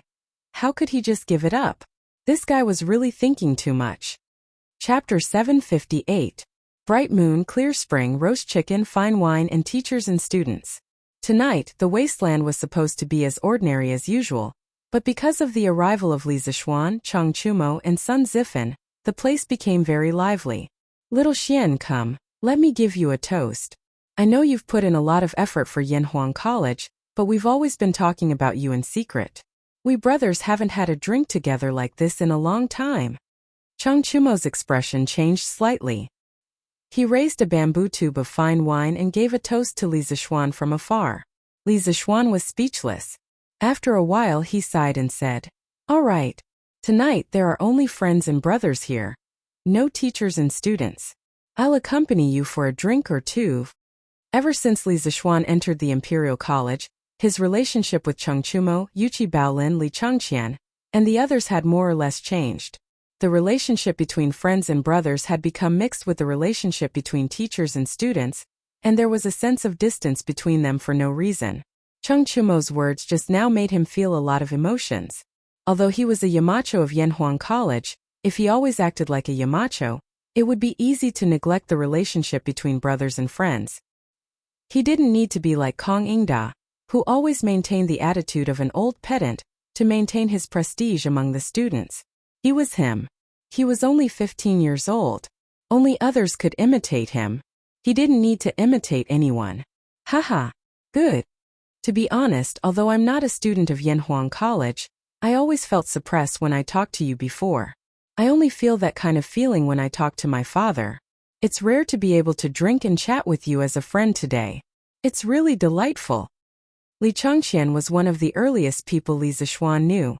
Feeling the subtle change in the atmosphere, Li Changqian said with a joyful expression, "He Gaoming, you're wrong. We're not just friends and brothers today. We'll be friends for life." It was just that sometimes, due to their different standpoints, they had no choice but to do business as usual. "Come, let's drink." Li Zixuan opened the wine jug and poured a cup of wine into his bamboo tube. The others did the same. After all, the drunken immortal's degree of intoxication was too high. If this group of people drank too much, there was an 80% chance that they wouldn't be able to get up tomorrow morning. At that time they would definitely be punished. Hee. Little Xian, since we are good brothers, why don't we exchange chickens? Look, my cock is bigger than yours. Do you want to trade? Everyone couldn't help but cry out in joy as the cool wine entered their stomachs. Li Tai, the clever kid, had his eyes on the tantalizing roast chicken in front of Li Zixuan. He couldn't help but lick his lips and chuckle. How can good wine not be matched with good meat? Li Zixuan was infuriated when he heard this. The little fatty's words were too *king ambiguous. What did he mean by "my chicken is bigger than yours"? He was obviously trying to stir up trouble. Scram. I'm not trading. My cock is 10 times bigger than yours. If you want to eat good food, you can do it yourself. Do it yourself and you'll have plenty to eat and wear. Li Zixuan looked at little fatty and said angrily. Li Tai didn't understand why Li Zixuan was angry, but he also knew that it was impossible to trade chickens. He could only ask for the next best thing. Little Xian, can you share some of the seasonings you brought with you? As the saying goes, there is no harm without comparison. At first, Li Tai thought that his roast chicken was pretty good. However, when Li Zixuan came, he instantly felt that the chicken in his hands was a little hard to swallow. Li Zixuan nodded and threw the bag of seasonings over. Everyone scrambled for it. After a quarter of an hour, with the help of various seasonings, the chicken in everyone's hands emitted waves of fragrance. Compared to before, the taste had obviously improved by more than a level. Woo-woo. Fragrant. So fragrant. I haven't eaten such fragrant roast chicken in a long time. There was no need for Li Zixuan to say anything. Li Tai had already started eating without a care for his image. Sun Zifan, Chang Chumo, Yuqi Baolin, and the others followed closely behind. Looking at the group of people in front of him who were like reincarnated hungry ghosts, Li Zixuan shook his head and slowly tore off a piece of chicken drumstick and began to slowly taste it. The saltiness was just right and the heat was just right. However, without the chili it felt a little wrong. However, because cumin was added during the roast process, the overall taste was still very good. After all, there was a saying in modern times, a skewer of roast meat without chili, a skewer of roast meat without taste, a skewer of roast meat without cumin, a skewer of roast meat without a soul. From this, it could be seen how magical cumin was as a seasoning. Woo! I didn't expect that adding some benzoin fennel on the chicken and roasting it in the fire would actually be so delicious. Xiaoxian, how did you think of it? Li Tai lightly bit a piece of chicken drumstick. His eyes lit up and he immediately praised it. The benzoin fennel in his mouth was cumin. Cumin was native to North Africa and West Asia. According to the archaeological findings in Syria, the use of cumin seeds could be traced back to 2000 BC. The ancient Egyptians used cumin as a spice. When the pharaohs were buried, the ancient Egyptians needed to make mummies.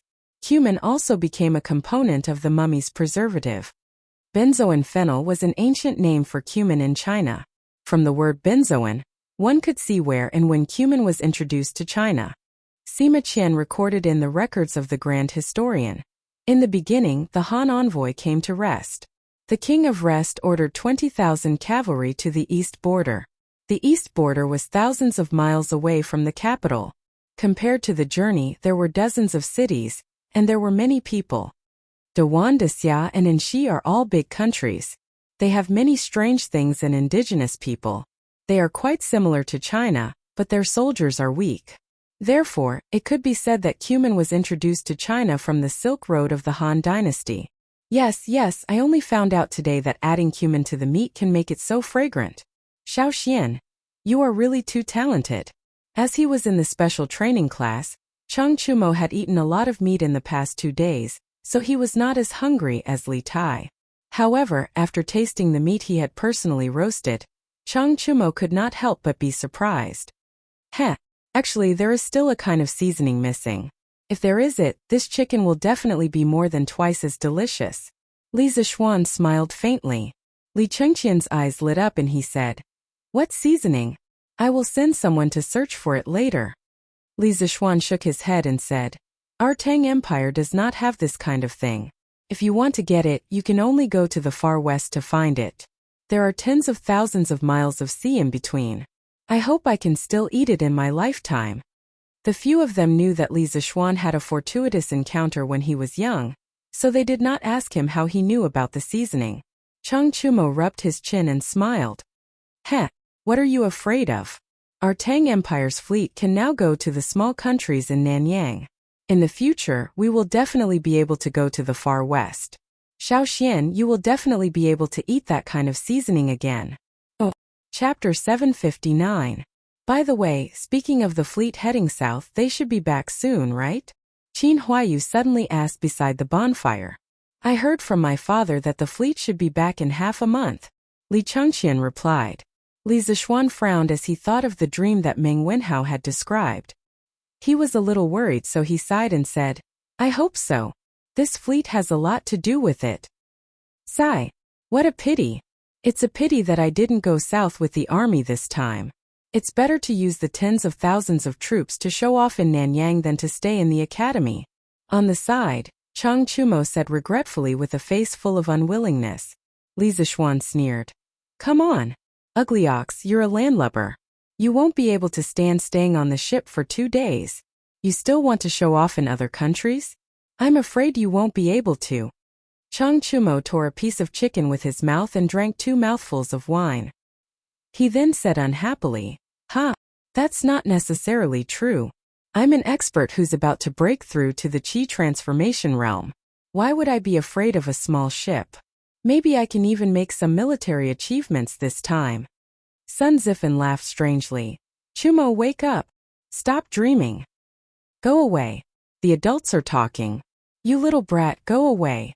Cheng Chumo angrily scolded, and then suddenly looked at Li Zishuan seriously and said, Little Xian, you also know that I am not the type to study.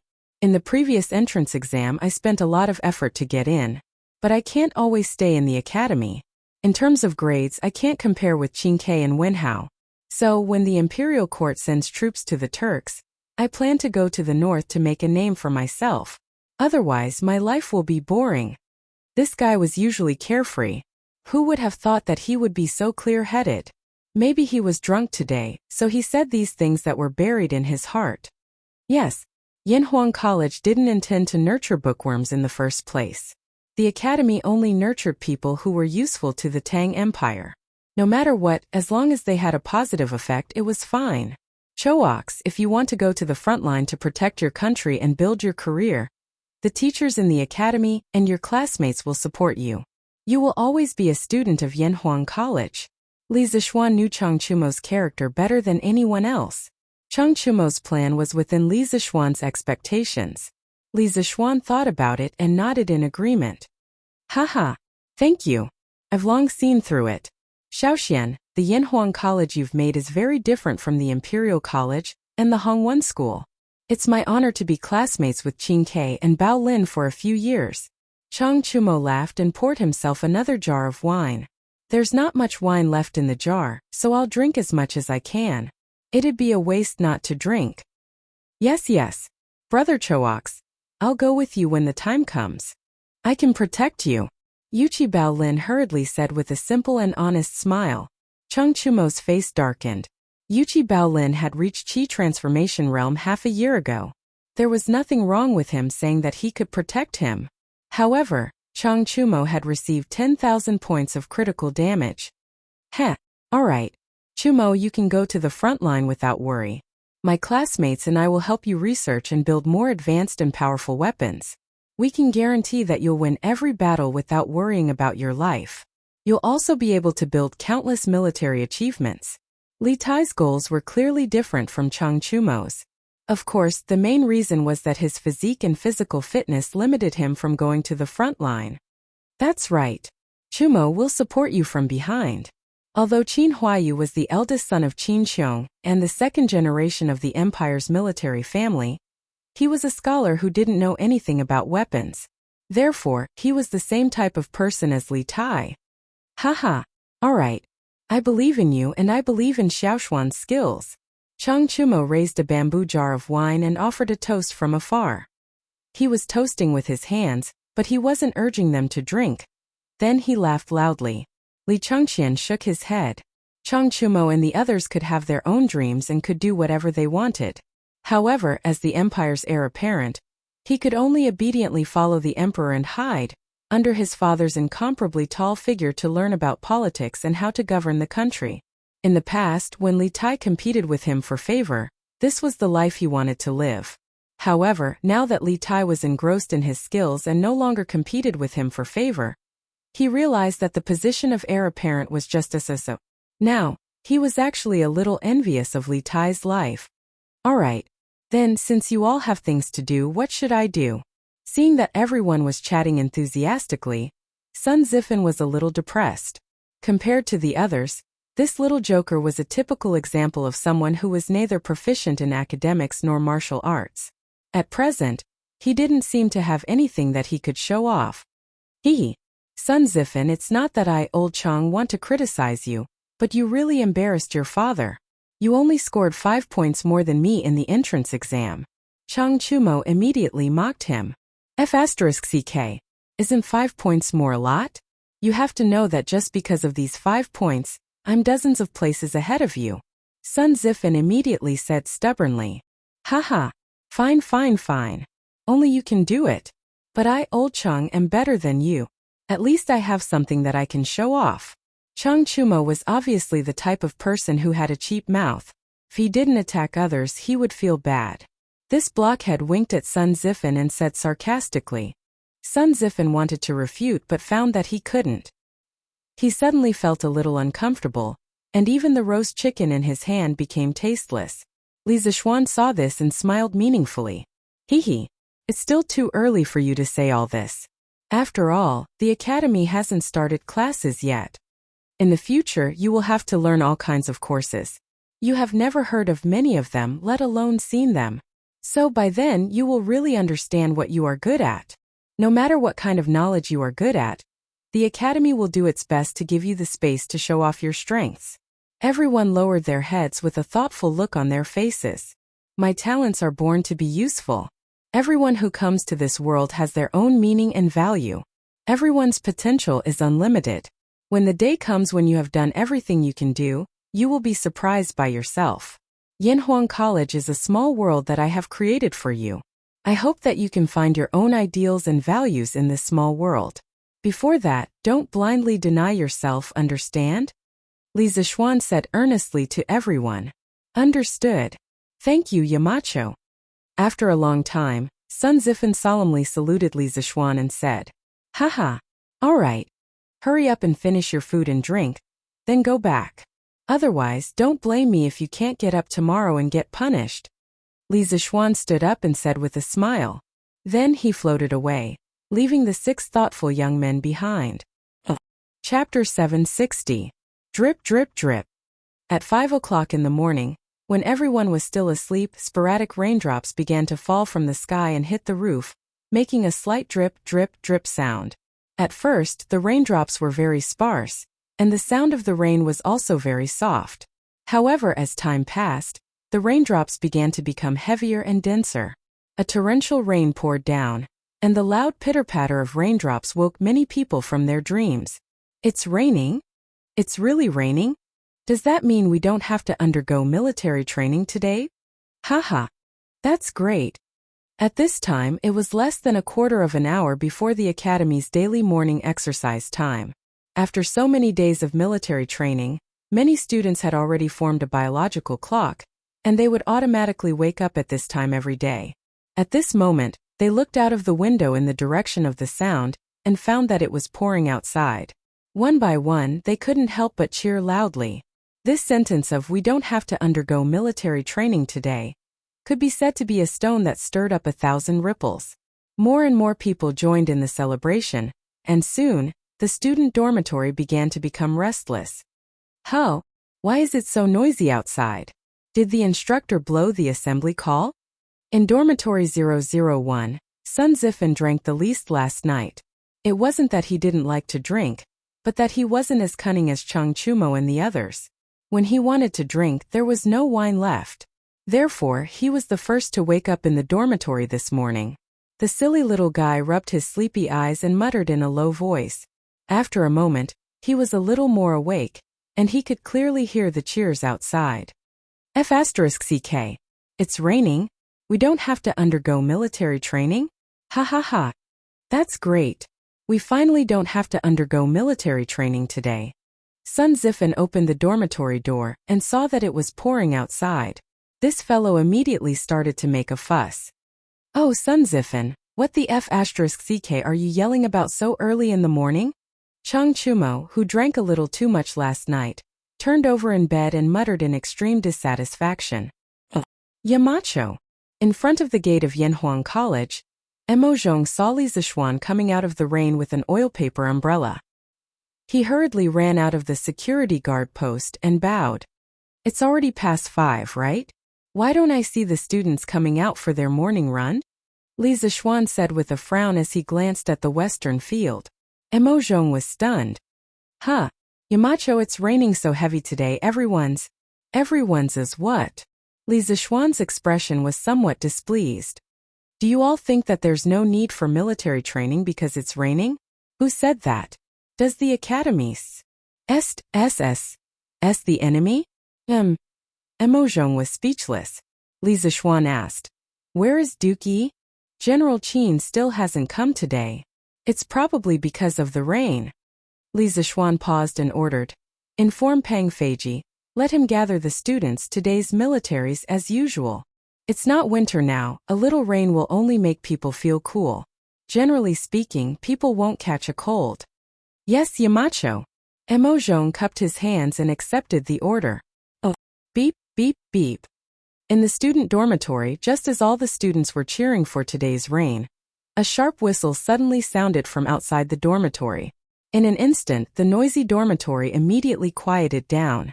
The students looked at each other in dismay, all of them thinking that they had misheard. However, the continuous whistling that followed brought them back to reality. Does that mean there's still military training today? Oh my God, are you kidding me? It's raining so heavily. Do we still have to go out for military training? Hurry up and wash up. If we're late, we'll probably be punished again. In dormitory 001, Chang Chumo, who was catching up on his sleep, heard the whistle and was instantly filled with grief and indignation. *CK, do they have to do this? Military training in this kind of weather? It's simply unreasonable. I was planning to sleep in. Looks like that's not going to happen, Li Tai said regretfully. After eating a sumptuous supper last night, he wasn't hungry at all. He just wanted to sleep. *CK, it's raining so heavily. I'll definitely get my clothes wet if I go out. If I knew this would happen, I wouldn't have washed them last night. What AF King waste. Sun Zifan's focus was different from the others. He felt that going out for military training in this kind of weather was equivalent to washing last night's clothes for nothing. Li Zishuan stipulated that the students had to dress neatly during military training. They had to wear camouflage uniforms, but each person only had one set of camouflage uniforms. This directly led to the students having to wash their clothes before going to bed at night, or else they would only be wearing smelly clothes the next day. Alright, hurry up and get up. Don't laze around in bed, Li Chengqian said with a frown. Not long after, the open space in front of the dormitory was filled with students. The bean-sized raindrops soaked the students' clothes instantly, but they didn't have the time to care about that at this moment. Beep beep. Instructors of each class, do a head count. Since Qin Qiong wasn't around, Peng Feiji became the head instructor. He blew his bamboo whistle and shouted loudly. Yes. Not long after, a continuous stream of reports sounded in the field. Everyone from Class 1 is here. Everyone from Class 2 is here. 2 people from Class 3 are missing. 1 person from Class 4 is missing. You go and call out the students who are late. In a while, lead them to run 10 laps alone. The rest of the students will start their morning run according to class order. Peng Feiji randomly pointed at a subordinate and instructed. Yes. Students from Class 1 start running. Bang bang bang. In the heavy rain, the students were like dragons in the sea, meandering toward the field. The sound of footsteps and chanting was endless, as if it was going to disperse the dark clouds in the sky. A day of military training began just like that. Chang'e is here too? Imperial Palace West Court, Lijiang Hall. Li Er, who had just finished the morning court, came here to visit. He entered the door and smiled in surprise. Greetings, father. Greetings, your majesty. Chang'e and Zhang Sun bowed one after another. Yes, you may rise. Li Er laughed, walked closer and asked, Guanyin maid, what are you doing? It's not even noon yet. Empress Zhang Sun smiled and said, Your Majesty, I heard from Li Xianan at the academy yesterday that meteoric success can treat asthma, so I asked him to send some into the palace every day. This was just sent over, so I called Chang'e over and planned to have lunch together. Then, Empress Zhang Sun opened the food box. There was a plate of golden dishes inside. It was the crushed version of meteoric success. Li Er's expression changed when he saw that and he said, Don't eat this. Don't be fooled by that brat. Chapter 761. What does your Imperial Majesty mean by this? Seeing Li Er's reaction, Empress Zhang Sun asked curiously. At this moment, Princess Chang'e's attention was also focused on Li Er. This was because she could sense that her imperial father was angry. Do you know what kind of material is used to make this so-called meteoric success? Thinking of this, Li Er became somewhat angry. He felt that he had been toyed with by Li Zishuan. This servant does not know. Empress Zhang Sun shook her head and replied. She had wanted to investigate the materials used to make soaring to glory. However, when she used her chopsticks to take a look, she discovered that the inside was a flour-like substance. She could not tell what it was. The soaring to glory that the academy made today was made with crushed locusts mixed with flour and eggs. It was not strange that Zhang Sun could not tell the ingredients. Locusts. Soaring to glory was made with locusts. Li Zishuan, this stinking brat, actually dared to deceive us. We must properly deal with him. Li Er sat at the head of the table and angrily slapped it. Ugh! Hearing that they had been eating locusts, Zhang Sun and Chang'e's faces turned deathly pale. Their stomachs churned, and they nearly vomited. Imperial Father, please do not blame Brother Xiaoxian. Brother Xiaoxian definitely would not harm Chang'e. There must be something hidden here. Changel recovered her wits and promptly pleaded with Li Er. That's right. Your Imperial Majesty. Shaoxian has always been a loyal and righteous child. He does not seem to be someone who does not know the gravity of the situation. Perhaps these locusts really are effective against asthma? Empress Zhongsun glanced at her eldest daughter and then spoke in support. Li Er coldly snorted and said, "Humph, there is no need for you to speak for that brat. Yesterday we already asked the 2 doctors of the Imperial Physician Bureau. They have never heard of locusts being able to treat asthma. From this, it can be seen that Li Zishuan's words are nothing but nonsense. As we see it, this stinking brat is definitely itching for a beating." Seeing that Li Er only spoke fiercely but did not have any intention of punishing him, how could Empress Zhongsun, who had been with Li Er for over 10 years, not understand what he was thinking? She could not help but inwardly breathe a sigh of relief. Perhaps this child remembered wrongly. It can be assumed that he does not have any ill intentions. Your Imperial Majesty, please do not blame him. I will settle the score with him in the afternoon. Take these things away and don't eat them in the future. Li Er pointed at the meteoric success in the food box and said with a straight face. Yes. Empress Zhongsun responded. Changel, who was next to her, rolled her black eyes as if she was thinking of something. The rain came quickly and left quickly. Around 9 o'clock in the morning, the raindrops had obviously lessened. By noon 11 o'clock in the morning, the sky had cleared up, the dark clouds had dispersed, and the sun was about to come out. Leader, a lady sent a note to you saying that it's for you. When it was almost noon, Mo Zhong came to the principal's office and bowed to Li Zishuan. Oh? Did you ask about that woman's identity? Li Zishuan raised his eyebrows and asked curiously. That woman said, Yamacho, once you read the note, you will know who wrote the letter. Give it to me. Li Zishuan ordered. Mo Zhong stepped forward and handed over the note, then tactfully retreated. Li Zishuan opened it and looked at it. His expression changed slightly, and he said with some exasperation, F***CK. This is really good intentions doing a bad thing. Old Li is really narrow-minded. You don't know anything and you still have the nerve to blame others? If Li Er heard this, he might go into battle and beat Li Zishuan up. Speaking of which, don't the doctors at this time realize the medicinal value of locusts? It shouldn't be. Now that old man Sun is not in Chang'an, what should I do? Yamacho, someone from the palace is here. He said that he wants you to prepare to enter the palace to meet the emperor. In the afternoon, Mo Zhong came to the principal's office again, but this time Li Zishuan had already changed into a purple official's robe, as if he was already prepared to enter the palace. Okay, I got it. You go down first, I will come later. Li Zishuan responded and said. That's right, he was indeed prepared. The note in the morning was a letter that Changel asked a palace maid to send over. In the letter, he completely explained Li Er's plan and attitude to him, so that he could be mentally prepared in advance. Yes. After a while, Li Zishuan rode a carriage out of the academy, followed by the palace attendant from the palace, and headed in the direction of the palace. It had just rained heavily, and the mountain roads were extremely difficult to travel on, so this trip took more than an hour before they arrived at the palace. Your Majesty, Li Zhanshur is already here. At the Sweet Dew Hall, a small yellow door entered the hall and bowed carefully. Announce. Announce, Li Zhanshur for an audience.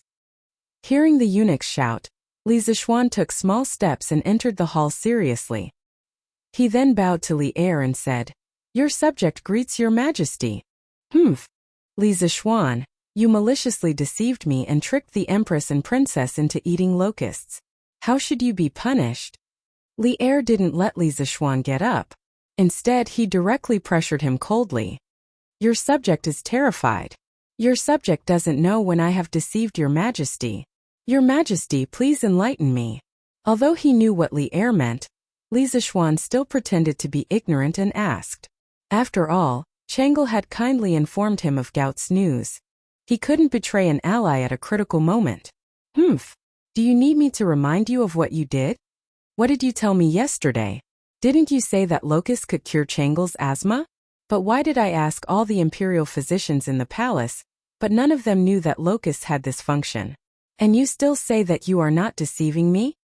Li Er glared and said angrily. Li Zishuan was already mentally prepared for this. He began to put on an act and said with a surprised expression, "How is this possible? Your Majesty is wise. Locusts do indeed have extremely high medicinal value. What I told your Majesty yesterday was only the tip of the iceberg. These things were all said by my master himself. If your Majesty doesn't believe me, you can ask Priest Sun when he returns to Chang'an. What I said is absolutely not false." In fact, locusts could not only stop coughing and asthma, detoxify, penetrate rashes, treat whooping cough, bronchial asthma, infantile convulsions, sore throats, obstructed rashes, bronchitis, stop cramps, and so on. They could also reduce blood pressure, lose weight, lower cholesterol, nourish the body, and nourish the stomach and spleen. If eaten for a long time, they could prevent cardiovascular and cerebrovascular diseases. When used externally, they could treat otitis media. Frosted locusts could treat dysentery, enteritis, and so on.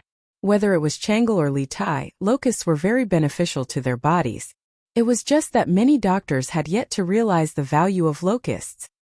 Chapter 762. In the Sweet Dew Hall. Li Er, who was originally full of doubts, couldn't help but become hesitant after hearing Li Zishuan's solemn explanation. However, he didn't give in easily. "Brat, you're using your master as a scapegoat again.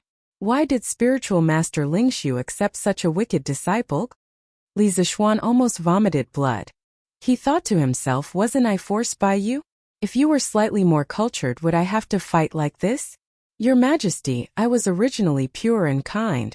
However, I entered the big vat of corruption that is the imperial court. However, I absolutely have a pure and innocent heart towards your Majesty and my master. Li Zishuan played a slick trick and said. This time it was Li Er's turn to vomit blood. "Brat, what do you mean? Don't tell me that my court has polluted you?" Cough cough. "I definitely didn't mean that." Li Zishuan shook his head and cupped his hands. He flatly denied. "I only meant to say that surviving in the imperial court is far more complicated than what I learned in the mountains. I still have many things to learn." Li Er glanced at Li Zishuan and said unhappily, "You're so glib-tongued at such a young age. You've ruined the integrity of a loyal official." Li Zishuan didn't care. He never wanted to be a loyal official. It was too tiring. He also didn't want to be a sycophantic official. It was too smelly.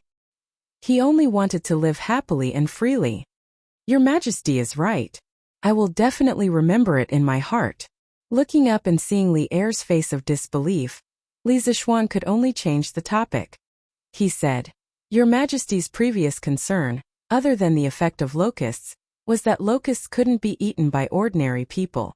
If this meteoric success was made from flour, even if it couldn't cure the illness, your Majesty wouldn't blame me." In fact, it was true. Li Er knew clearly that his family's disease, Qi disease, could not be cured. After knowing that his meteoric rise was caused by locusts, and that it could not help Changle's illness, Li Er was furious. But what he was really angry about was that his daughter had suffered so much. She ate locusts but could not be cured. If meteoric rise was made by something slightly more normal, Li Er might not be so angry. As for the effects of the locusts, my master came across it by chance during his medical practice. He didn't leave behind any medical books or notes. Moreover, Priest Sun isn't in Chang'an right now, so I can't immediately prove the effects of the locusts to your Majesty. However, I can guarantee that the locusts are not disgusting insects. Their meat is very delicious and has high nutritional value. It is comparable to black chicken and bird's nest. Words have no proof. I just happened to bring some of the soaring meteoric success that the Academy made this afternoon." Speaking of this, Li Zishuan took out an oil paper package from his arms and opened it, revealing the golden soaring meteoric success inside. Li Er stared and said, "Why do you bring these things with you?" Li Zishuan replied, "Your Majesty, since I invented the way to eat locusts, I usually bring some with me. When I am hungry, I can eat it as a snack. It is very delicious. Your Majesty, please forgive my rudeness. Seeing such delicious food, I can't hold back." After saying this, Li Zishuan apologized to Li Er. Then he couldn't wait to grab a piece of soaring meteoric success and put it into his mouth. He deliberately chewed it until it was crispy, causing the palace maids and eunuchs outside to blush with shame. "Oh, it's really delicious. Your Majesty, do you want to try it?" Li Er was frowning when Li Zishuan handed over a piece of soaring meteoric success and asked, "Scram!" Even though Li Zishuan looked like he was eating very happily, Li Er couldn't help but feel nauseous when he thought that this thing was made by locusts. He then angrily said, "I will take my leave." When Li Zishuan heard this, not only did he not feel ashamed, but he also felt like he had been pardoned. He immediately took the opportunity to take his leave. Li Er waved his hand in annoyance and didn't want to bother with Li Zishuan. Li Zishuan bowed and slowly left the hall. Wretch, wretch. Li Zishuan quickly walked out of the imperial city and immediately scurried to a corner and retched. The heavens took pity on him. This was the first time he had eaten such disgusting things like locusts in his previous life. Although he knew that locusts had many benefits for the human body, although he had made a solemn vow in front of Li Er just now and acted beautifully, when he actually ate locusts himself, he still couldn't help but feel disgusted. Cough cough.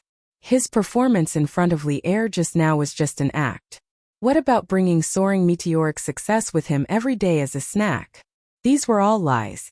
The reason he brought a bag of soaring meteoric success today was because Chang'e had secretly informed him in the morning, and he had prepared it in advance to deal with Li Er. Therefore, the cause of these twists and turns was Chang'e, but the person who helped him through these difficulties was still Chang'e. "Sigh, I've finally gotten rid of old Li.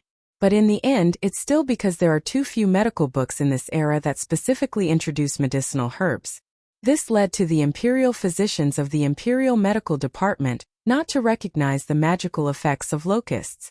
It seems that when Old Sun returns to Chang'an, it's necessary to ask him to compile a medical book similar to the Compendium of Materia Medica." After calming down his tumbling stomach, Li Zishuan thought silently in his heart.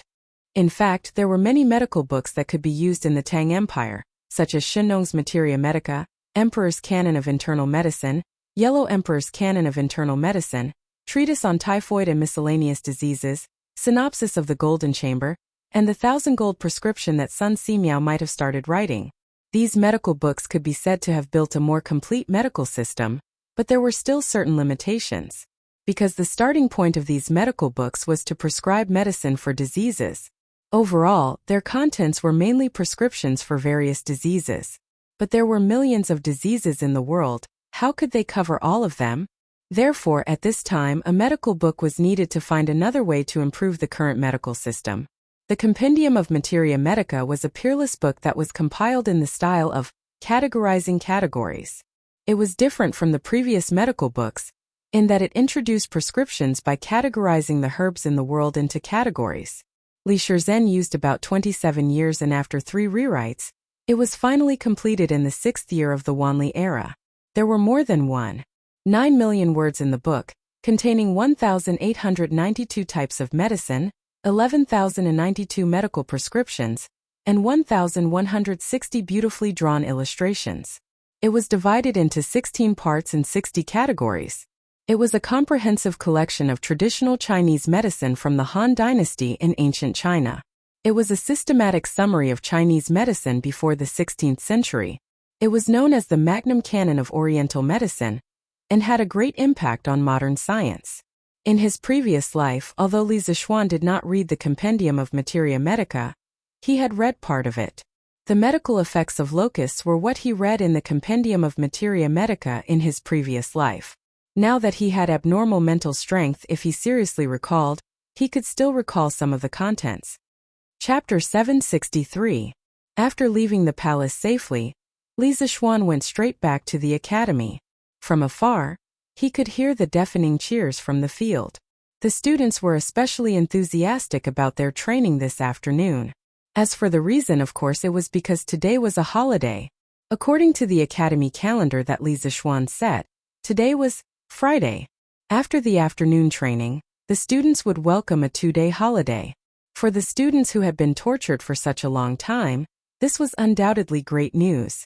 No wonder they were not excited. When Li Zishuan was in the military training in the university in his previous life, he spent his weekends and days in the military camp. In comparison, this group of students was considered very lucky. Shaking his head, Li Zixuan walked towards his office. The field was in full swing and extremely noisy, but the Guanghua building was unusually quiet. This was because the teachers of the academy were racing against time to study the courses that they were going to teach this semester. How is it? Can you see it? How far can you see?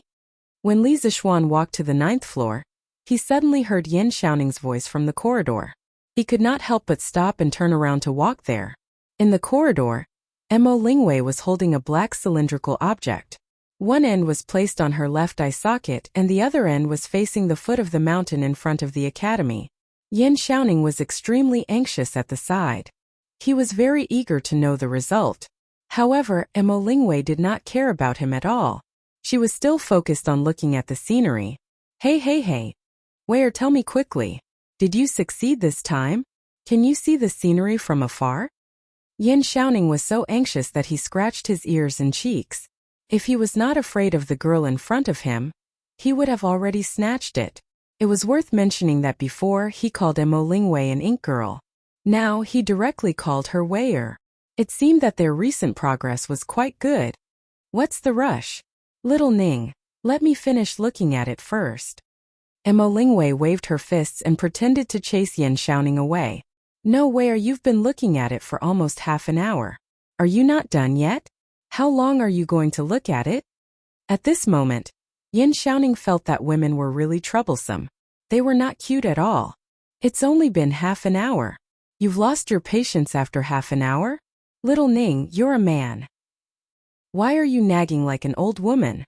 Are you still a man? Hearing the urging Mo Lingwei immediately Yin Xiao Shui Yen. You. Yin Xiaoning was so angry that he was trembling. You for a long time, but he couldn't say anything. Suddenly he had an idea. He moved his feet and came to the front of Mo Lingwei. Then he used his right eye to look at the other end of the cylindrical object in Mo Lingwei's hand. Then the image froze there. Ah! Little Ning, you're courting death. After about 3 breaths of silence, Mo Lingwei suddenly screamed and took a few steps back. She looked at Yin Xiaoning with dissatisfaction and said angrily, God knows how she would feel when a huge eye appeared in her field of vision.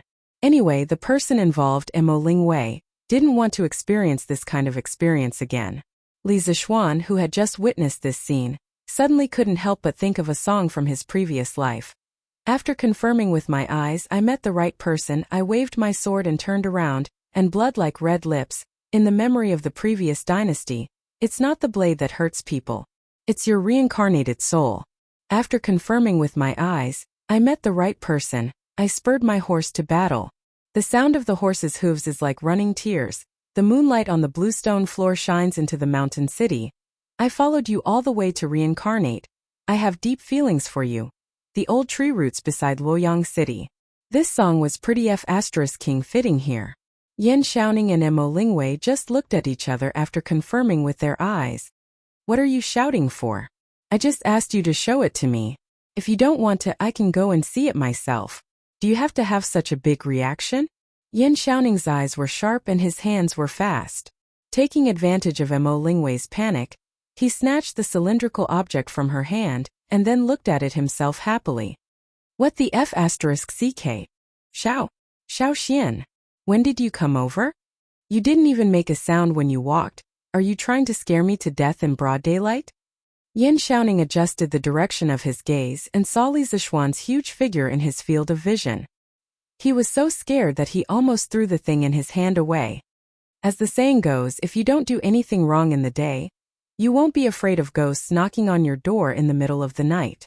Xiaoning, you're so flustered, could it be that you have a guilty conscience? Li Zixuan stared into Yin Xiaoning's eyes and said meaningfully, Damn, you're so weird. I think you're the one with a guilty conscience. Yin Xiaoning rolled his eyes and said in annoyance, as a straight man who was destined to be alone for the rest of his life, how could he have a guilty conscience? This was called being calm, okay? Yamacho, you're here. Just in time. Come and take a look at the clairvoyance that we just made. Xiao Ning, quickly take out the clairvoyance. Mo Lingwei couldn't help but feel a little angry when she saw Yin Xiaoning acting like a block of wood. But when she thought of the results of the past few days of hard work, She couldn't help but come forward and say excitedly to Li Zixuan. "Oh!" Yan Xiaoning responded dully, and then handed the clairvoyance in his hand to Li Zixuan. The outer shell was made of wood. Li Zixuan judged the material of the clairvoyance's outer shell as soon as he held it in his hand. It was made of high-quality Phoebe Jinan wood, complemented by peerless carving skills. It was very classy and impressive. This was obviously the masterpiece of Strange Pavilion's heavenly knife Lu. 2 lenses were embedded at both ends of the wooden tube, one big and one small. Li Zixuan put the clairvoyance close to his eye socket and then looked into the distance. He realized that the flowers, grass, and trees at the gate of the academy were all reflected in his eyes, and even the texture was unusually clear. Cough cough. Although with Li Zixuan's current eyesight, he could still see things that were so far away even without the clairvoyance, but with the clairvoyance he still felt that things were bigger and clearer. Not bad. You've already adjusted the distance between these 2 lenses very well, and it can meet the requirements of the clairvoyance. Girl Xiaoning, you've done very well, and the progress is also quite fast. I'm very satisfied. Li Zixuan looked at the 2 of them and sincerely praised them. Oh! It's rare that you're satisfied with Yamacho. It's really not easy. Mo Lingwei said excitedly with a bright smile on her face. Logically speaking, it could be said that Mo Lingwei and Yan Xiaoning had put in a lot of effort to be able to go from nothing to making the clairvoyance in just 10 days. Although they had the support of the powerful and advanced production capabilities of the workshop behind them, their hard work couldn't be ignored. It was indeed very difficult. Chapter 764. Yamacho, does this mean that I've succeeded? You have to keep your promise to me. Mo Lingwei became excited when she heard Li Zixuan's affirmation. Li Zixuan chuckled. Haha, you're still far from success. Back then, I asked you to build an astronomical telescope. Miss Mo, don't tell me you think you can see the moon in the sky with this little thing? Mo Lingwei blinked curiously. Why can't I? My clairvoyance can already see very far. Can't I use it to see the moon? Of course not. Seeing that Yan Xiaoning was also puzzled, Li Zixuan had no choice but to patiently explain to them. I've told you guys before that the magnification of the clairvoyance is related to the focal length of the objective lens and the eyepiece. The clairvoyance that you guys are making now has a magnification of at most 7 to 8 times. That is to say, a person who uses this to see a distance of 1,000 feet will only be able to see a distance of about 10 to 12 feet. The moon is about 880,000 miles away from us. Do you think we can clearly see what the moon looks like with this? Usually, the moon is about 400,000 kilometers away from the Earth. In the Tang dynasty, Li Shimon's 2 steps, 1 step for each of his left and right feet, was used as the standard. It was called bu. It was stipulated that 300 steps was 1 li, and 1/5 of 1 bu was 1 qi. In the Tang dynasty, 1 qi was 0.303 meters, and 1 li was 454 meters. The distance between the Earth and the Moon was about 880,000 miles in the Tang dynasty. 880,000 miles? How far is that? The 2 of them were speechless. Yan Xiaoning thought for a while and asked, Xiaoxian, according to what you said, we just need to increase the magnification of the clairvoyance next? Li Zixuan rubbed his chin and replied, yes, but it's not just about increasing the magnification. When the magnification is too high, the final image of the clairvoyance will be seriously distorted. You have to think of a way to reduce the distortion of the image. Otherwise, no matter how high the magnification is, it will be useless. Mo Lingwei frowned and asked, Yamacho, what do you mean by image distortion? She could not be blamed for being ignorant. It was mainly because this knowledge had not been covered in the first volume of the physics textbook. Li Zixuan organized his words and explained, previously, I told you about the imaging principle of the convex lens. In fact, those are the cases where the light rays are close to the central optical axis. But in fact, there is always a part of the light rays that are not close to the central optical axis. They are at the edge of the lens. Compared to the actual object, the final image of this part of the light rays has a certain deformation. I call it distortion. For the clairvoyance, if you wanted to obtain a higher magnification factor, the overall length of its optical path would have to be longer. At this time, a small distortion would become even bigger after such a long optical path. So in the future, when you increase the magnification of the clairvoyance, Don't neglect the image quality. According to my experience, as long as you can ensure that the magnification is above 30 times, you can basically meet the requirements of astronomical observation.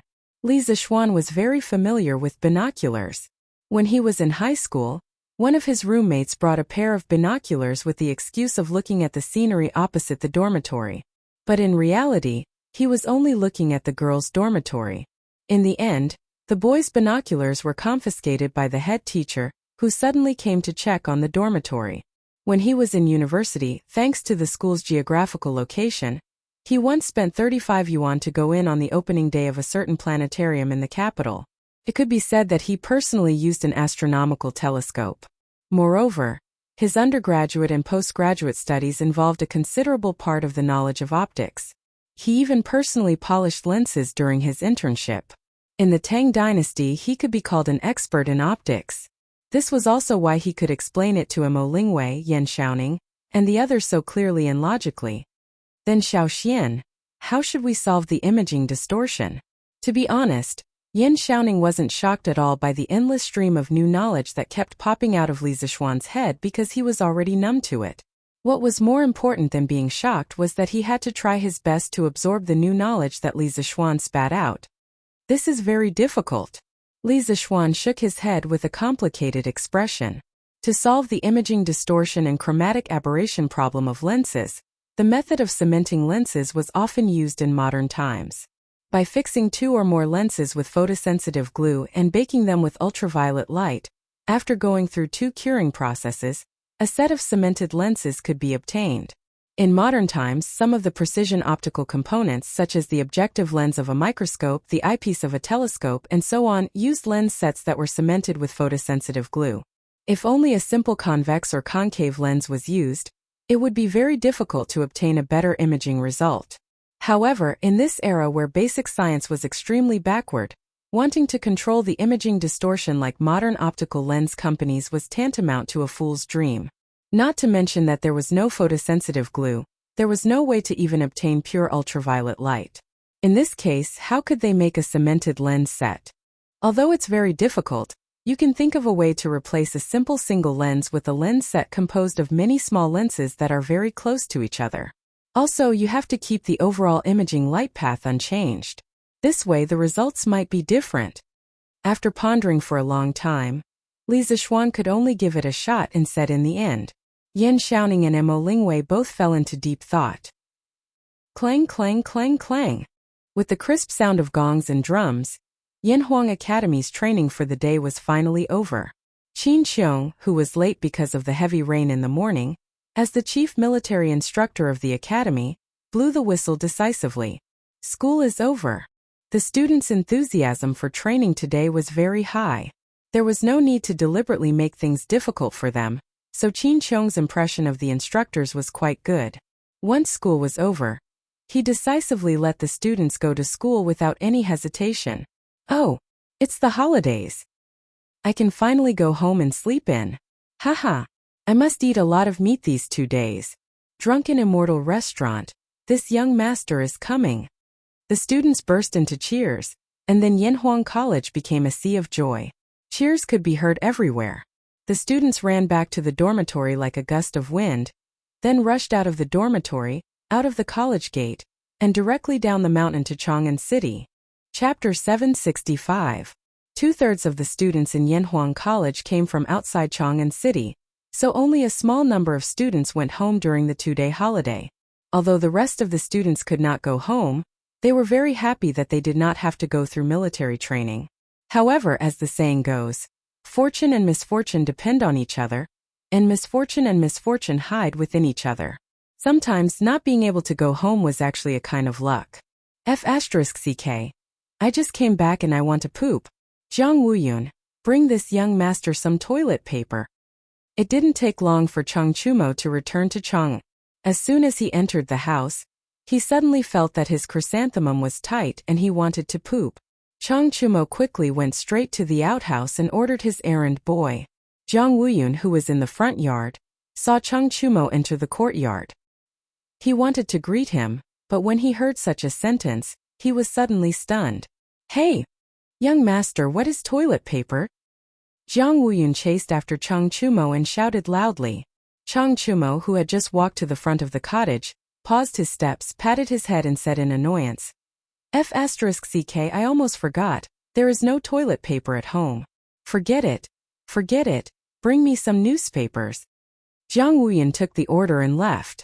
Cheng Chumo shook his head and went into the outhouse with an unhappy face. F***ck, why is it so smelly?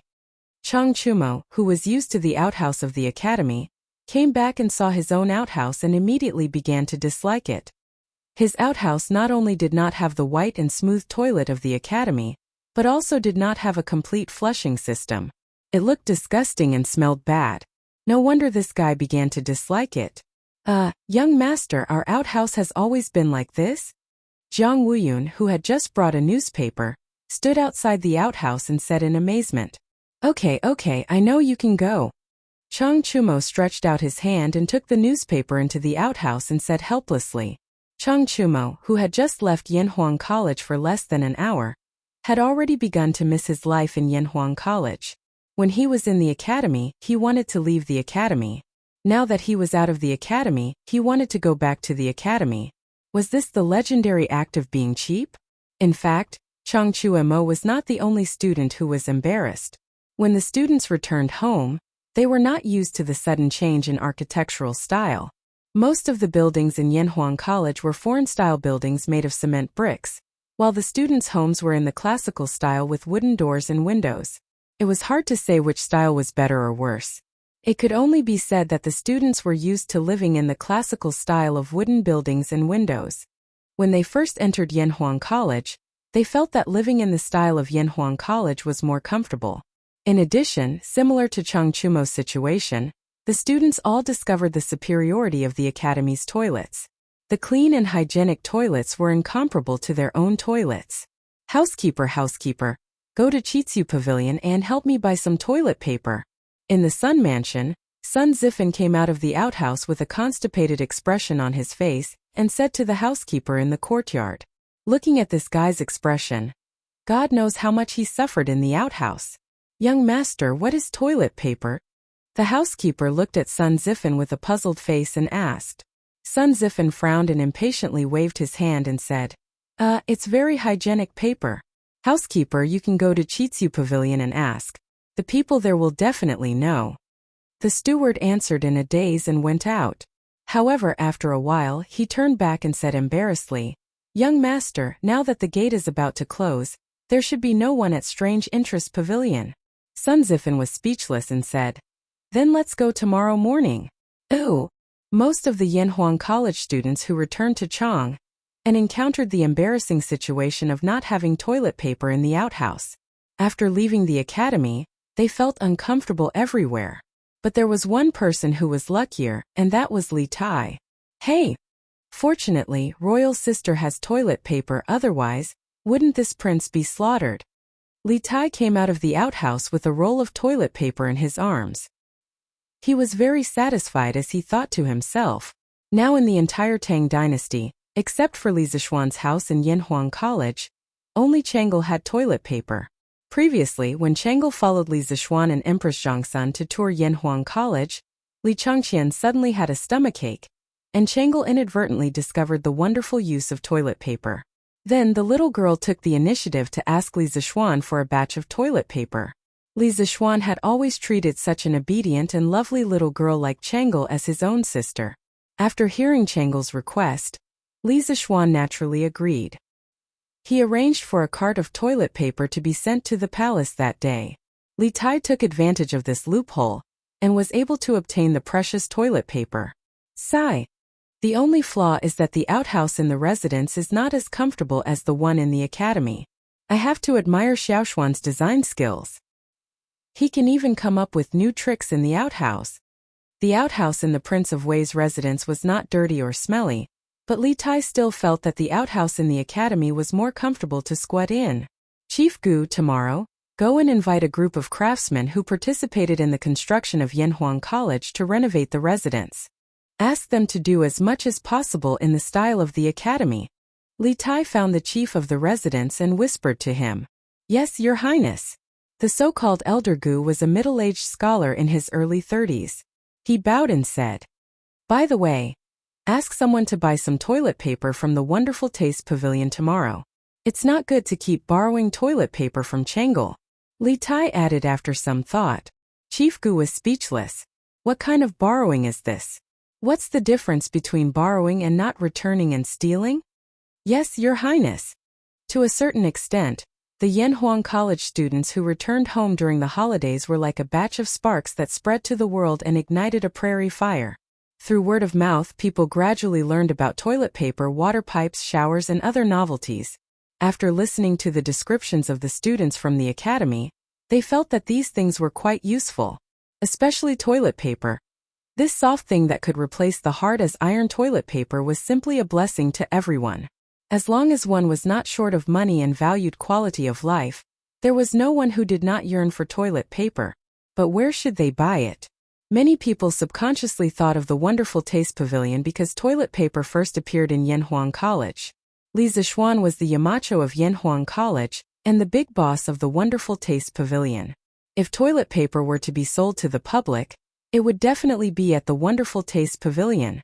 Thus, early the next morning, the Wonderful Taste Pavilion welcomed a large group of customers. The line had already filled the entire street. Chapter 766. Whoa! Why are there so many people here today? As soon as Sun Huayuan opened the door of the Strange Interest Pavilion, he was shocked by the huge crowd outside. He rubbed his eyes and couldn't help but wonder. Strange Interest Pavilion hasn't launched any new products recently? Why are all these people here? Did Lord Ju come up with some new information? Ever since the Divine Mirror and Azure Glaze Cup were launched a few days ago, Curious Pavilion's customer flow had been relatively stable. Today, however, there was a sudden surge in customer flow. Sun Huyan, the shopkeeper of Curious Pavilion, couldn't understand it. "Shopkeeper son, you've hidden it well. Curious Pavilion has such a good item like toilet paper, but you didn't sell it earlier. You're too mean." Chao Wendong, who was at the front of the line, laughed loudly when he saw Sun Huaiming. He was rich, so of course he didn't need to line up every time. However, he wanted to build a good relationship with Li Zishuan and the people around Li Zishuan. Moreover, he valued Li Zishuan's business opportunity very much. Therefore, whenever Curious Pavilion launched a new product, Chao Wendong would always be in the line to buy it. "That's right. Boss son, you're too mean. In the past, I Li have patronized every new item in Strange Interest Pavilion." "That's right. If I didn't hear from old Wang's son next door, I wouldn't have known that Curious Pavilion has toilet paper. Shopkeeper son, you can't hide it. If you have something good, you should share it with everyone. It's not like we can't afford it, right?" Yes. As long as it's good, it doesn't matter if it's a little expensive. We earn so much money, but in the end we still want to enjoy ourselves." These were the words of two seemingly stupid but rich fellows. Sun Huayan was a little stunned by this indiscriminate bombardment. He only reacted after a while. He cupped his hands and asked, "Dear guests, where did you hear that Curious Pavilion sells toilet paper? Forgive me for being blunt, but I've never received any news that my boss is selling toilet paper." Buzz. Sun Huayuan's gaze was like a drop of water splashed into a boiling pot of oil. The people who had been lining up for a long time immediately exploded. "What? Odd Interest Pavilion doesn't sell toilet paper? I've been waiting in line for almost half an hour. What are you doing?" "In order to buy toilet paper for my young master. I've been waiting here for an hour. In the end, I didn't manage to buy it. It's over now. I'm going to get scolded when I go back." Two young men wearing servant hats complained to each other after hearing Sun Huayuan's words. "Damn it. Shopkeeper son, you can't scare people like this. Who doesn't know that toilet paper was invented by the Yamacho? Who would believe you if you say that Strange Pavilion doesn't have it?" In the crowd, Wang Ming rubbed his buttocks and shouted at the top of his voice. This guy had completely forgotten his own identity and was actually helping an outsider to harm his teacher. Cough cough. The main reason was that he was used to using toilet paper at Yanhuang College. After returning home yesterday, he had to use toilet paper again, so he wasn't used to it. Just so happened that he was unlucky. There was a thin and short bamboo stick on the toilet paper, and Wang Ming's buttocks were instantly pierced by it. That was why he hurried over to Strange Interest Pavilion early in the morning to try his luck. However, he didn't expect that there would be so many heroes who had the same idea as him. Wang Ming's voice was famous for being loud. Sun Huayuan could hear him clearly even from afar. After hearing what he said, his old face darkened, and he was so angry that he almost went downstairs to drag Wang Ming out and give him a good beating. This was because he knew that the person who had spoken was definitely a student from Yanhuang College. A student who actually dared to scam the Yamacho. If such a student didn't deserve to be beaten up, then who should be? That's right. Shopkeeper-san, from what you said just now, it seems like you already know about the existence of toilet paper. Moreover, Strange Interest Pavilion also seems to have toilet paper, but why don't you take the initiative to sell it? Chao Wendong's eyes suddenly lit up. He found the contradiction in Sun Huayuan's words, so he asked. The other merchants, servants, students, and commoners all quieted down. They wanted to see how Sun Huayuan would answer. Sun Huayuan smiled bitterly and said, Boss Chow, I indeed knew about the existence of toilet paper a long time ago. However, at the beginning, the workshop's production of toilet paper was limited. In fact, Faubert didn't want to waste resources to produce this kind of meaningless toilet paper. All the toilet paper produced was sent to the boss's residence. After that, Yanhuang College started school, and the workshop opened a branch in Plum Village. Only then did the production of toilet paper gradually increase. However, at that time, the toilet paper was mainly supplied to the teachers and students of Yanhuang College. The boss didn't have any intention of selling it outside. The surrounding crowd was speechless. What else could they say when they encountered a willful boss who didn't want to earn money even if he had it? They could only cry without tears. Boss son, if such a good thing can't be sold outside, it would be a pity. Strange Interest Pavilion is a shop that constantly brings joy and convenience to everyone's lives. My brothers and I have always liked and supported it very much. I hope that shopkeeper-son and Lord Ju can seriously consider including toilet paper in the queue for goods to be sold.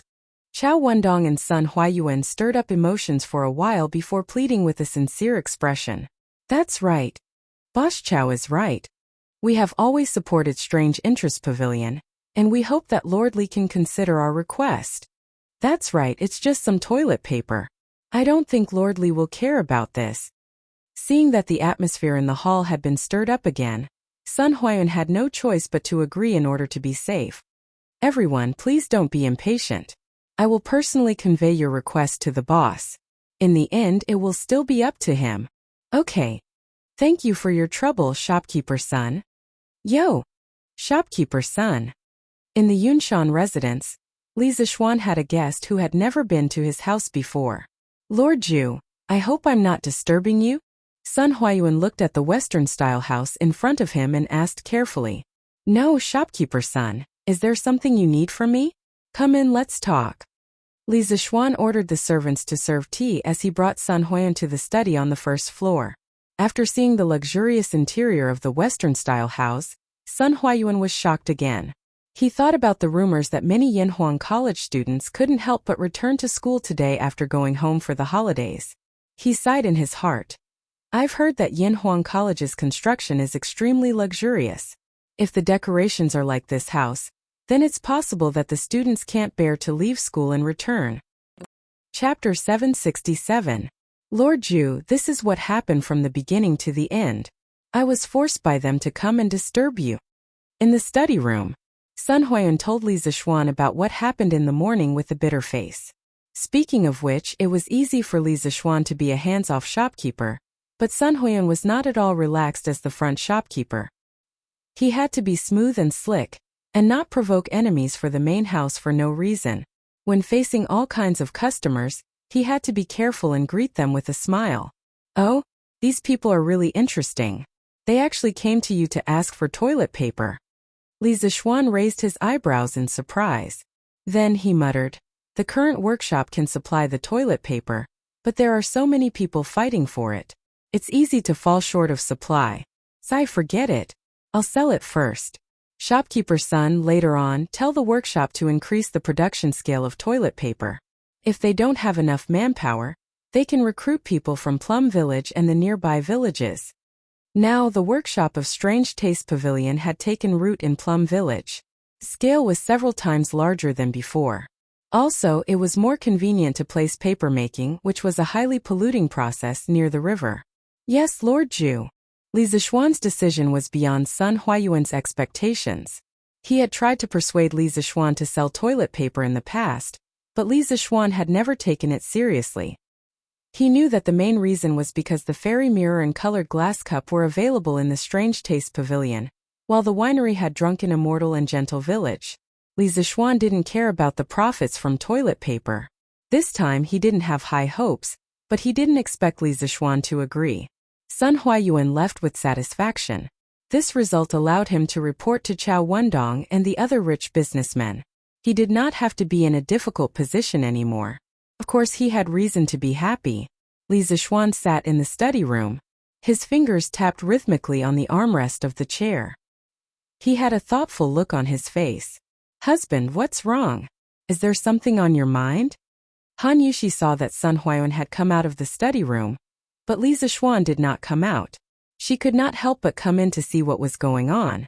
She saw Li Zixuan leaning on the armchair with an inexplicable expression.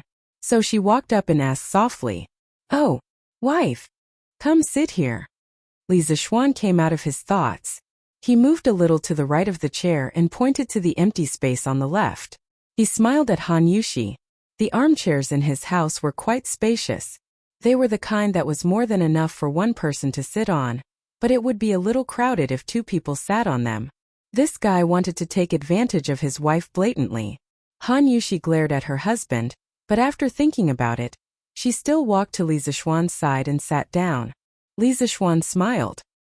He put his arm around his wife's waist and said, "Sun Huayuan just came here to plead for the people of the people. Just now, shopkeeper's son came to petition on behalf of the people." Today, the curious pavilion was surrounded by many merchants and ordinary people who wanted to buy toilet paper. It seems that the people of our great Tang have all suffered the harm of toilet paper. This was a private matter. Thinking about how she had used toilet paper in the past, Han Yushi blushed and asked, "Husband, you agreed just now, right? I saw that Sun Huayuan was in a very good mood when he left." "Haha, my wife is smart," Li Zixuan praised. Then he sighed and said, "Your husband has never cared about the small profits brought in by toilet paper. However, your husband has neglected the needs of the people of the Great Tang. He has also neglected the original intention of establishing the Strange Taste Pavilion. When the Strange Taste Pavilion was established, it was to create new and interesting things in the world to make life easier for the people. But now, wife, do you think that your husband is obsessed with money?" In fact, this was also the main reason why Li Zixuan had agreed to Sun Huayuan's request. Chao Wendong and the others' words in front of the Strange Taste Pavilion had made him happy and alert. He had thought that toilet paper would not make much money, so he had never considered selling it. Obviously, this went against the original intention of establishing the Strange Taste Pavilion. The market should not be decided by profits, but by practicality. Otherwise, he would become a businessman who only cared about profits and not a great man of the era. "So this is what my husband is thinking about?" Han Yushi giggled and said, "Actually, my husband, you are thinking too much. In my opinion, the reason why my husband hasn't sold the toilet paper is not because the profit is small, but because my husband is now wholeheartedly devoted to the affairs of the academy and doesn't want to manage these trivial matters." That's true. After hearing Han Yushi's words, Li Zixuan's mood immediately improved. He hugged his wife and laughed shamelessly. "Haha, my wife knows me best." In the evening, Li Zixuan made another trip to the academy because there were still more than 400 foreign students living there. The youngest was the 6-year-old prodigy, Jia Jiayin. It was fine if there was a military training instructor on a normal day, but if there was no one on the weekend, he was worried that the students would cause trouble in the academy. "Wang Meng, Sun Zifan? Why are you two stinking brats back again? Could it be that you are not awake and remembered the school day wrongly?" Coincidentally, as soon as Li Zixuan entered the academy, he saw Sun Zifan and Wang Meng walking in front of him with a bag slung over their shoulders. Li Zixuan quickly caught up with them and asked, Yamacho, hello. Sun Zifen heard Li Zishuan's voice and quickly stopped in his tracks, turned around and saluted. Yamacho, hello. Wang Meng also saluted. The two of you haven't answered my question. Li Zishuan glanced at the two of them and said indifferently. Yamacho, it's like this. When I returned home, I realized that studying at the academy was more fulfilling than wasting time at home. So I returned to the academy and planned to use the break to prepare for the upcoming lessons. Sun Zifen rolled his eyes and explained to Li Zishuan. Wang Meng nodded and echoed. Yamacho. I also came to the academy to prepare for my lessons. Do you think I will believe you? Li Zishuan glared at the two of them and said angrily. Nonsense. Do you believe that I will ask Instructor Peng to discipline the two of you separately tomorrow? How? Sun Zifen was shocked and quickly waved his hands. No. Yamacho. I'm not used to staying at home, so I came back to the academy. After all, life at the academy is good, and I can eat, sleep, and poop well. Chonyo, Bao Lin, and Qin Ke came back earlier than us and arrived at noon. He really wanted to say, I came to the academy to freeload food and toilet paper, but if he said so directly, he would definitely be beaten up again. Li Zishuan suddenly understood. He looked at Wang Meng and said, Wang Meng, I heard that you have a lot of free time in the morning. Wang Meng's eyebrows twitched and his legs trembled. He was about to explain when Li Zishuan said, All right, you guys can go now. Only then did he feel as if he had been granted amnesty. He dragged Sun Zifen and hurriedly fled. Ooh. Chapter 768. Wang Meng, what did Yamacho say to you just now? Yanhuang College. On the way back to the dorm, Sun Zifen nudged Wang Meng's arm and asked. Nothing.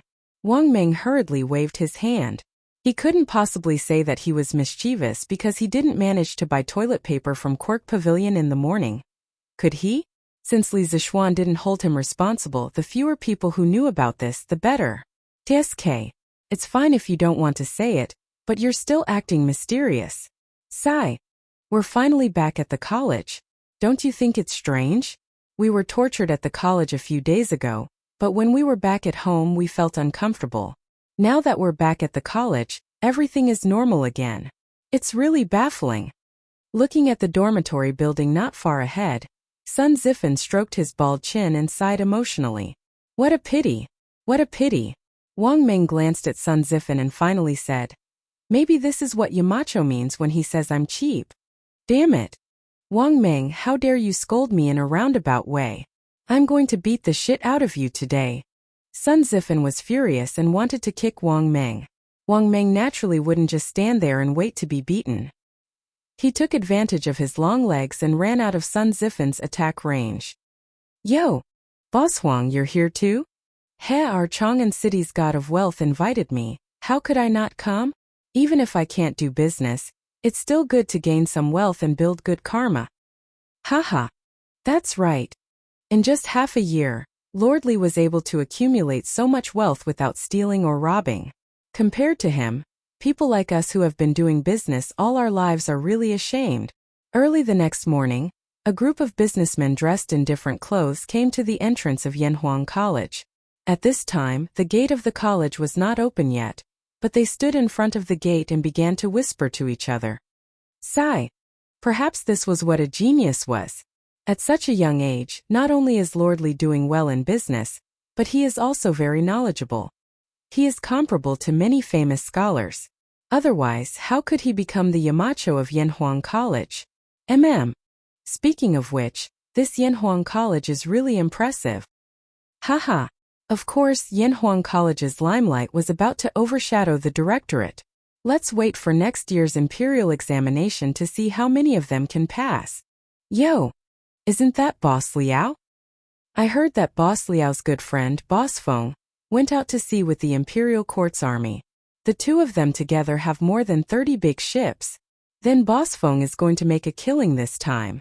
I heard from Lord Li that the wealth at sea is endless. Hey, Boss Chow is here.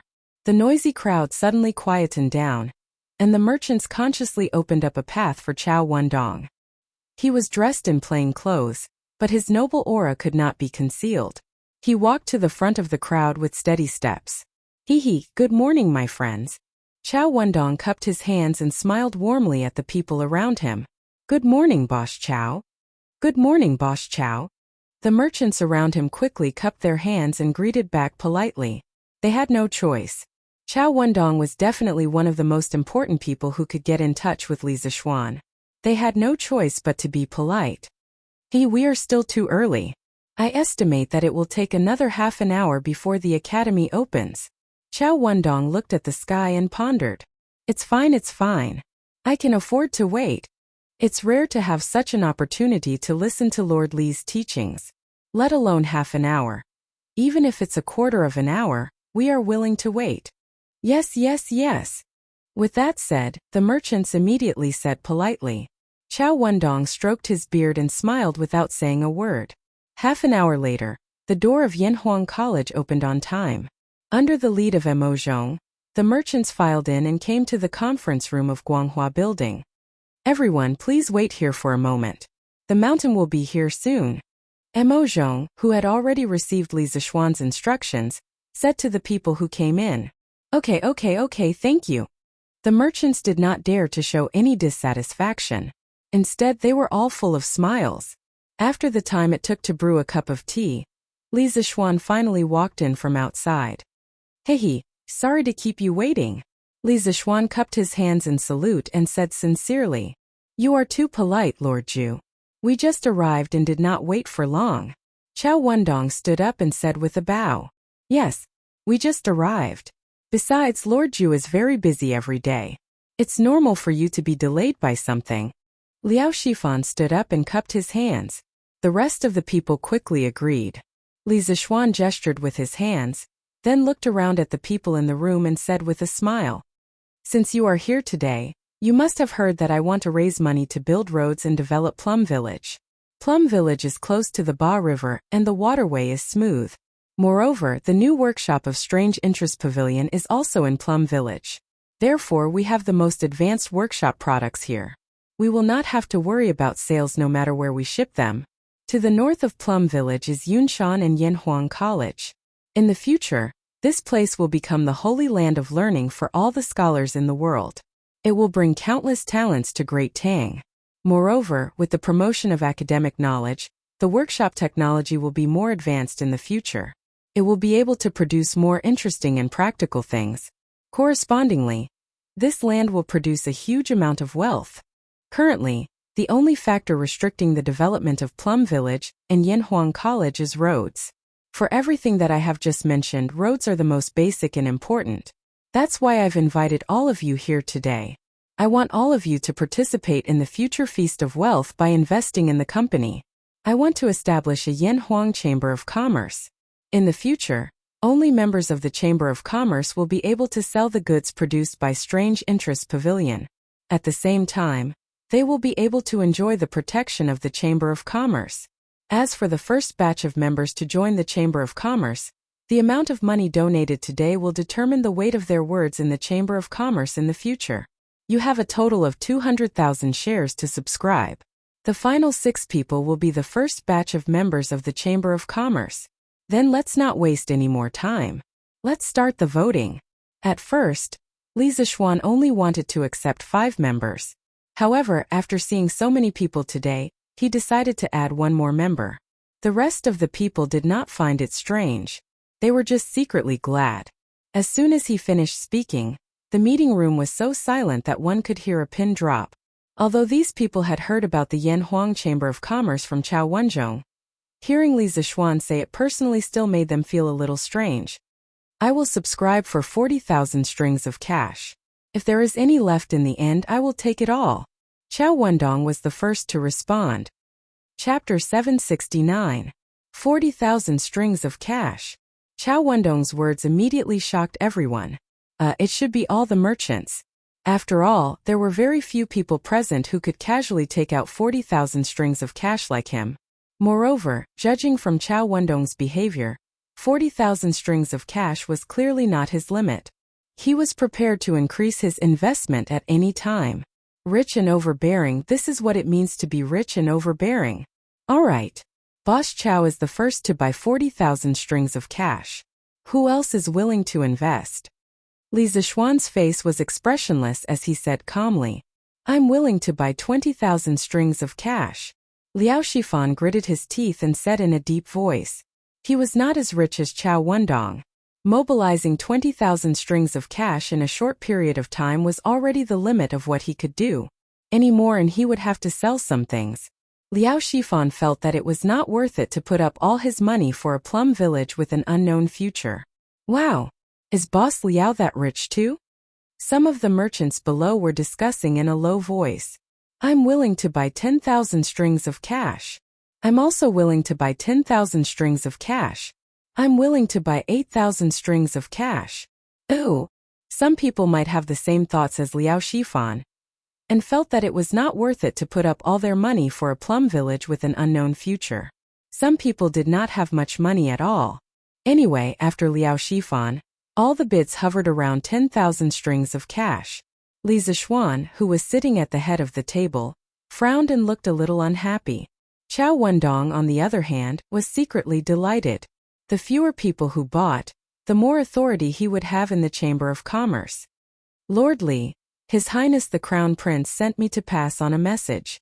The East Palace is willing to buy 30,000 strings of cash. At this moment, a scholar came in and bowed to Li Zixuan. Everyone was shocked.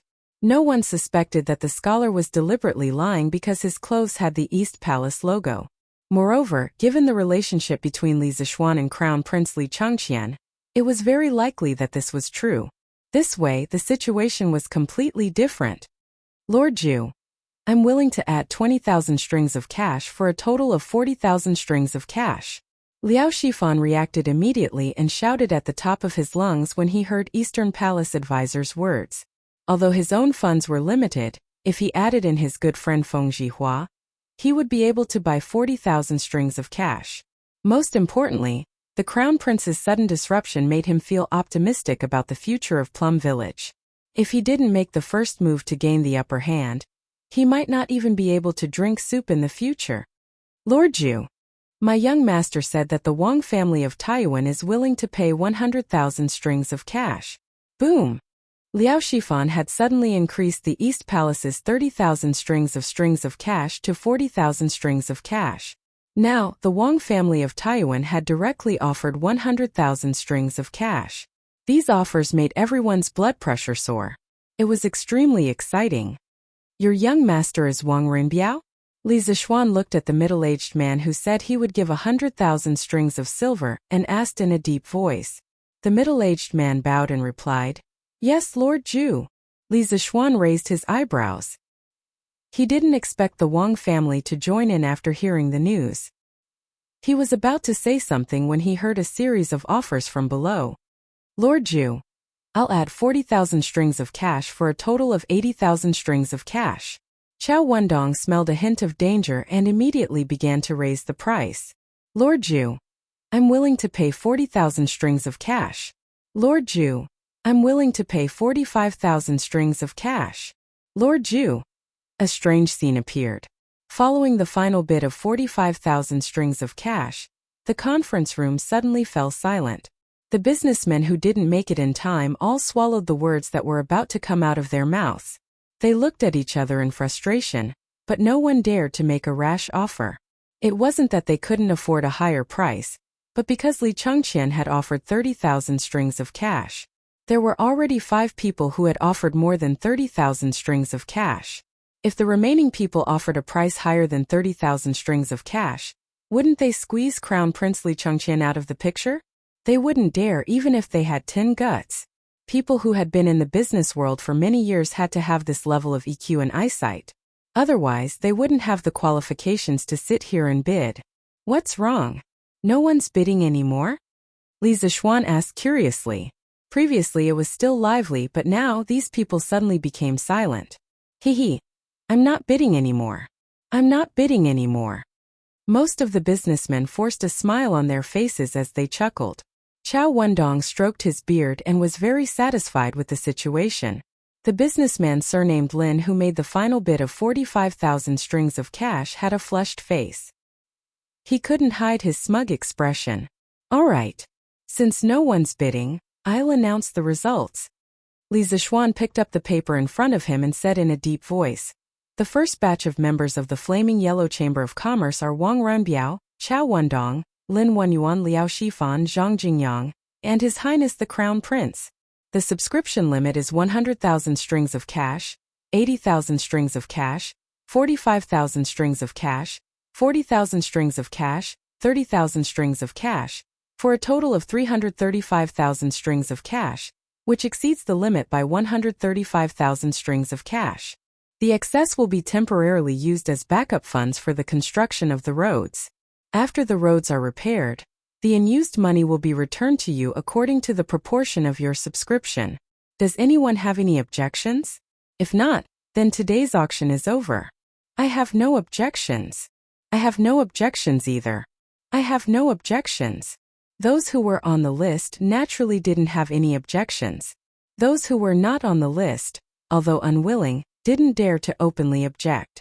They could only blame themselves for being slow to react. "Lord Zhu, I wonder if we'll have the chance to become a member of the Flaming Yellow Chamber of Commerce in the future?" A greasy middle-aged man with a full beard stood up and cupped his hands towards Li Zixuan. The other businessmen immediately looked at Li Zixuan with hopeful eyes. "Of course, but the members of the Flaming Yellow Chamber of Commerce are valued by quality, not quantity. It'll only get harder and harder to join in the future. Of course, friends who haven't joined the Flaming Yellow Chamber of Commerce can choose to work with members of the Flaming Yellow Chamber of Commerce. I believe it'll be very profitable," Li Zixuan said calmly. "I understand now." The greasy middle-aged man bowed with a determined look. "Good. Then that's all for today. Let's welcome the first batch of members of the Flaming Yellow Chamber of Commerce." Li Zixuan stood up and clapped his hands with a smile. Everyone knew that he was sending them off and hurriedly stood up. Li Zixuan continued seriously, "But no one is to spread the news of what happened here just now, especially news related to the Crown Prince. If the news is leaked, I'll investigate one by one. If I find out who it is, don't even think about having a foothold in the Tang dynasty in the future. Do you all understand?" "Don't worry, Lord Zhu. We know the severity of the matter." Chao Wendong led the crowd in response. That's good. Meeting adjourned." Li Zixuan nodded and waved his hand.